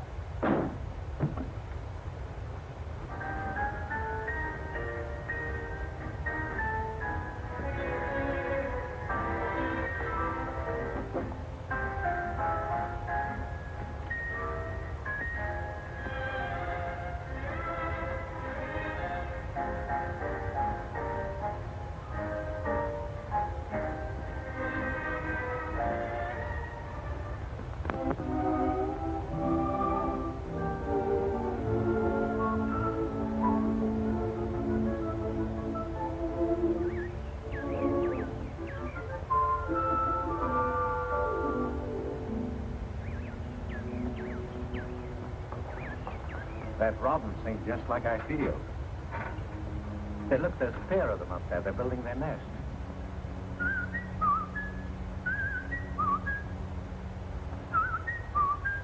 Hey, where'd you learn that? Oh, when I was a kid. Yeah, I bet I haven't done that in 40 years. Yeah, I feel like a kid myself today. Sold any pictures lately? Why didn't you paint my picture? I'd like to. Could I bring my easel to your apartment? Oh, I'm afraid my girlfriend wouldn't like that. How long does it take you to paint a picture? Well, sometimes a day, sometimes a year. You can't tell. It has to grow. I never knew paint could grow. The feeling grows. You know, that's the important thing, feeling. Well, now, you take me. Well, nobody ever taught me how to draw, so I just put a line around what I feel when I look at things. Yeah, It's like falling in love, I guess. You know, first you see someone, and it keeps growing, and till you can't think of anyone else. That's interesting. Well, the way I look at things, that's all art is. Every painting, if it's any good, is a love affair. I never heard anyone talk like that before. Oh, well, there aren't many people you can talk to this way. So you keep it to yourself. You walk around with everything bottled up. Yeah, that's right. That's the way it is with me, too. I'm sort of keeping things bottled up, too, Chris. The truth is, I'm in a jam. You, Kitty? Oh, you probably guessed it. I'm broke. Even this dress belongs to Millie. I can't pay my rent. Well, how much is it? Oh, forget it. I shouldn't have told you. It'll spoil your day. Oh, but Kitty... I'll get out of it somehow. I couldn't take anything from you, Chris. No. Yes, I mean... No, I couldn't. I've never taken money from a man, and I'm not going to now. And I'm not going to spoil our friendship. Oh, but Kitty, I couldn't pay you back. Oh.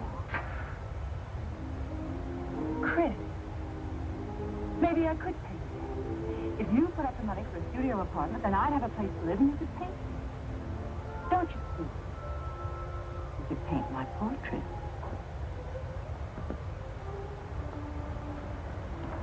What's the matter? Don't you want to paint my picture? There's something I've got to tell you, Kitty. What? I deceived you. I lied. married man, Kitty. Why didn't you tell me, Chris? You know I'm not the kind of girl to run around with a married man, don't you? You know what you said about meeting someone? How you begin to like them? And you can't think about anybody else? You should have told me you had a wife, Chris. Yes, but I'm not in love with her, Kitty. You married her. Well, I was lonely. I couldn't stand my loneliness. Oh, Chris. Well, then you're not angry with me? I suppose I ought to be, but I'm not. Not with you, Chris. I'm going to let you help me. Well, how much do you need? $500.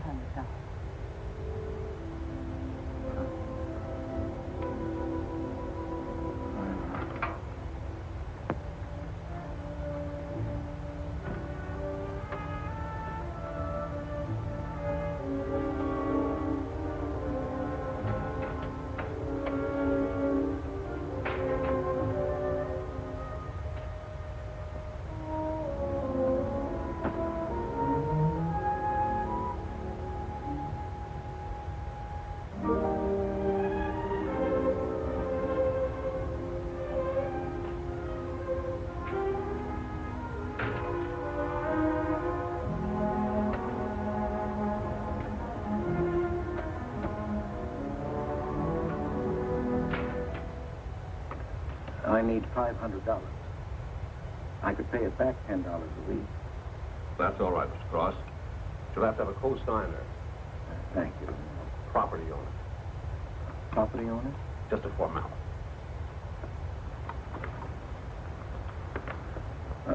Thank you very much.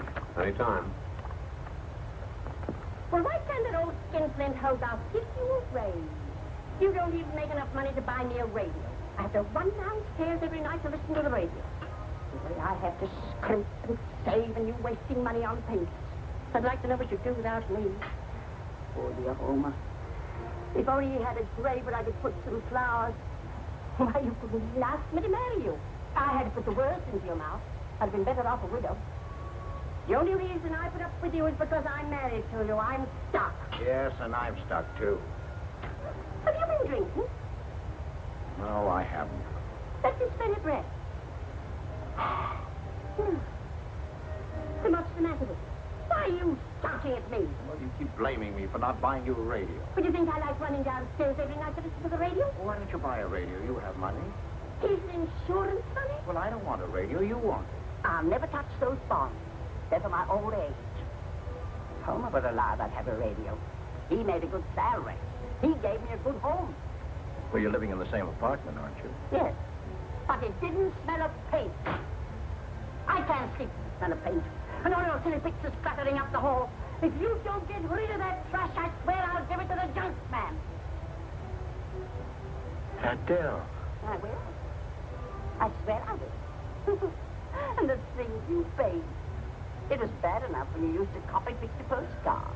Well, Utrilio copies postcards, and he's considered a great painter. And now I suppose you're copying Utrillo, whatever his name is. They're getting crazier all the time. Oh, yes. I know what you do. Girls. Snakes. Next thing you'll be painting women without clothes. I never saw a woman without any clothes. I should hope not.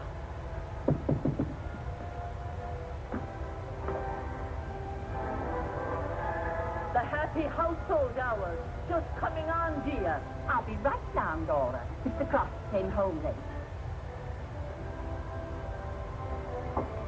Go ahead and eat. And then do the dishes.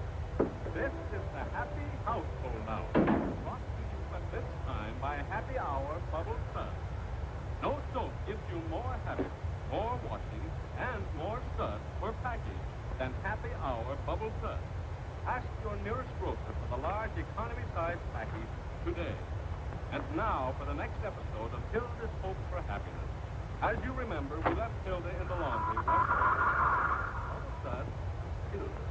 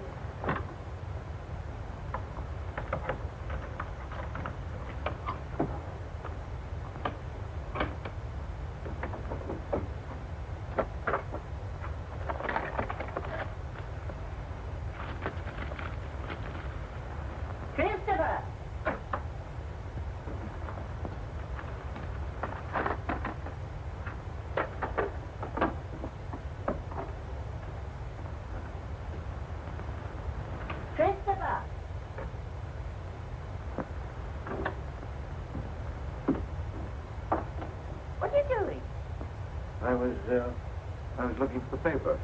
Are you blind? Oh. Well, didn't you like the radio? It went off right in the middle of a program. I wouldn't have such a radio. Say, did you read this? Read what? This murder in Queens. A man killed his wife with a window weight, put a body in the trunk and shipped it to California. It says here... I've read the paper, thank you. He didn't get away with it, did he? He'll go to the chair, as he should. Yeah. Man hasn't got a chance with these New York detectives. Can't you put that paper down and do the dishes?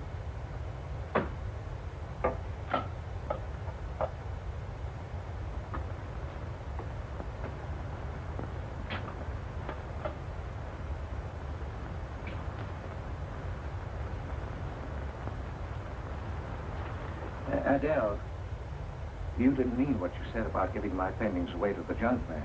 You'll find out.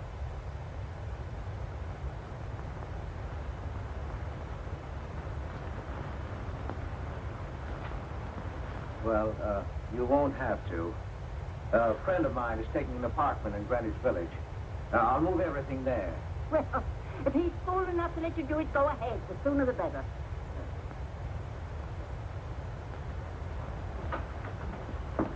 Top floor. You'll get plenty of light.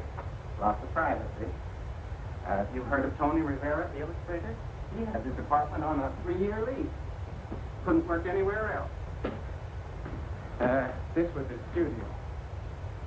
The sketches on the wall are Rivera's. He'd do that with his models sometimes when he was working on a magazine cover. Some people would pay a lot of money for those. Are you an artist, Miss March? Uh-huh. Where's the bedroom? Go this way. What's the rent, Mr. Jones? $150. Oh, there are some things that Rivera left here stored in the basement. They go with the apartment if you care to use them. Here you are. Bedroom. I don't like the wallpaper. Will they change the paper?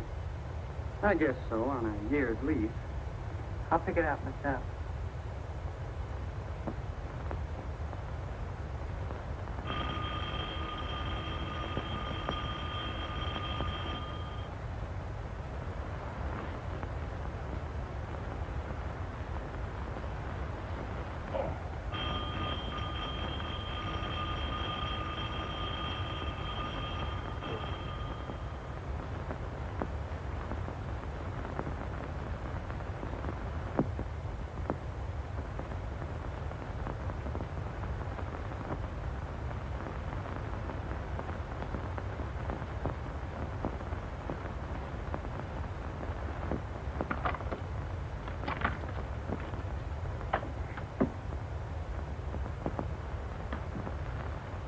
Well, don't press the bag.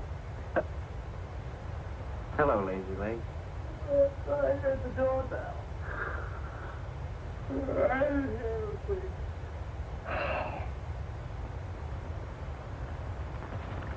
Say, is this all you've got?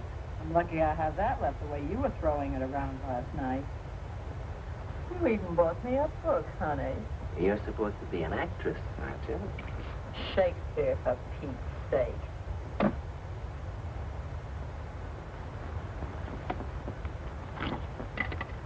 Say, that's all I have left. You know where to get more, don't you, Lazy Leg? Told me he hadn't sold any pictures for a long time. And I'm in hospital.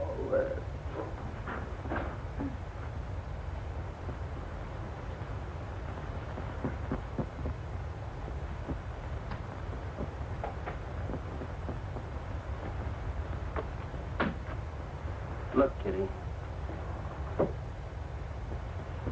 I need at least $1,000. Ouch! Well, you got him softened up. Now, push him around a bit. He seems to get scared when I talk about money. Listen, baby, you got him right where you want him. He's on the hook and can't get off. He can walk out, can't he? He's got a wife, hasn't he? Just drop a hint that his wife might find out about this apartment and he'll shell out fast. That's blackmail. It's only blackmail, baby, when you're dumb enough to get caught. That him? Told you I heard the doorbell. For cat's sake, get rid of him.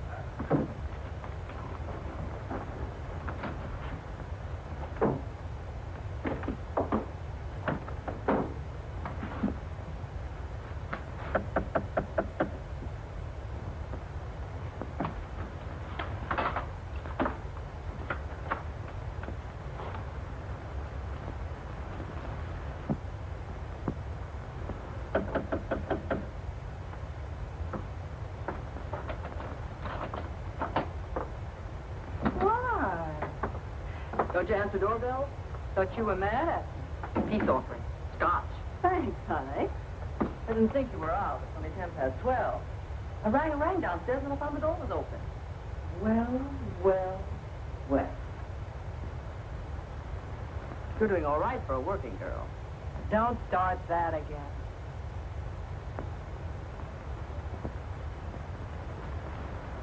Don't tell me he's under the sofa, too. No, Bright Eyes. You can come out, Johnny. All you have to do is call, funny face. Oh. You must have made a killing in Wall Street, Mr. Chris. Could be. Last time I saw Johnny, he was throwing about going to Hollywood. I might try it yet. Why, I read in a movie magazine about a fellow who landed in Hollywood stone broke and cleaned up $1 million. No experience, either. All he had was looks. And he worked in a drugstore. If he worked, Johnny, he didn't look like you. Oh, you two stop fighting. I'm not fighting, baby. She just doesn't know my speed. Why, here a movie actor's getting $5,000 a week. For what? For acting tough. For pushing girls in the face. What do they do I can't do? You're so clever. Why don't you do it? I might, funny face. I might.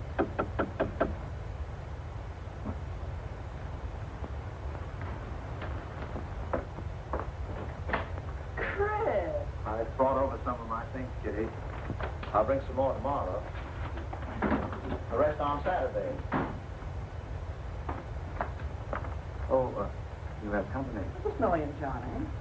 Sure. You know, Millie's boyfriend. Come on, I want you to meet. Millie, this is a friend of mine, Mr. Cross. Miss Ray. How do you do, Miss Ray? Pleased to meet you, Mr. Cross. And, Johnny Prince. Glad to know you, Mr. Cross. How do you do? Seems to me I've seen you before somewhere. Could be, Mr. Cross. Yes, I just don't seem to remember. Maybe I'm mistaken. Could be. Well, I'll run along, kid. I'll go with you, sweetheart. Oh, don't bother, Johnny. I wouldn't think of letting you go alone, darling. You might get run over by a streetcar. Goodbye, Mr. Cross. Nice to see you. Thanks for the scotch, Millie. That's okay. Bye. So long, Kitty. So long, Johnny. Oh, what's the matter, Chris? I don't think I like that young man she's in love with. Oh, Johnny's all right. Oh, I know he is, or he wouldn't be a friend, but there's something about him that... She's crazy about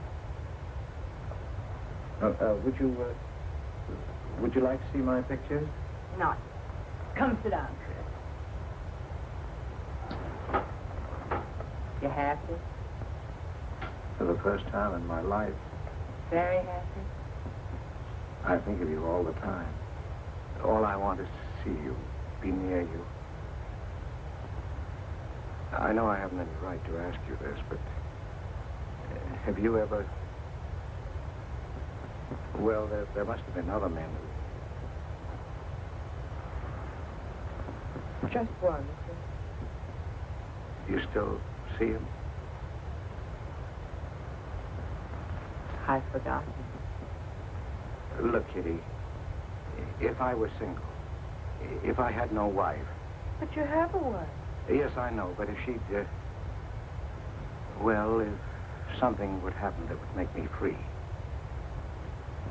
would you marry me? Oh, let's not talk about it now, dear. What I'm worried about is getting a job. Living like this is expensive. I don't like to ask you for anything more because, well, they haven't sold any pictures lately. Yes, but don't you have enough money? No,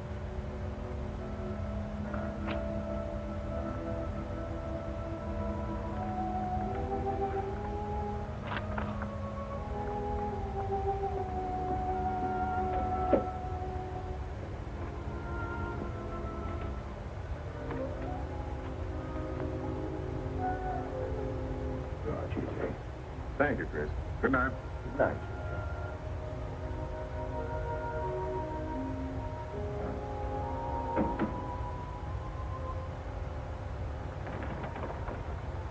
Hello, Nick. Hi.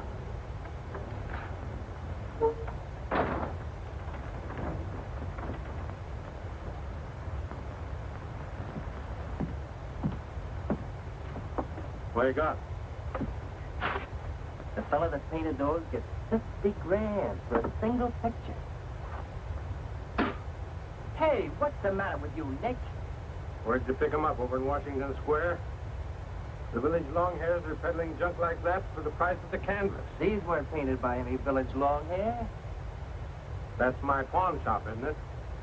And that snake is strictly from the Bronx. This fella lives in Brooklyn. He's famous. Yeah, what's his name? Well, Look, Nick, I brought you stuff before and you never asked for any name on it. That was jewelry. Bring me some more of that and we can do business, Johnny. Take this junk back to Washington Square where you got it.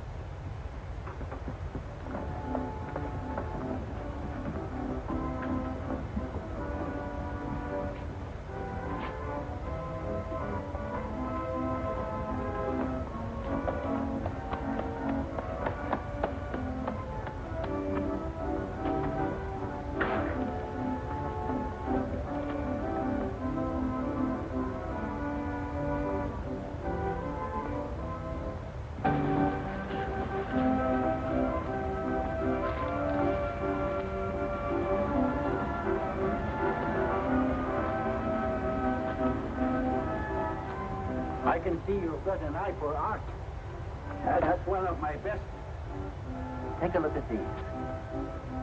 Oh, I didn't know you were a painter. I'm not.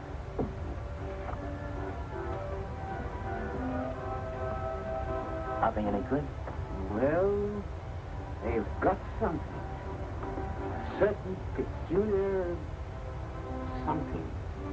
But no perspective. Is that important? I should say it is. Look at my painting. Where did you buy them? I didn't buy them. I want to sell them. Or you want me to sell them on commission? How much do you think they're worth? I always start everything at 25. Then, you know, it's a hard business selling pictures. Yeah, people don't buy art nowadays.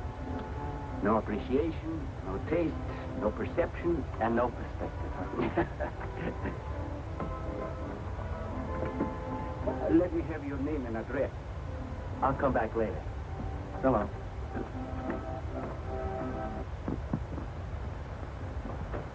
Hello, Johnny. Hiya, Penny. Where'd you get that? Off, Nick. Well, what about my ring? You know how much a good diamond costs? Well, I gave you $900. But you pipe down.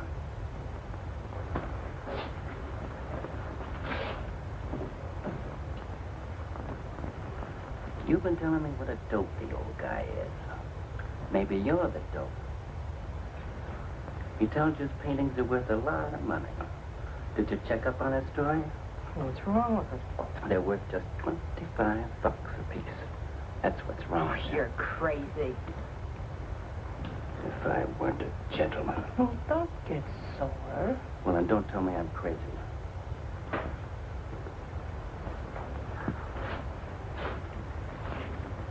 I tell you, the old boy's a phony. His money isn't phony, is it? He could borrow dough or have it stashed away. Or even steal it. Chris steal? Jeepers, Johnny, he's not the type. He wouldn't have nerve enough to steal. Well, he didn't get it from his pictures. Maybe dumb, but not about art. The day he took me to the museum, he explained how everything was done. You should have heard him. People stood around listening. What museum? The Metropolitan. Yipe. They've got pictures there worth $1 million.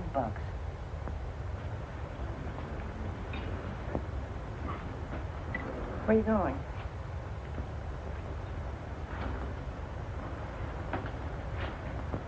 I'm gonna make a monkey out of you, lazy legs. You can't take his pictures to the museum. Who says I can't?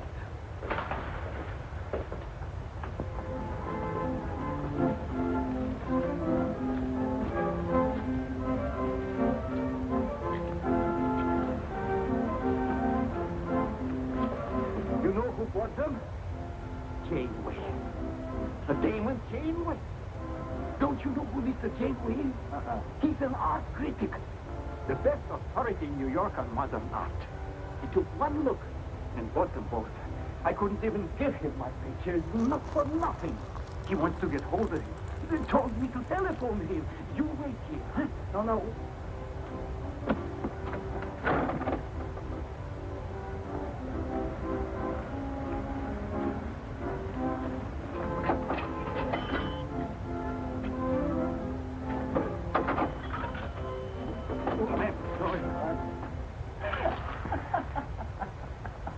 The cat stick, what's so funny? You are smarty pants. You're the Mr. Fixer who was going to make a monkey out of poor, dopey little kitty. So you gave away 2 pictures for a couple of dimes, and now you can't collect the dime. Oh, dry up. Jeepers. Now what? What am I going to tell Chris? He won't find out. The heck he won't. That Janeway's a critic. He writes for the newspaper. Ah. Golly, you got us in a spot. I told you not to do it. You're just nervous. The old guy who sold him doesn't know me from Adam. Hey, give me that drink. I can use it. Chris? Huh. He's got a key. Well, go ahead. See what it is. Hurry up.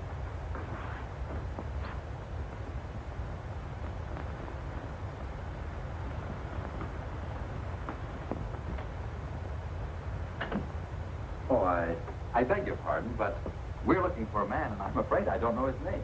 Oh, and I'm afraid I can't help you. I'm sorry. Oh, look!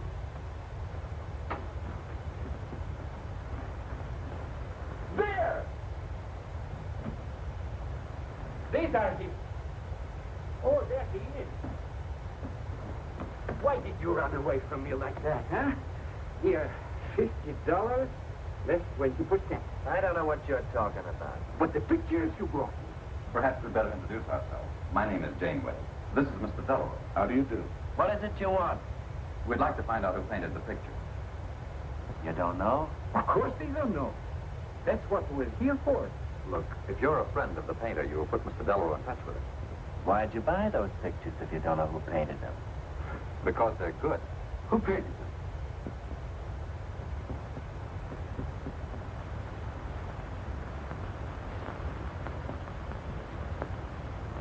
No, John, no. Oh, don't be so modest, Miss Mark. Now, you see, you got me in bed. She made me promise not to tell.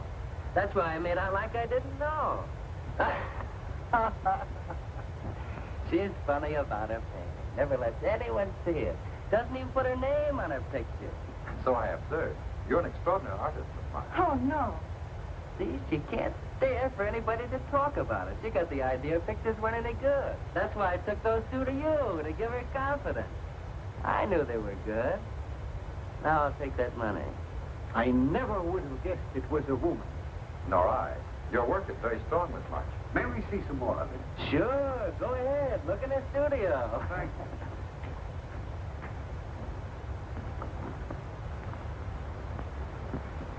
You're crazy to try a thing like this. For God's sake, I thought they were cops. I know what I'm doing. They don't know from nothing. I can't fool that critic. You always wanted to be an actress. Now's your chance. You've been around the old boy long enough to pick up his lingo. Feed Janeway some of that. I'll get him in here along with me. No, wait.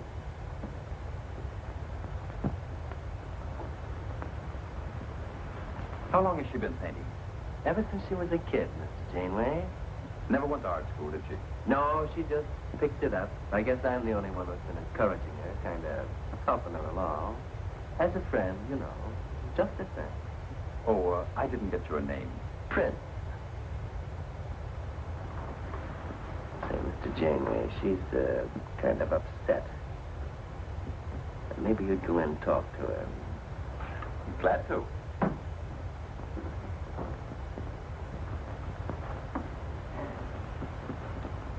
Well, Mr. Delaro?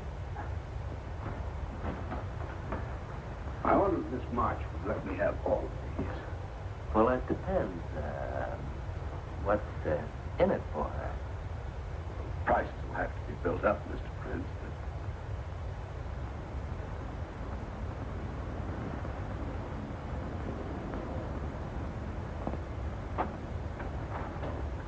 I can usually tell whether a canvas has been painted by a man or woman.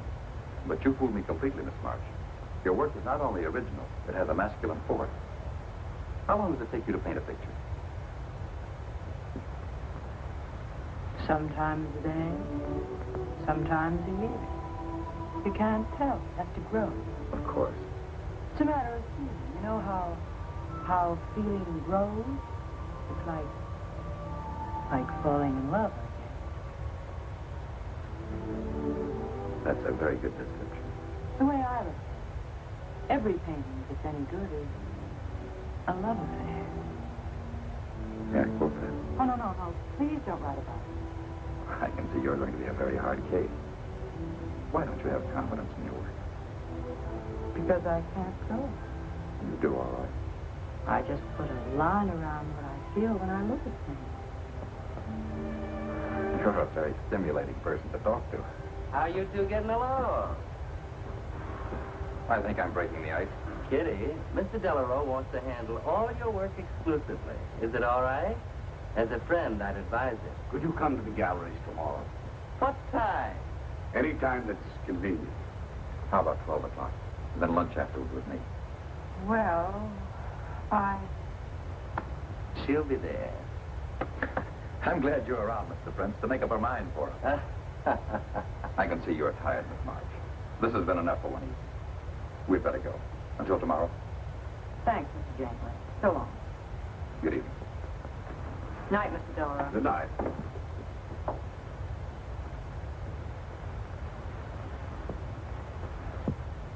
Good night. Night.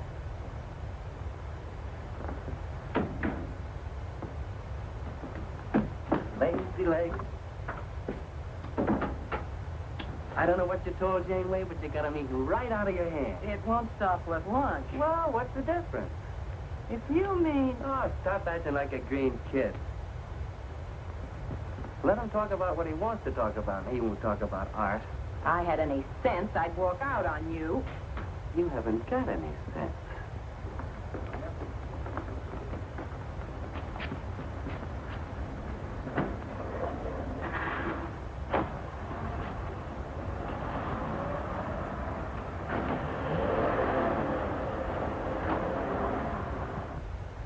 Right here, just like you'd sign a letter.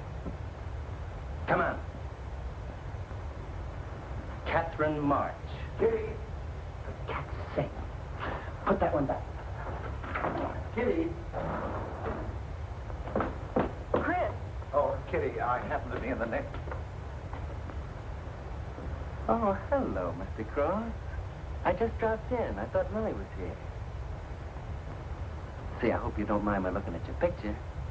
Oh, no, not at all, Mr. Prince. Fine work, that. Remarkable painting. You have a little trouble with perspective, don't you? Yes, that's one thing I never could master. Perspective. Well, I guess I'll have to run along. So long, Mr. Cross. If Millie drops in, tell her I'll be at Tiny's place. Don't bother. I'll let myself out.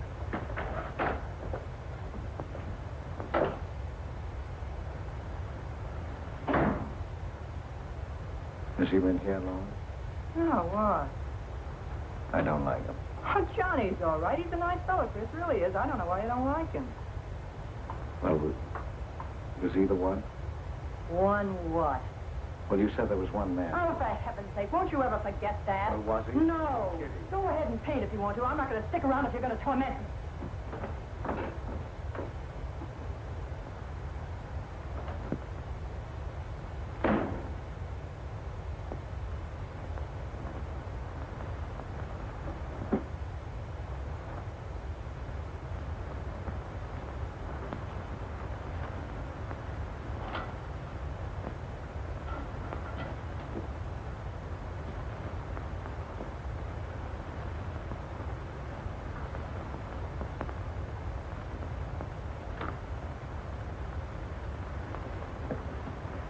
Kitty.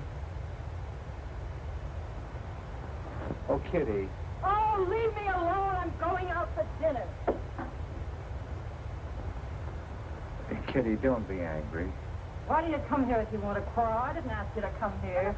Please, Starting our in-flight meal service. Please look in your seat back for our menu, and one of our crew members Well, I will stop by can't. shortly with I your can't order. do a thing If when you you're would like angry to order with me. additional menu items, please hit the flight attendant call button at any time. And Do you want me to go? I want you to stay here and paint.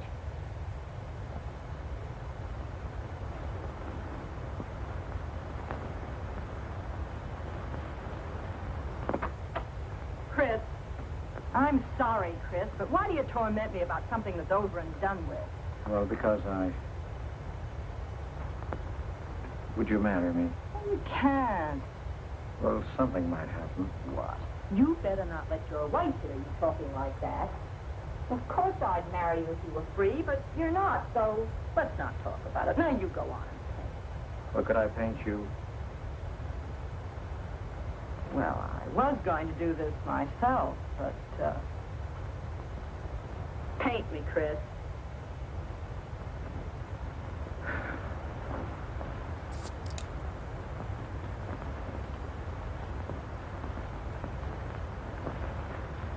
They'll be masterpieces.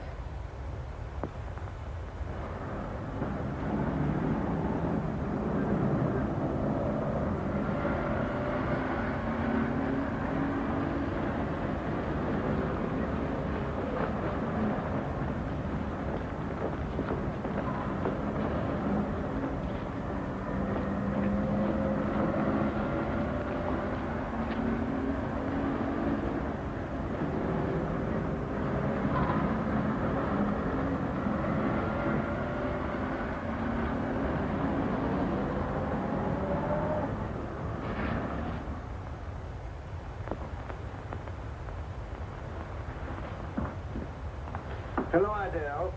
I dropped over at the butcher shop like you told me to. I got a nice piece of liver.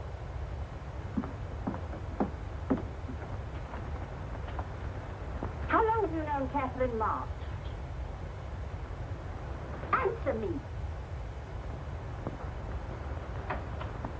I don't know what you're talking about. How long have you known her? Well, now, don't get excited. Let me help you off with your coat. Well, you're the one that decided it. Get away with that knife. You want to cut my throat? How long have you known her? I don't know what you're talking about. Don't lie. You've been copying her work for years. Pretending you painted those pictures out of your own head, and all the time you were just copying the work of a real artist.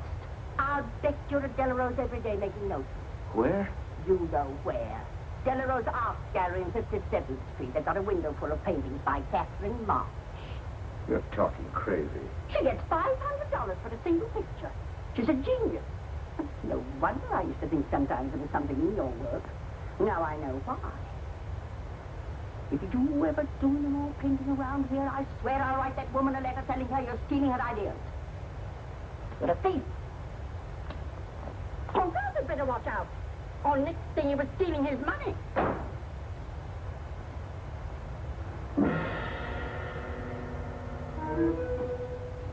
Not that one, honey. Delarose asking for more pictures. Chris just finished it, don't miss her. Janeway says the new pictures are the best things you've done. Wasn't I right about Janeway, Lady Lake? Yeah, but he gets on my nerves. I've been out to dinner with him 3 times this week, and now he's talking about breakfast. He's getting that look in his eye. All you gotta do is keep it there. Well, it's all very well for you to say, but what about the wear and tear on my nerves? Papa will take care of Kitty. Baby's gonna have a big diamond ring, and a shiny limousine, and a penthouse. And Johnny? He goes with the penthouse.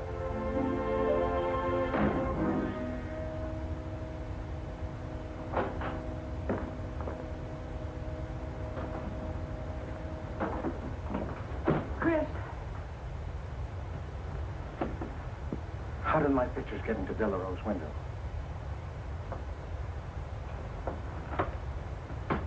Oh, Chris. Don't be angry with me. No, I'm not angry. I just can't understand. It's not possible. Excuse me, darling. I needed money. They were going to take the furniture back. It was humiliating. I I couldn't ask you for more. You've been so generous. I just couldn't. So I sold the pictures. To Delaro? You actually sold those pictures? Oh, I know I shouldn't put my name on them, but Mr. Delaro wanted to know who paid him, and I just couldn't give him your name. No, I can't tell him different. Can't I? Funny part is it didn't seem to make any difference. Yes, well, the funny part is it made a great deal of difference. If I'd bought those pictures to a man like Delaro, he wouldn't have taken them. I'm a failure, Kitty. Oh, you're a great painter, Chris. Mr. Delaro said so, and so did Mr. Janeway. That is, they say I am. Well, they got to keep on saying. Oh, Chris. Oh, now don't, Kitty, now don't cry. I'm happy. Why, it's just like a dream. Oh, Chris is so good, so kind. Well, what difference does it make whose name is on those pictures, yours or mine? Why, it's just like we were married. Only I take your name. Well, that gives me a little authority around here. I want to paint your picture, Kitty. How about it?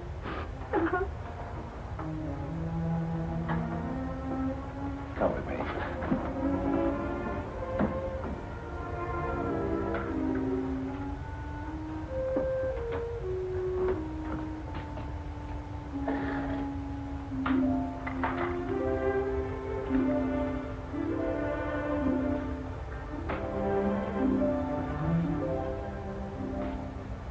Know what we're going to call this?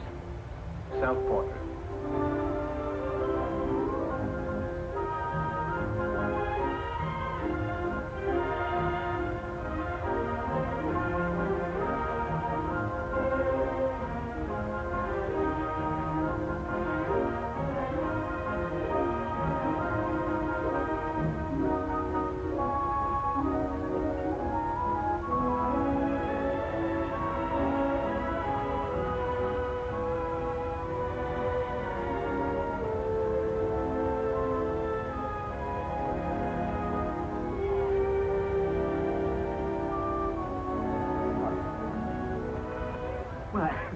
Hello, Damon. Hello there. Hello. Well, This is the first time I've ever agreed with you, Janeway. thank you. I find a painter even more fascinating than a painting. What's she like? Mona Lisa without the smile. Something hidden. Sometimes it seems as if she were two people. I mentioned that in my notice. Would you care to see it?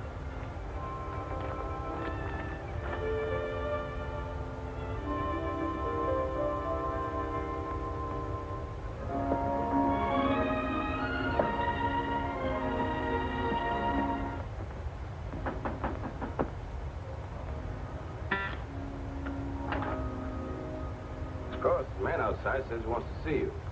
Who? I didn't get no name, sir, but he said he was a detective.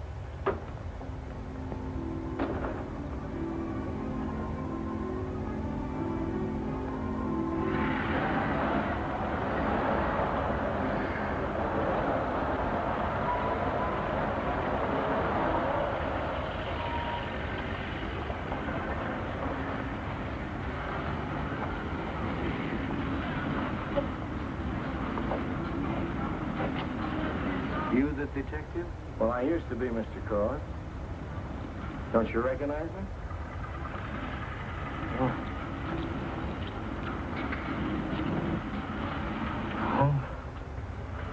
Quite a shock, huh? Now, don't faint, Mr. Cross. Keep your head. I'll explain everything. Well, I was in trouble at the time. I'd been collecting a little extra money from speakeasies along the waterfront. Word got around to headquarters. I was up for investigation. One night I'm down by Brooklyn Bridge, trying to fix things up. Man runs in the speakeasy and says, a woman just jumped off the bridge. So I run out and tear off my coat, jump in.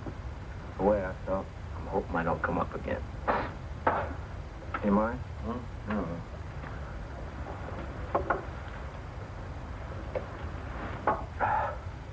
Well, there I am swimming around in the dark. I had all over hat once. Next thing I know, I'm all tired out. I heard a tugboat whistle on right down on top of me. Comes a coal barge. So I grab a hole and climb aboard. I look down my hand. What do you think I got? Her pocketbook. That's what I grabbed a hold of when I thought it was her hat. And inside is $2,700 in folded money. Imagine anybody committing suicide with that much money. Well, the coal barge unloaded on a banana boat bound for Honduras. Well, I went with it. But if you're not dead, then I'm not really married to Adele, am I? What's it worth to you for me to keep my mouth shut and just fade away? Yes, but if you're Adele's husband... Wait a minute. I can see you need Adele. I need money. You're a cashier. It ought to be easy for you to put your hands on a couple of thousand. Oh, I couldn't do a thing like that. You're going back to her? No. But not to do you a favor, mister. I'm clearing out for Adele's sake. And don't think you're going to get any peace of mind, either. I might turn up again someday. She'd kick you out in a minute for a man like me. I'll get you some money. Now you're using your head. Yeah, but you'll have to wait here. I can't get it till after we close at 6 o'clock. Oh, wait, Cross. Hello, Johnny. Hello, Kizzy. Hi, Marquetti. Hi. Don't forget the champagne, baby. Nice car you have, Johnny. You go fast, huh? I'd like to see any cop try to catch me. I'll give you 4 bits for a bucket full of that ice. Okay, Johnny.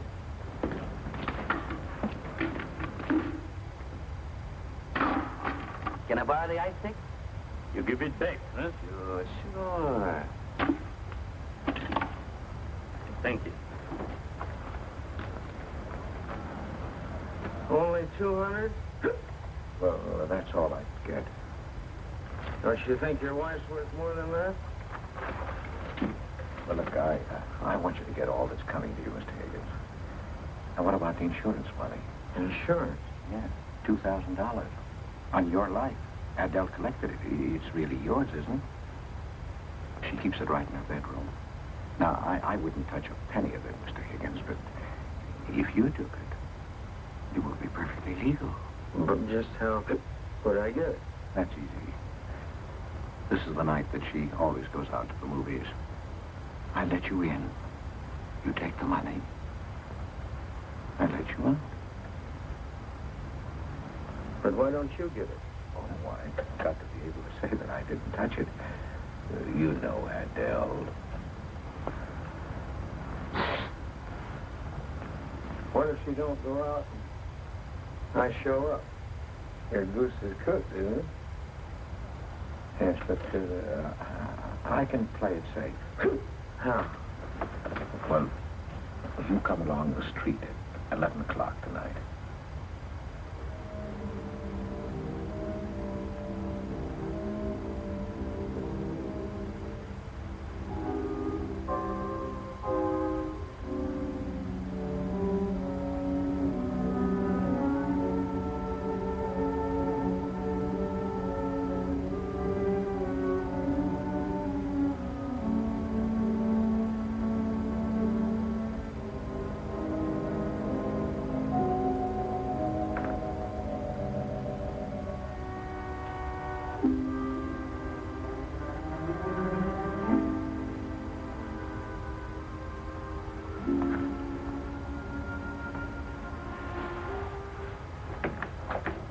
Okay?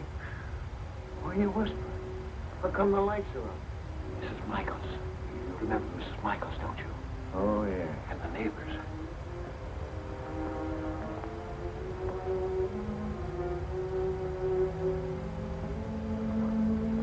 Where's the money?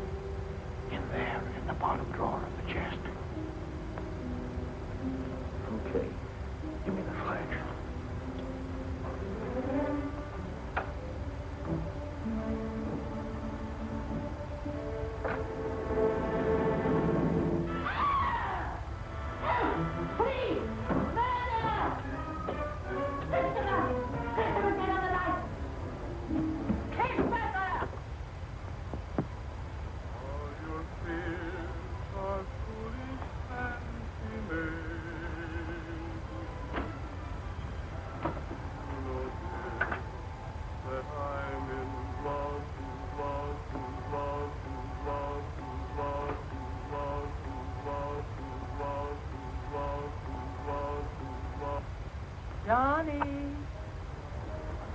Johnny.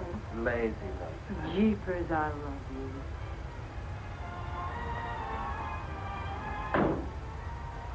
What's that?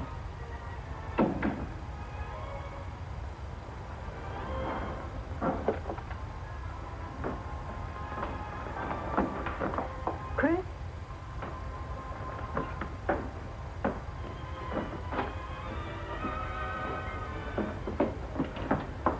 Johnny, is it Chris? Call him quick. Chris! Chris!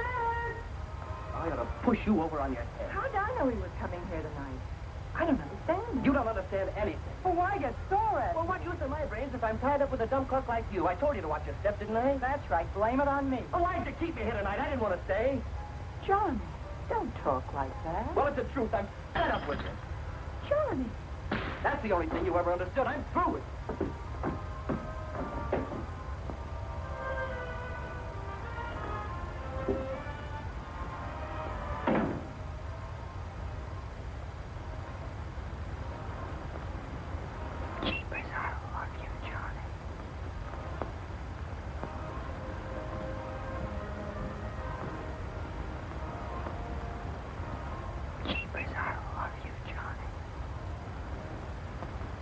O Lord, have mercy upon us sinners.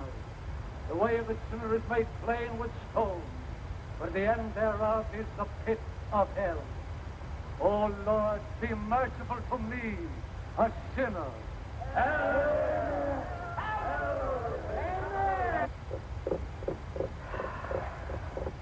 Millie? Yeah, Kitty. You seen Johnny? Oh, I thought he'd go to Tiny's. Was he getting tight? Oh, just a fight. Listen, he can't live without me any more than I can live without him. Said he was coming back here to beat me up. Jeepers, the way that guy shoots off his mouth. Oh, you don't have to warn me. That's just the way he talks. If you were in love, you'd understand. Oh, stop it. Johnny wouldn't kill a fly. That's love, honey. Here he is now. And if he got a bun on. Goodbye, hon. Hello, Johnny. Come on, Johnny. I heard you.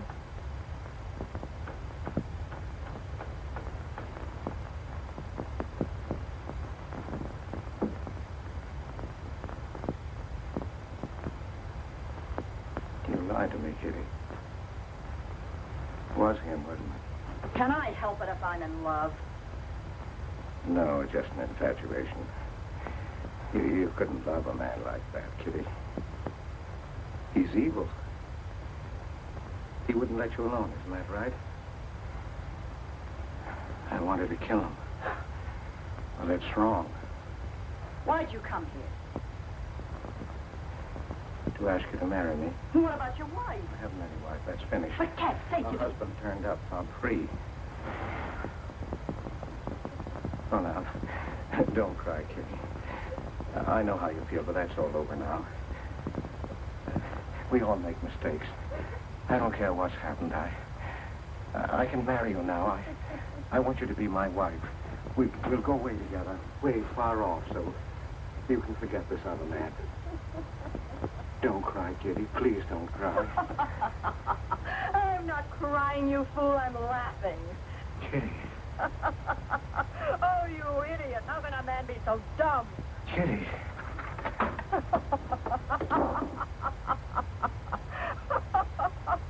I wanted to laugh in your face ever since I first met you. You're old and ugly, and I'm sick of you. Sick, sick, sick. Kitty, for heaven's sake. You killed Johnny? I'd like to see you try. Why, he'd break every bone in your body. He's a man. You want to marry me? You? Get out of here. Get out. Get away from me. Chris. Chris, get away from me. Chris. Chris.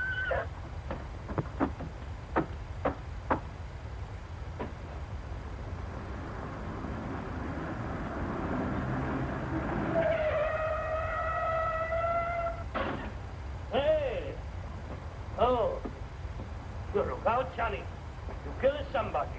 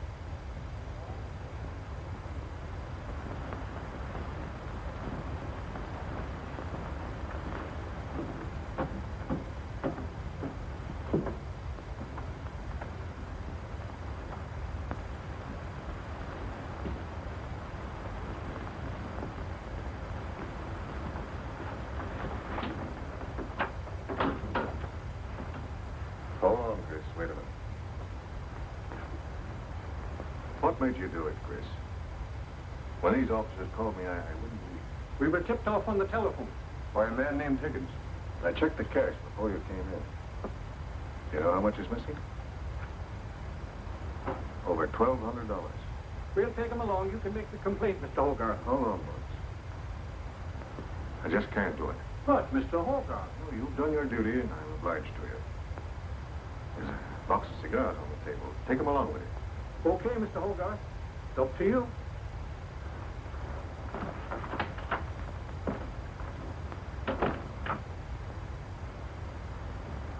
Chris, it was a woman, wasn't it? I thought so. I'm not going to put you in jail, Chris. Only, of course, you're through.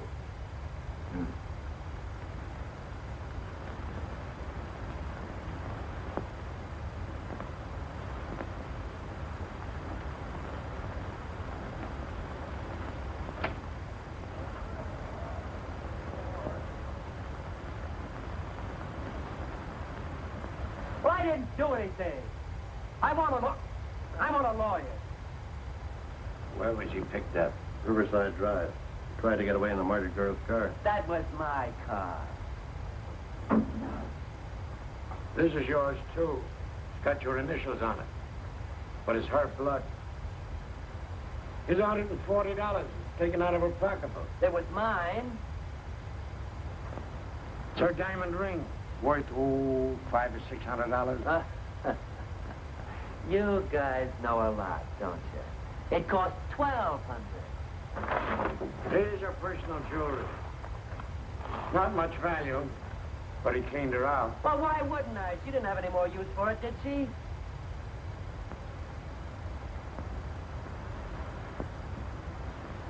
Listen, you guys, I want a lawyer. I'm a citizen. I got my rights. This belongs to you, too, huh? It's got your fingerprints on it. Well, naturally, I picked it up. How did I know she was dead? I thought she was asleep at first. Uh-huh. She didn't paint those pictures. Old Cross isn't as dumb as he looks. He painted them. The accused brought me 2 pictures. He told me Miss March painted them. In my expert opinion, there's no doubt about it. She was a very great artist. She told me she was an artist when she rented this studio. He was with her. I didn't like him then, and I don't like him now. Yeah, he was mean when he was drunk. He said he was going to fix her when he left my place around 2 a.m. That's when I tell him, you look out, Johnny, you kill somebody. So he kills her with my ice pick. And then I heard her say hello, Johnny, before she hung up. He was there, all right. What I don't understand is this talk about her being an artist. I never saw her paint. That was one of her peculiar traits. She never let anyone see her paint. I've compared her handwriting with her signature. There's no question. Mr. Cross paint? He only copied her work. He's a thief. He stole from me, from his employer, from Catherine March. My wife, I mean my former wife, is correct. I really can't paint. My copies were so bad, I had to destroy them. For Cat's sake, he's lying.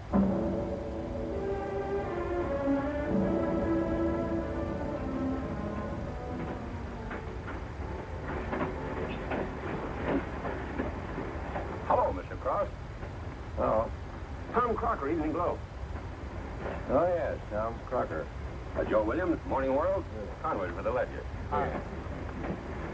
Cigarette? Well, thanks.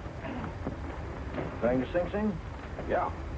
I don't like to cover executions, but I must say this is one I don't mind. You sure cooked Johnny's goose, Mr. Cross, when you testified you couldn't paint. Nobody cooked Johnny's goose except Johnny. The way he shot off his mouth. He was a dead pigeon when he dragged the girl's name through the mud. I watched the jury.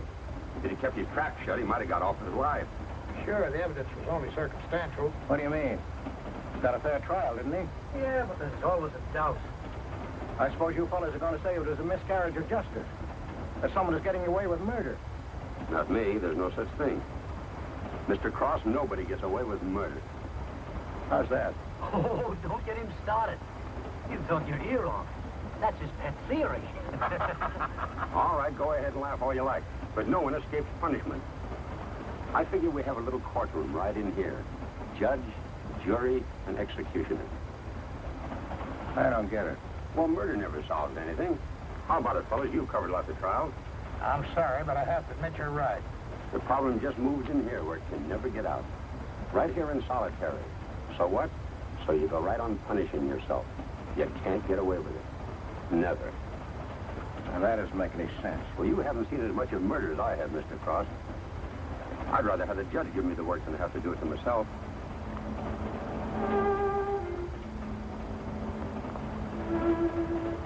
What time did they throw the switch? 11 o'clock.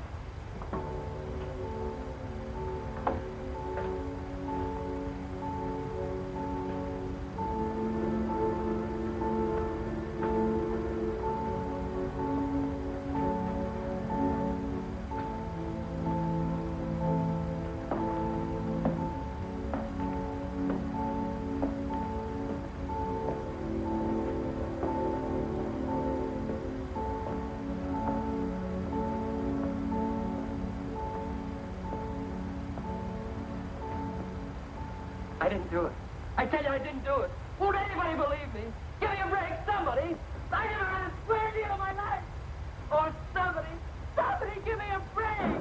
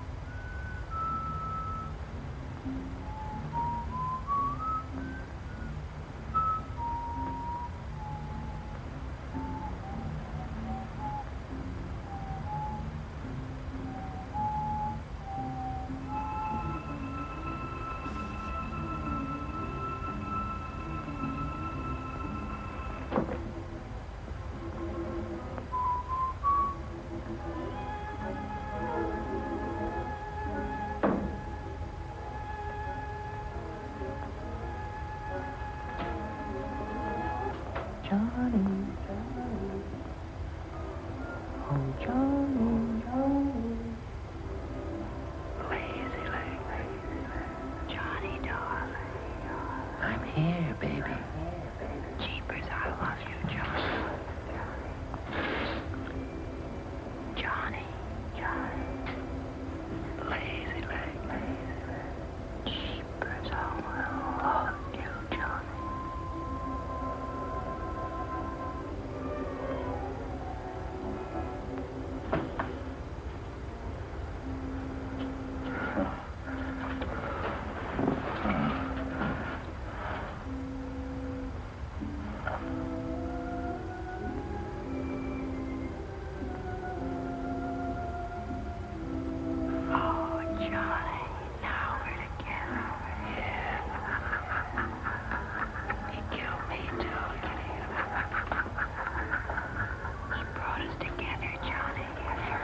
Kitty.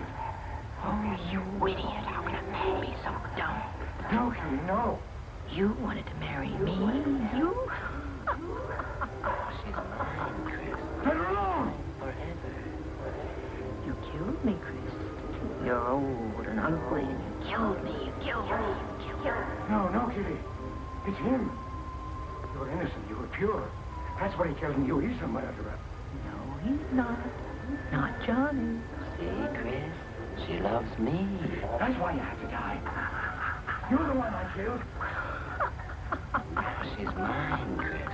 You killed Johnny? I'd like to see her cry. Why, he'd break every bone in his body. Kitty!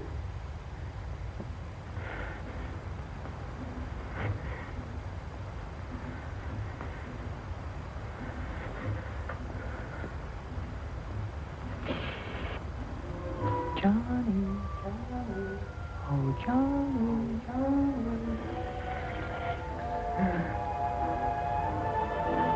Jeepers, I love you, Johnny.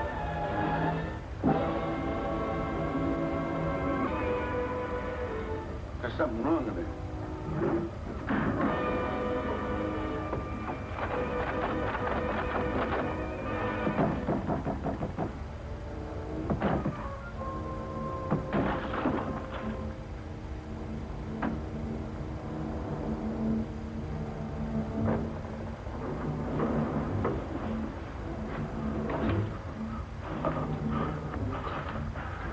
It's all right, old man. It's all right.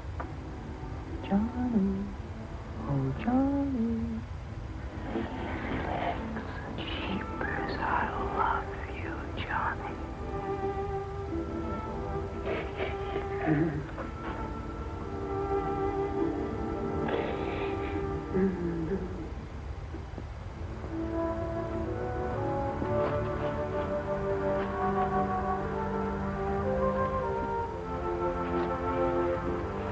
Get up. Come on, get up, get up. Oh, it's you. Haven't I told you to keep out of this park? You know the mayor's orders.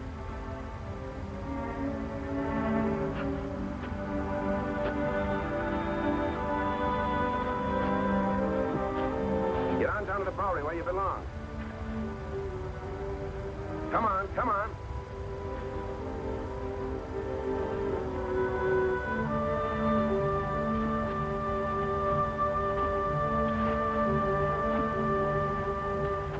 Who's that, Rick? Oh, he's got a crazy idea. He killed a couple of people 5 or 6 years ago. Can't get it off his mind. Always trying to give himself up. Wants to be tried and executed. You know these nuts.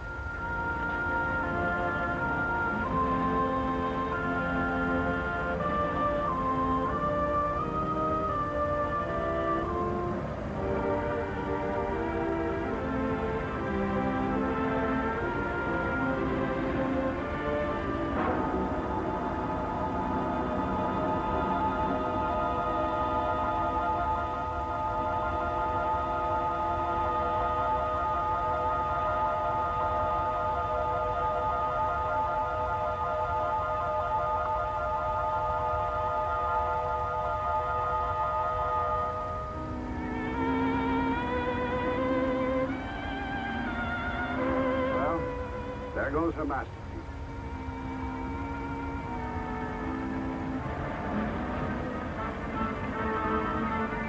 I really hate to caution. For $10,000, I shouldn't think you'd mind, telephone.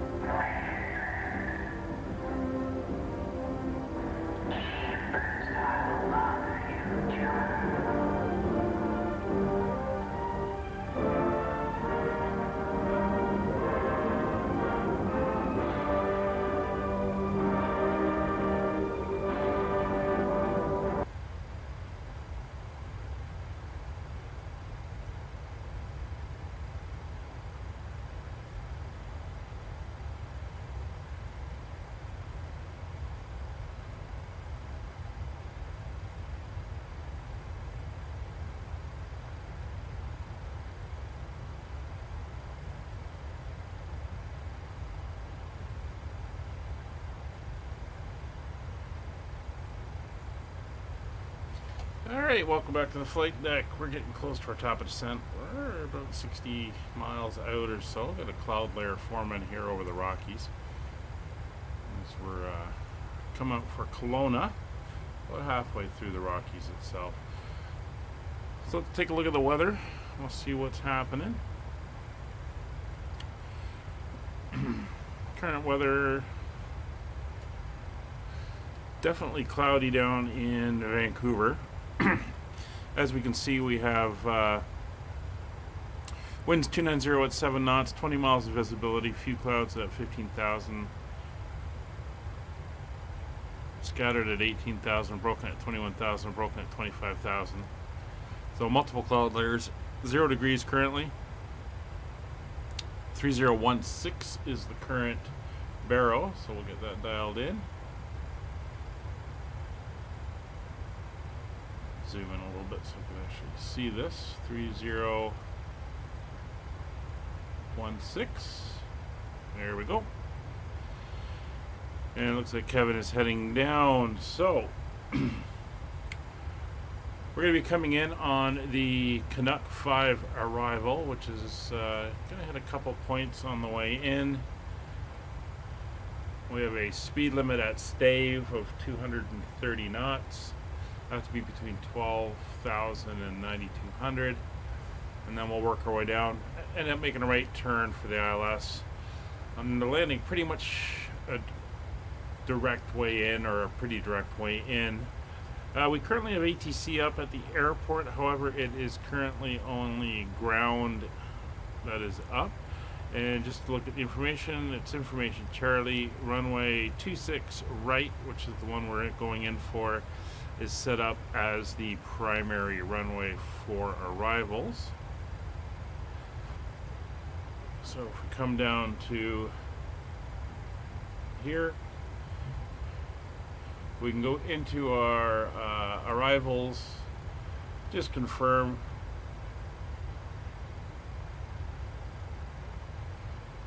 It wants 26 right, so we'll go ILS 26 right on the Canuck 26 right, and we'll execute that. So we're now set up. For that, if we go to our RadNav page,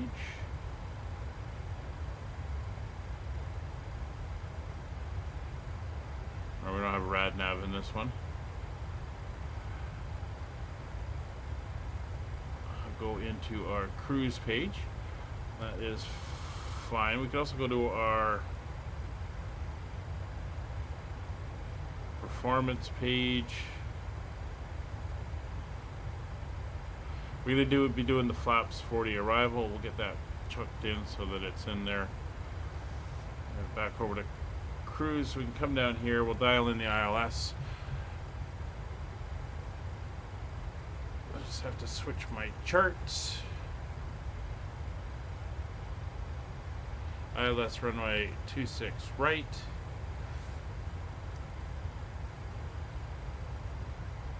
And the frequency for that is going to be 111.95. So 111.95. We'll set that to active. It is an ILS frequency. VOR, we're going to set up the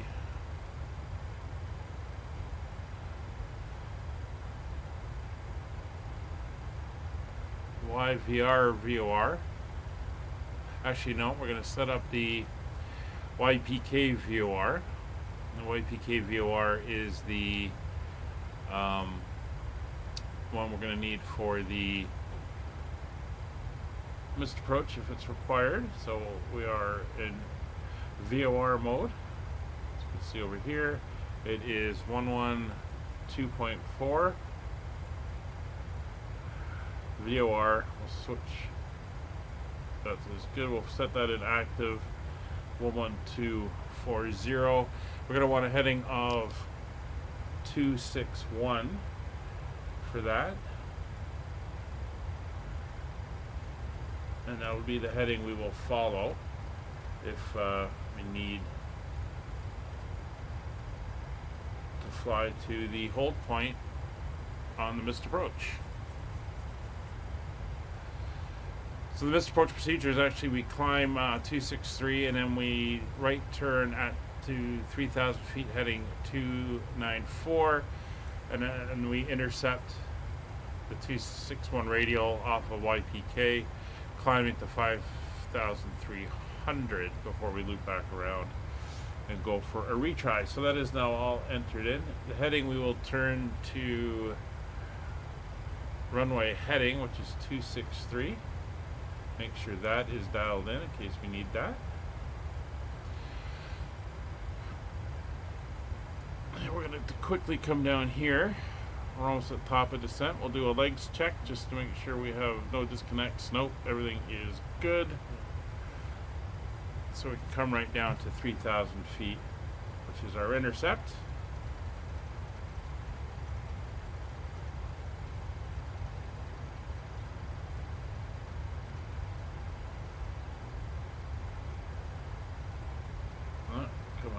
A little bit slower on the wheel. There we go. So you can see we're coming in now. I'll get rid of the chart. Oh, got the clouds breaking up. It's looking good. A little bit of low mist and cloud in the valley.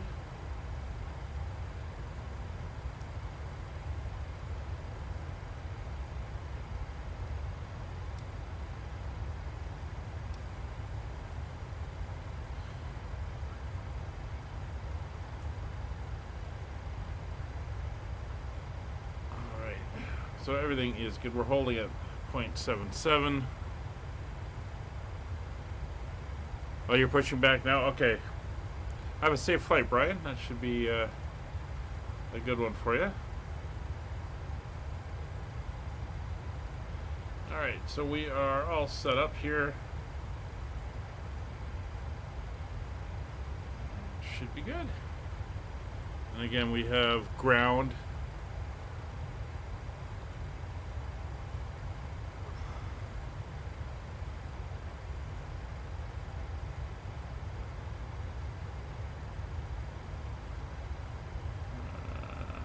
We should be heading down.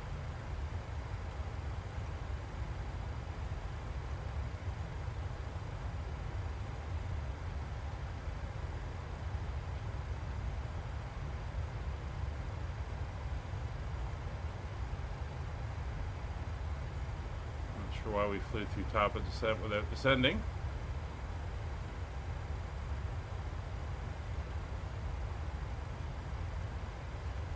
Anyway, we're going to start heading down.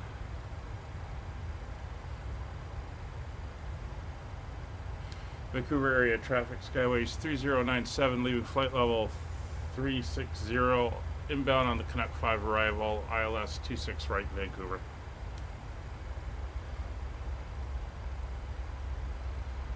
And down we go.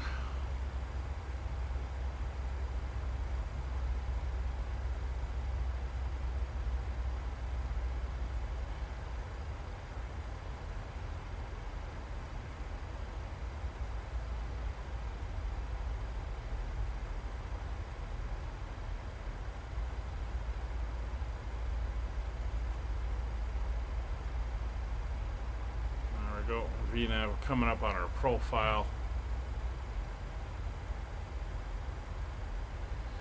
So the Canuck 5 arrival starts when we get to booth, which is out over here.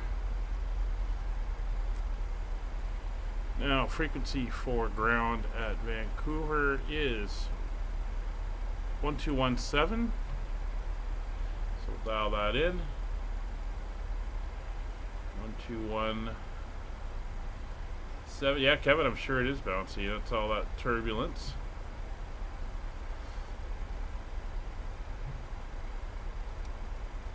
Heading down. Everything is looking good. So destination weather, spin of time, arrival data is set. Landing elevation is going to be 0. Radios are set. Localizer, ILS, frequency, and course. Of course, we do tune in the ILS, and it's going to be a 263 heading on the course for the ILS.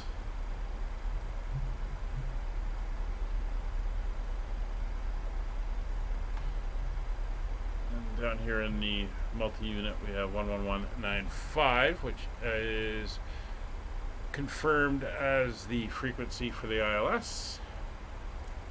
See it dialed in there, 11195, and a heading of 263.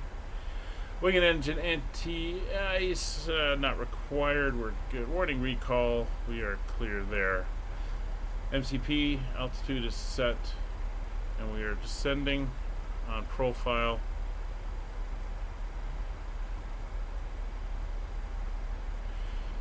Altimeters are ready. We are 3016.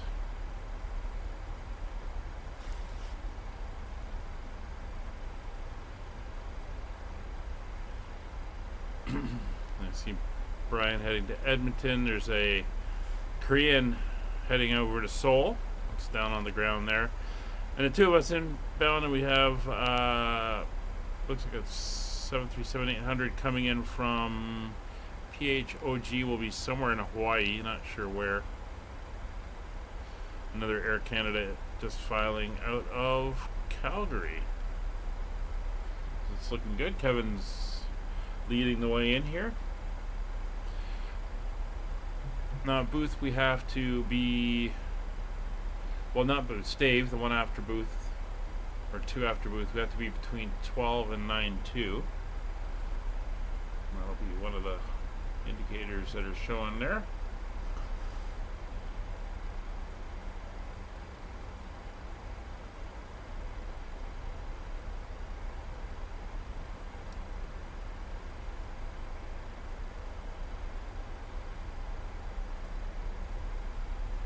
I'm going to throw on the, well, we got the terrain radar on, which is good. Fortunately, weather radar is still inoperable, which is frustrating.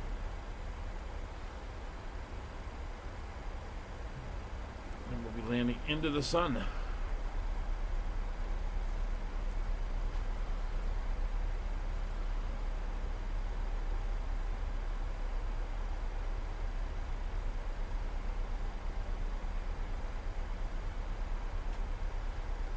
There's 25,000 feet. Let's set our minimums. It's an ILS Cat 1 arrival.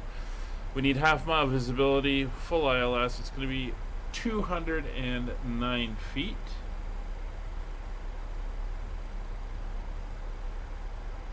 .209 feet on the barrow is set.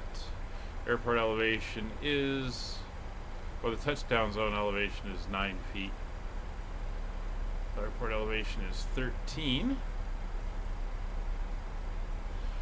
There's 25,000 feet coming up. Seatbelt signs are on.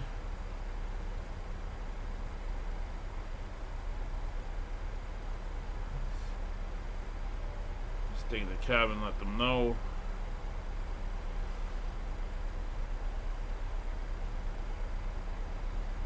There's 3.8 tons of fuel on board, so we should be about 3.4 when we touch down, which is perfectly fine. Getting pretty close. You know, see some of the frozen rivers out here in the mountains. It's 24,000 feet.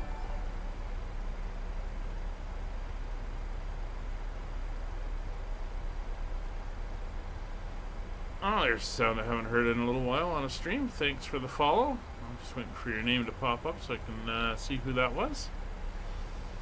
Greatly appreciated. Asgod 3D, or Asgoned 3D?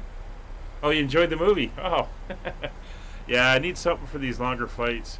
But thank you very much for the follow over on Twitch. Greatly appreciated. Hope you enjoyed it. Alright, we can see our restrictions coming up. That's stave.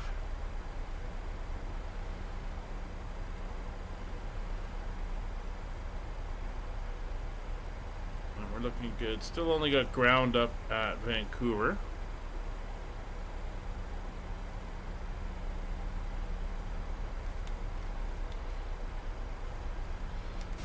Get that nice sun reflecting on the aircraft there. Looking nice. And wing flex is going crazy.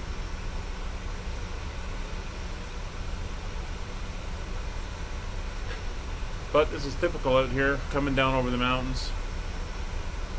Definitely a place for turbulence.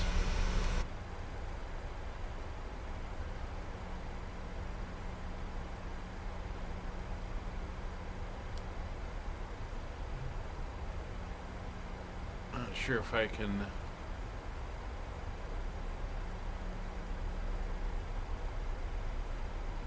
From the flight deck, this is your captain speaking. We've begun our descent, and we should be on the ground soon. What more can you say?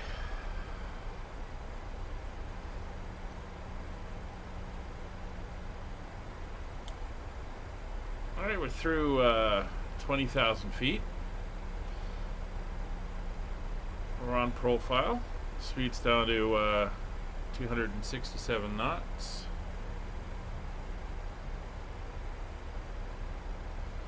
Taking it nice and easy. There's not a lot of traffic around, so we're not having to worry too much about getting pushed around with spacing for other aircraft. Kevin will be in advance. And Brian is off the ground.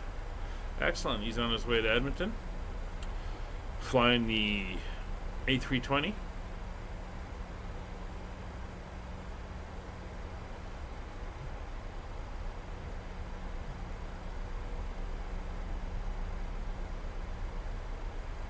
And we are inbound to Booth.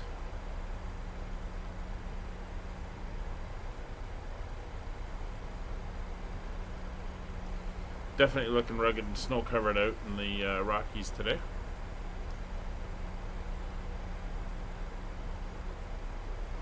I'm going to switch over to standard pressure now.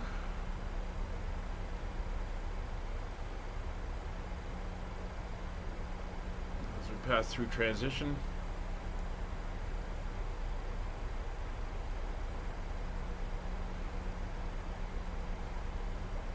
I'm seeing some lag. Interesting.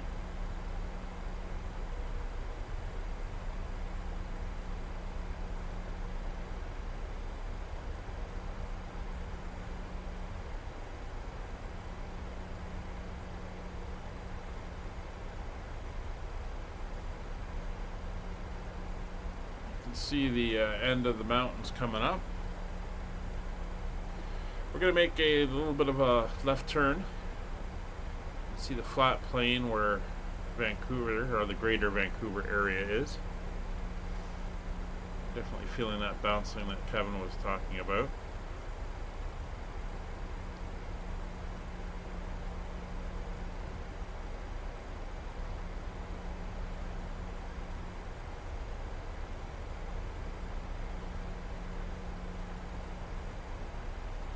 Yep, okay. Go ahead, Kevin. Let me know if that works for you.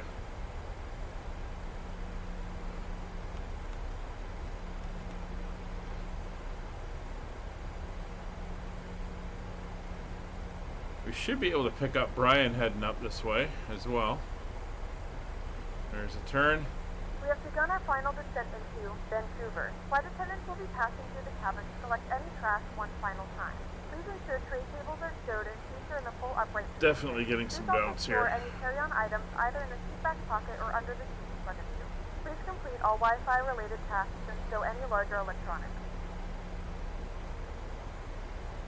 So it'll be interesting to see where it puts us when we hit stave. We've got that window of about 3,000 feet, well 2,800 feet. I want to see if it puts us in the middle of that or if it prefers one end up or down.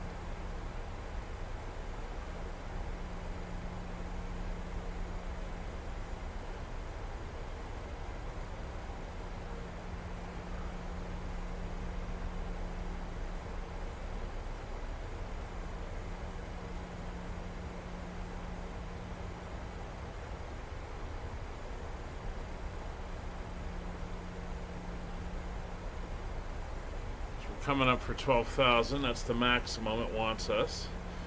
7 miles to go.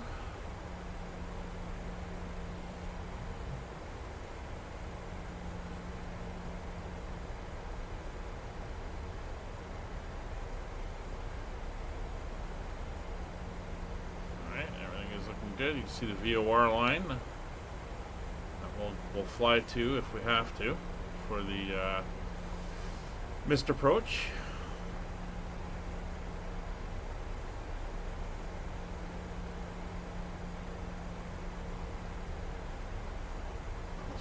Brian's kind of wanting we're starting to pull up. Brian should be heading towards us. You can see we're kind of leveling out at the mid altitude, so it's trying to hold us. It's not bad. It's about halfway between. That's pretty good. Beautiful colors down there as we come in. Speed's coming back.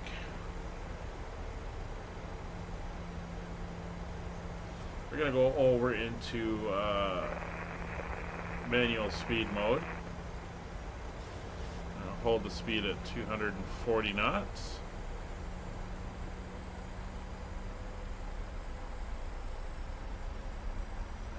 Our turn at Booth.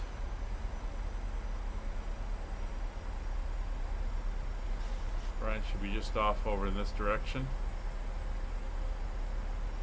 Probably going to pass to our right.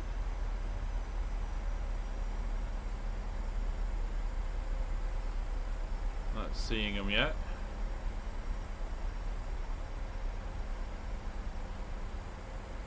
seeing him on TCAS either.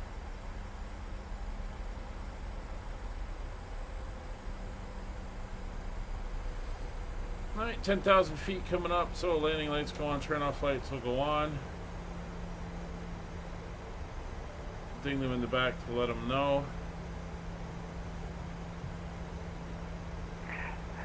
Skyway 3097, Canada 492, just past in front of you, quite a piece up. See if we can see him. Oh, look at the moon out. Well,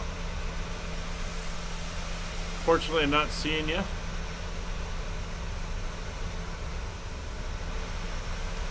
Roger, Air Canada, have a good flight. Oh, there he is. He just popped in. You see his condensation trail there. Excellent.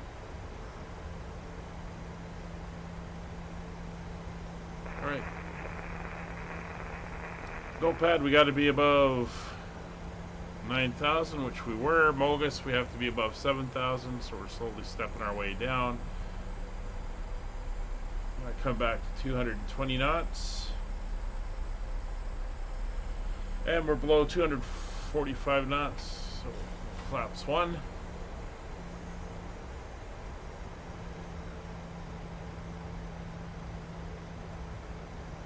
We're going to go to flaps 5. I'll just let them settle in at each stage.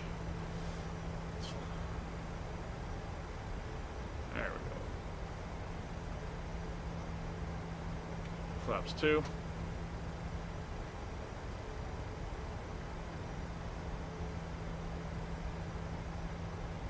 So we've got a reference speed of 126. We're going to add 5, so our landing speed is going to be 131. And flaps 5.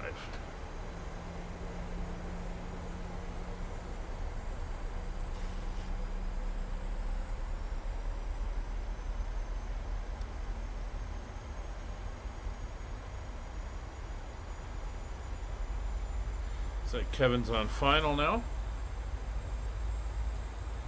Airport's going to be up over here. Not this way. Not seeing it yet. It's a different airport. Over here, this is the Pitt Meadows Airport. CYPK. We're heading to the main airport over here on the coast.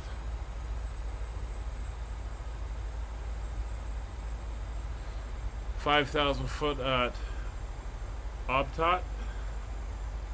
Speed coming down to 200 knots. That'll allow us to go to flaps 10 once we're below 210.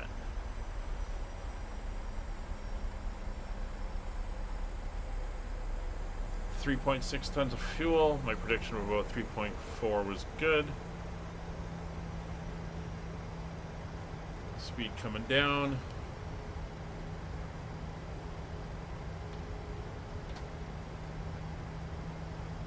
Flaps 10.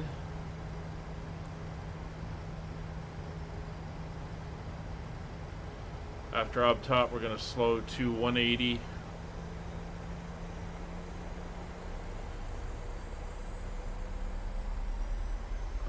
Start seeing the lights. There's the airport over there. 6,000 feet.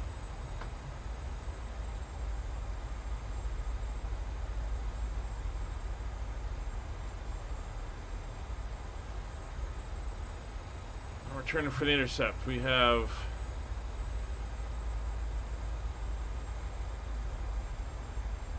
everything looking good.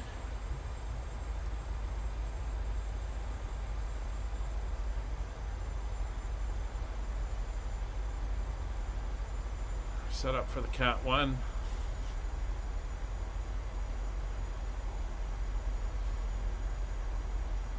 Goreg is where we do our intercept. So approach mode is armed. See glide slope and localizer indicators. Runway 26 right, 17 miles out.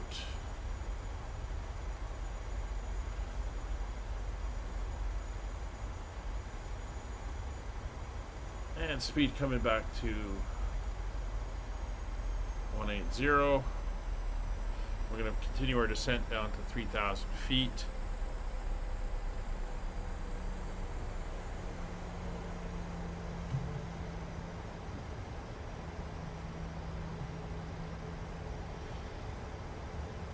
Auto brakes are going to be set to auto brake 2, speed brake armed.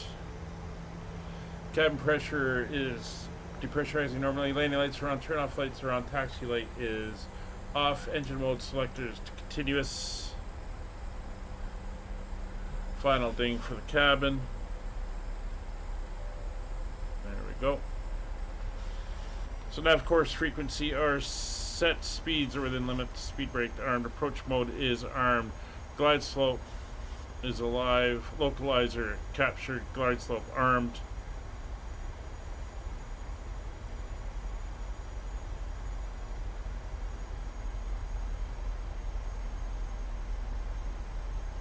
Glide slope is within half, speed back to 165.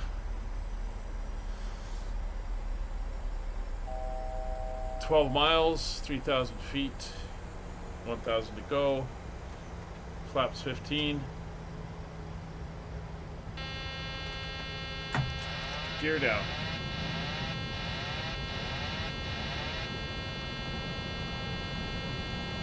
Autopilot you stay on, don't know why you would disconnect.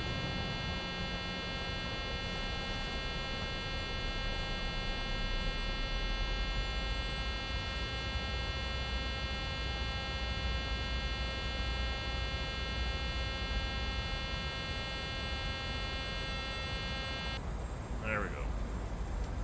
That's because I went 15 before the gear.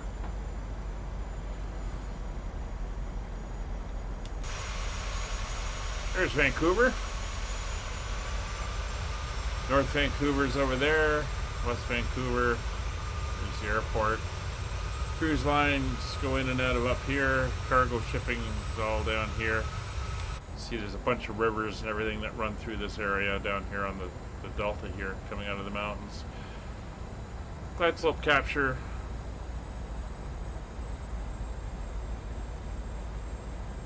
Nine miles glide slope is captured.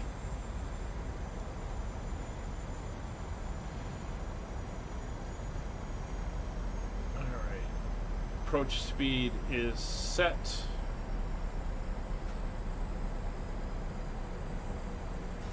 It's 165 knots, flaps 25.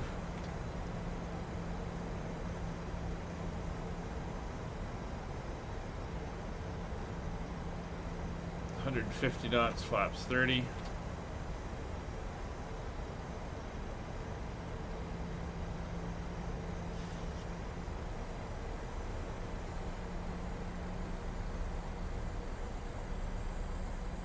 There's the airport ahead of us as we come in.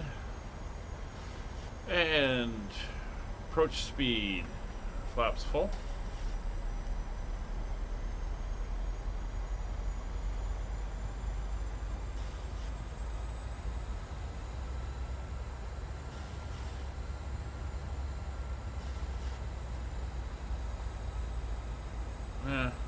It doesn't like operating on both autopilots, so that's fine. There's the downtown Vancouver area. Stanley Park out that way.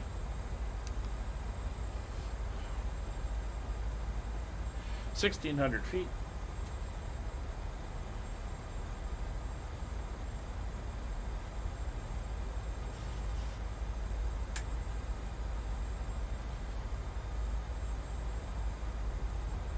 Beautiful golden sunlight as we come in at sunset.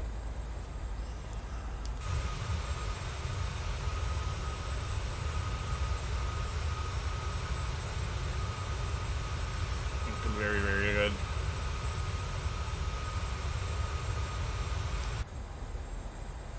FS Dream Team Vancouver.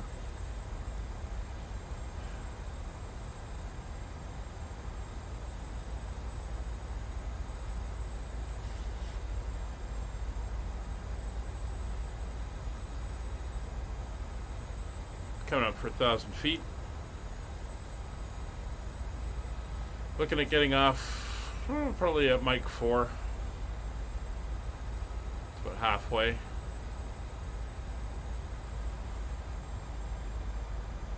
$1,000 to go.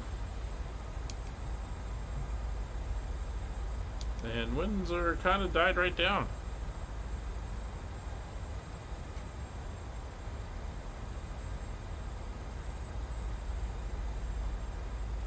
Yeah, looking very good.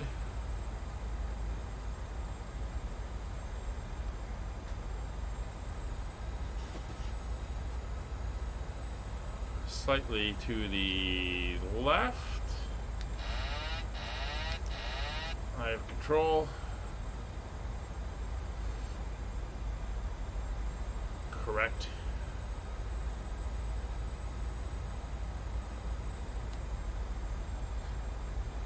There we go. That's a little bit better.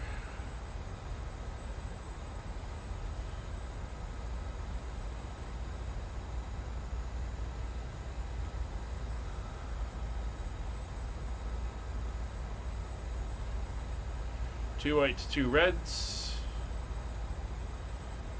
Over the car park.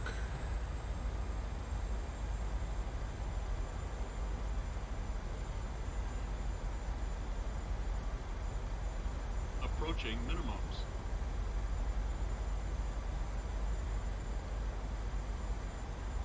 Minimums. Landing. 100.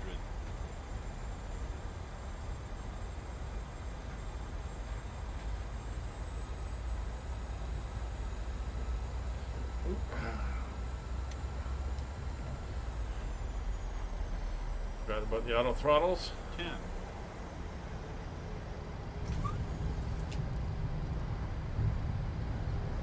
Reversers are on.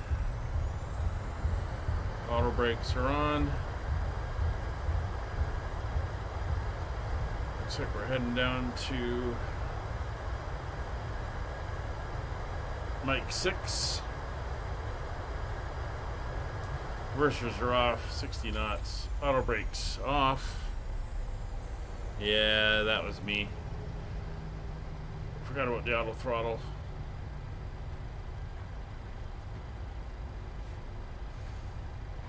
Oh, welcome to Vancouver.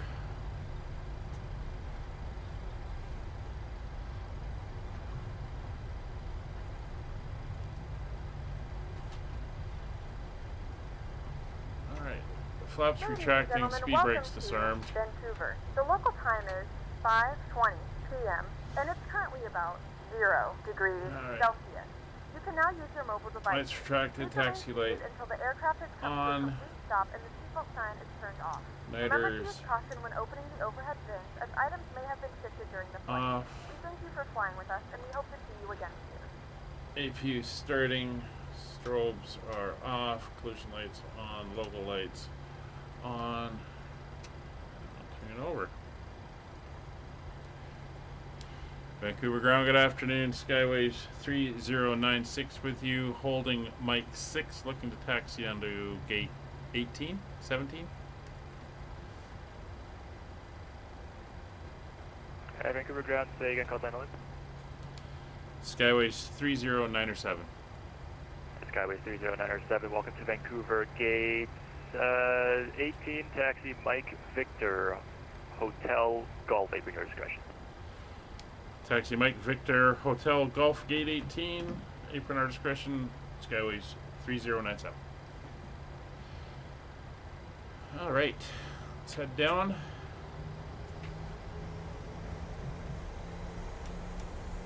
Auto brake off.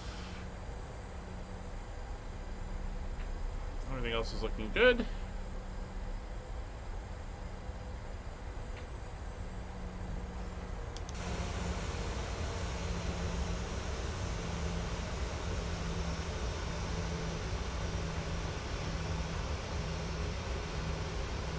We're gonna head to the south side. That's where Aurora parks.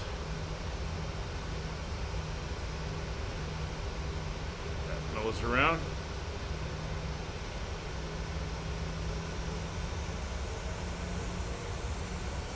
There we go.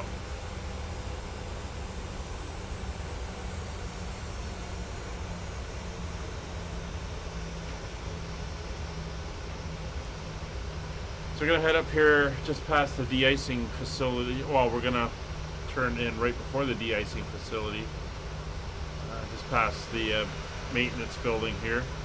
We're going to head down Victor to hotel. That'll take us around the outside of the apron. Air 278 Heavy, no further ATC available. Monitor 122.8 for departure. Have a good flight.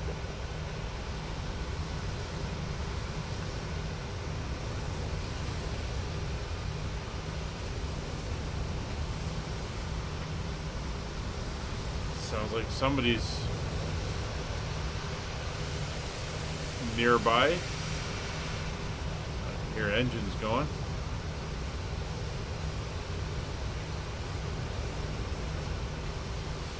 I think somebody's taking off on 26 left.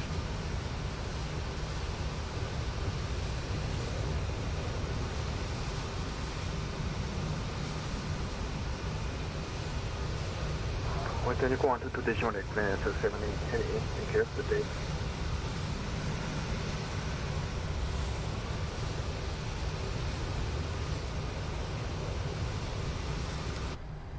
Alright, so we're going to come up, we'll ride the nose for a little bit.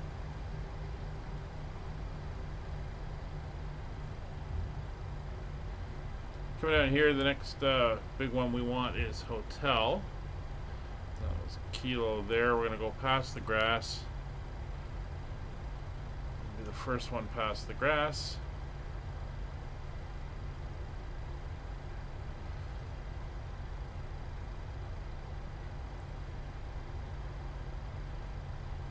We'll turn down hotel, and then we're going to golf, and that'll take us to the apron, and then we'll maneuver for gate 18. We should find Kevin down there.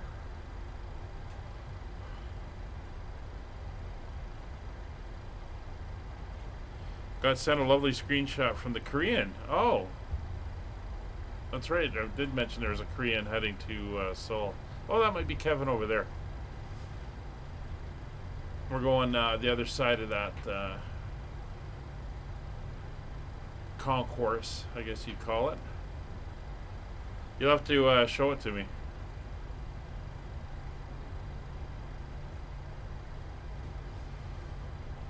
All right. So this is Lima. This is the one we usually take when we're taking off on 08 right.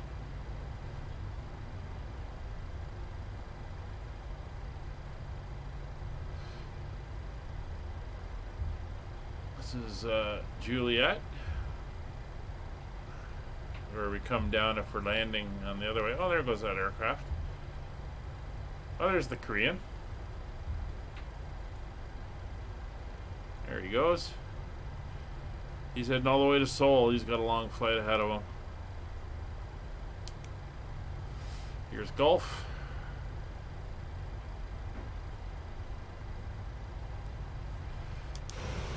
Again, we're going to look for gate 18.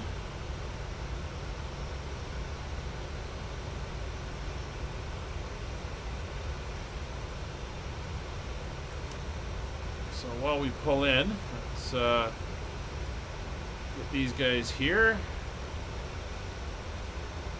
This page.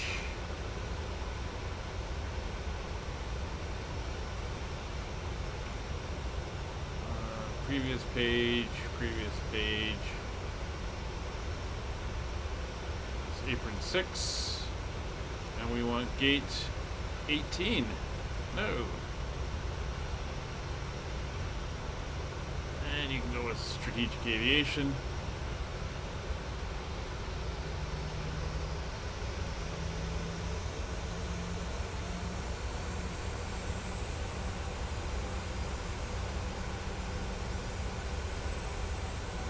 There's gate 21.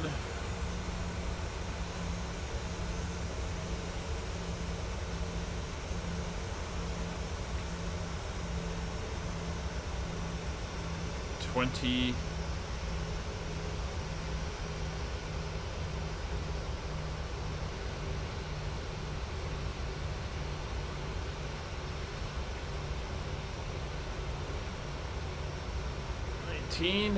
And 18. So back inside, we'll turn off the taxi light. Come on. Let's do this right. There we go. Gate 18. Sorry for the rapid view changes.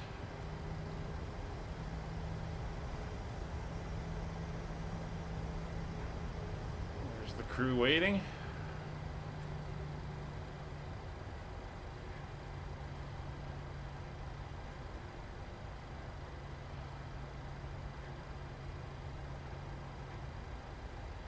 Watching the safe dock system.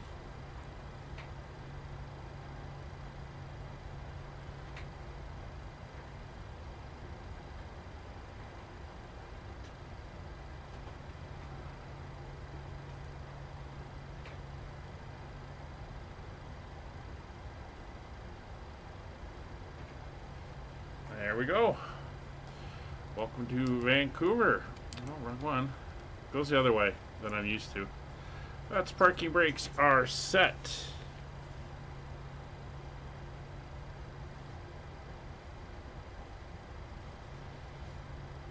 Alright, so taxi lights are off. APU.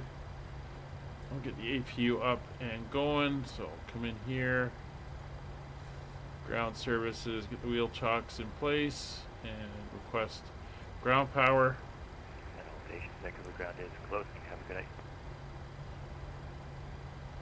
Good night. Thanks for the ATC. Everyone, thank you. Let's get back up top there. There's our ground power is on. All right, we switched over to our ground power. We're gonna go APU bleeds. We'll turn off the mains, open the isolation valve, leave the recirc fan on, get some heat into the cockpit or the cabin, so everybody is nice and warm. Probe heats can come off, window heats are going to come off.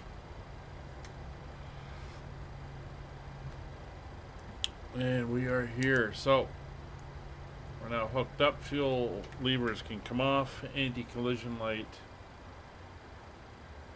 off. Logo light off. Ground equipment is coming in. Fuel pumps will go off. Isolation valve is open, and the flight directors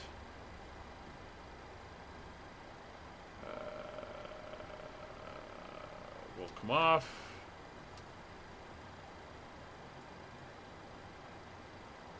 And we will ask for deboarding.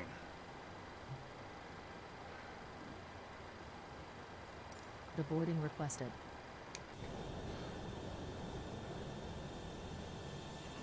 There's the beautiful sunset.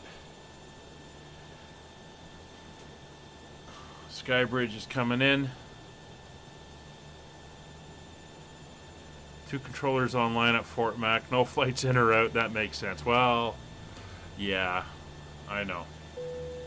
Passengers deboarding starting. All right, the passengers are getting off. Thank you very much for everybody for watching. Thanks for flying, Kevin and Brian. We will see you tomorrow morning. We're flying the Ward Air. We're departing out of Honolulu, heading for Toronto. It's going to be a long flight, and we'll see if we get any ATC for that one. We will also be back on Sunday. And that will be the new F1 series flight. Information will be posted up on the Discord. Again, if you're watching and you want to join in, you can, either the VATSIM flights, multiplayer flights, come over to the Discord. Links are in the description. You can get all the information for it. And we will see you all on the next one. Take care. Enjoy your weekend. We will see you all tomorrow. Bye for now.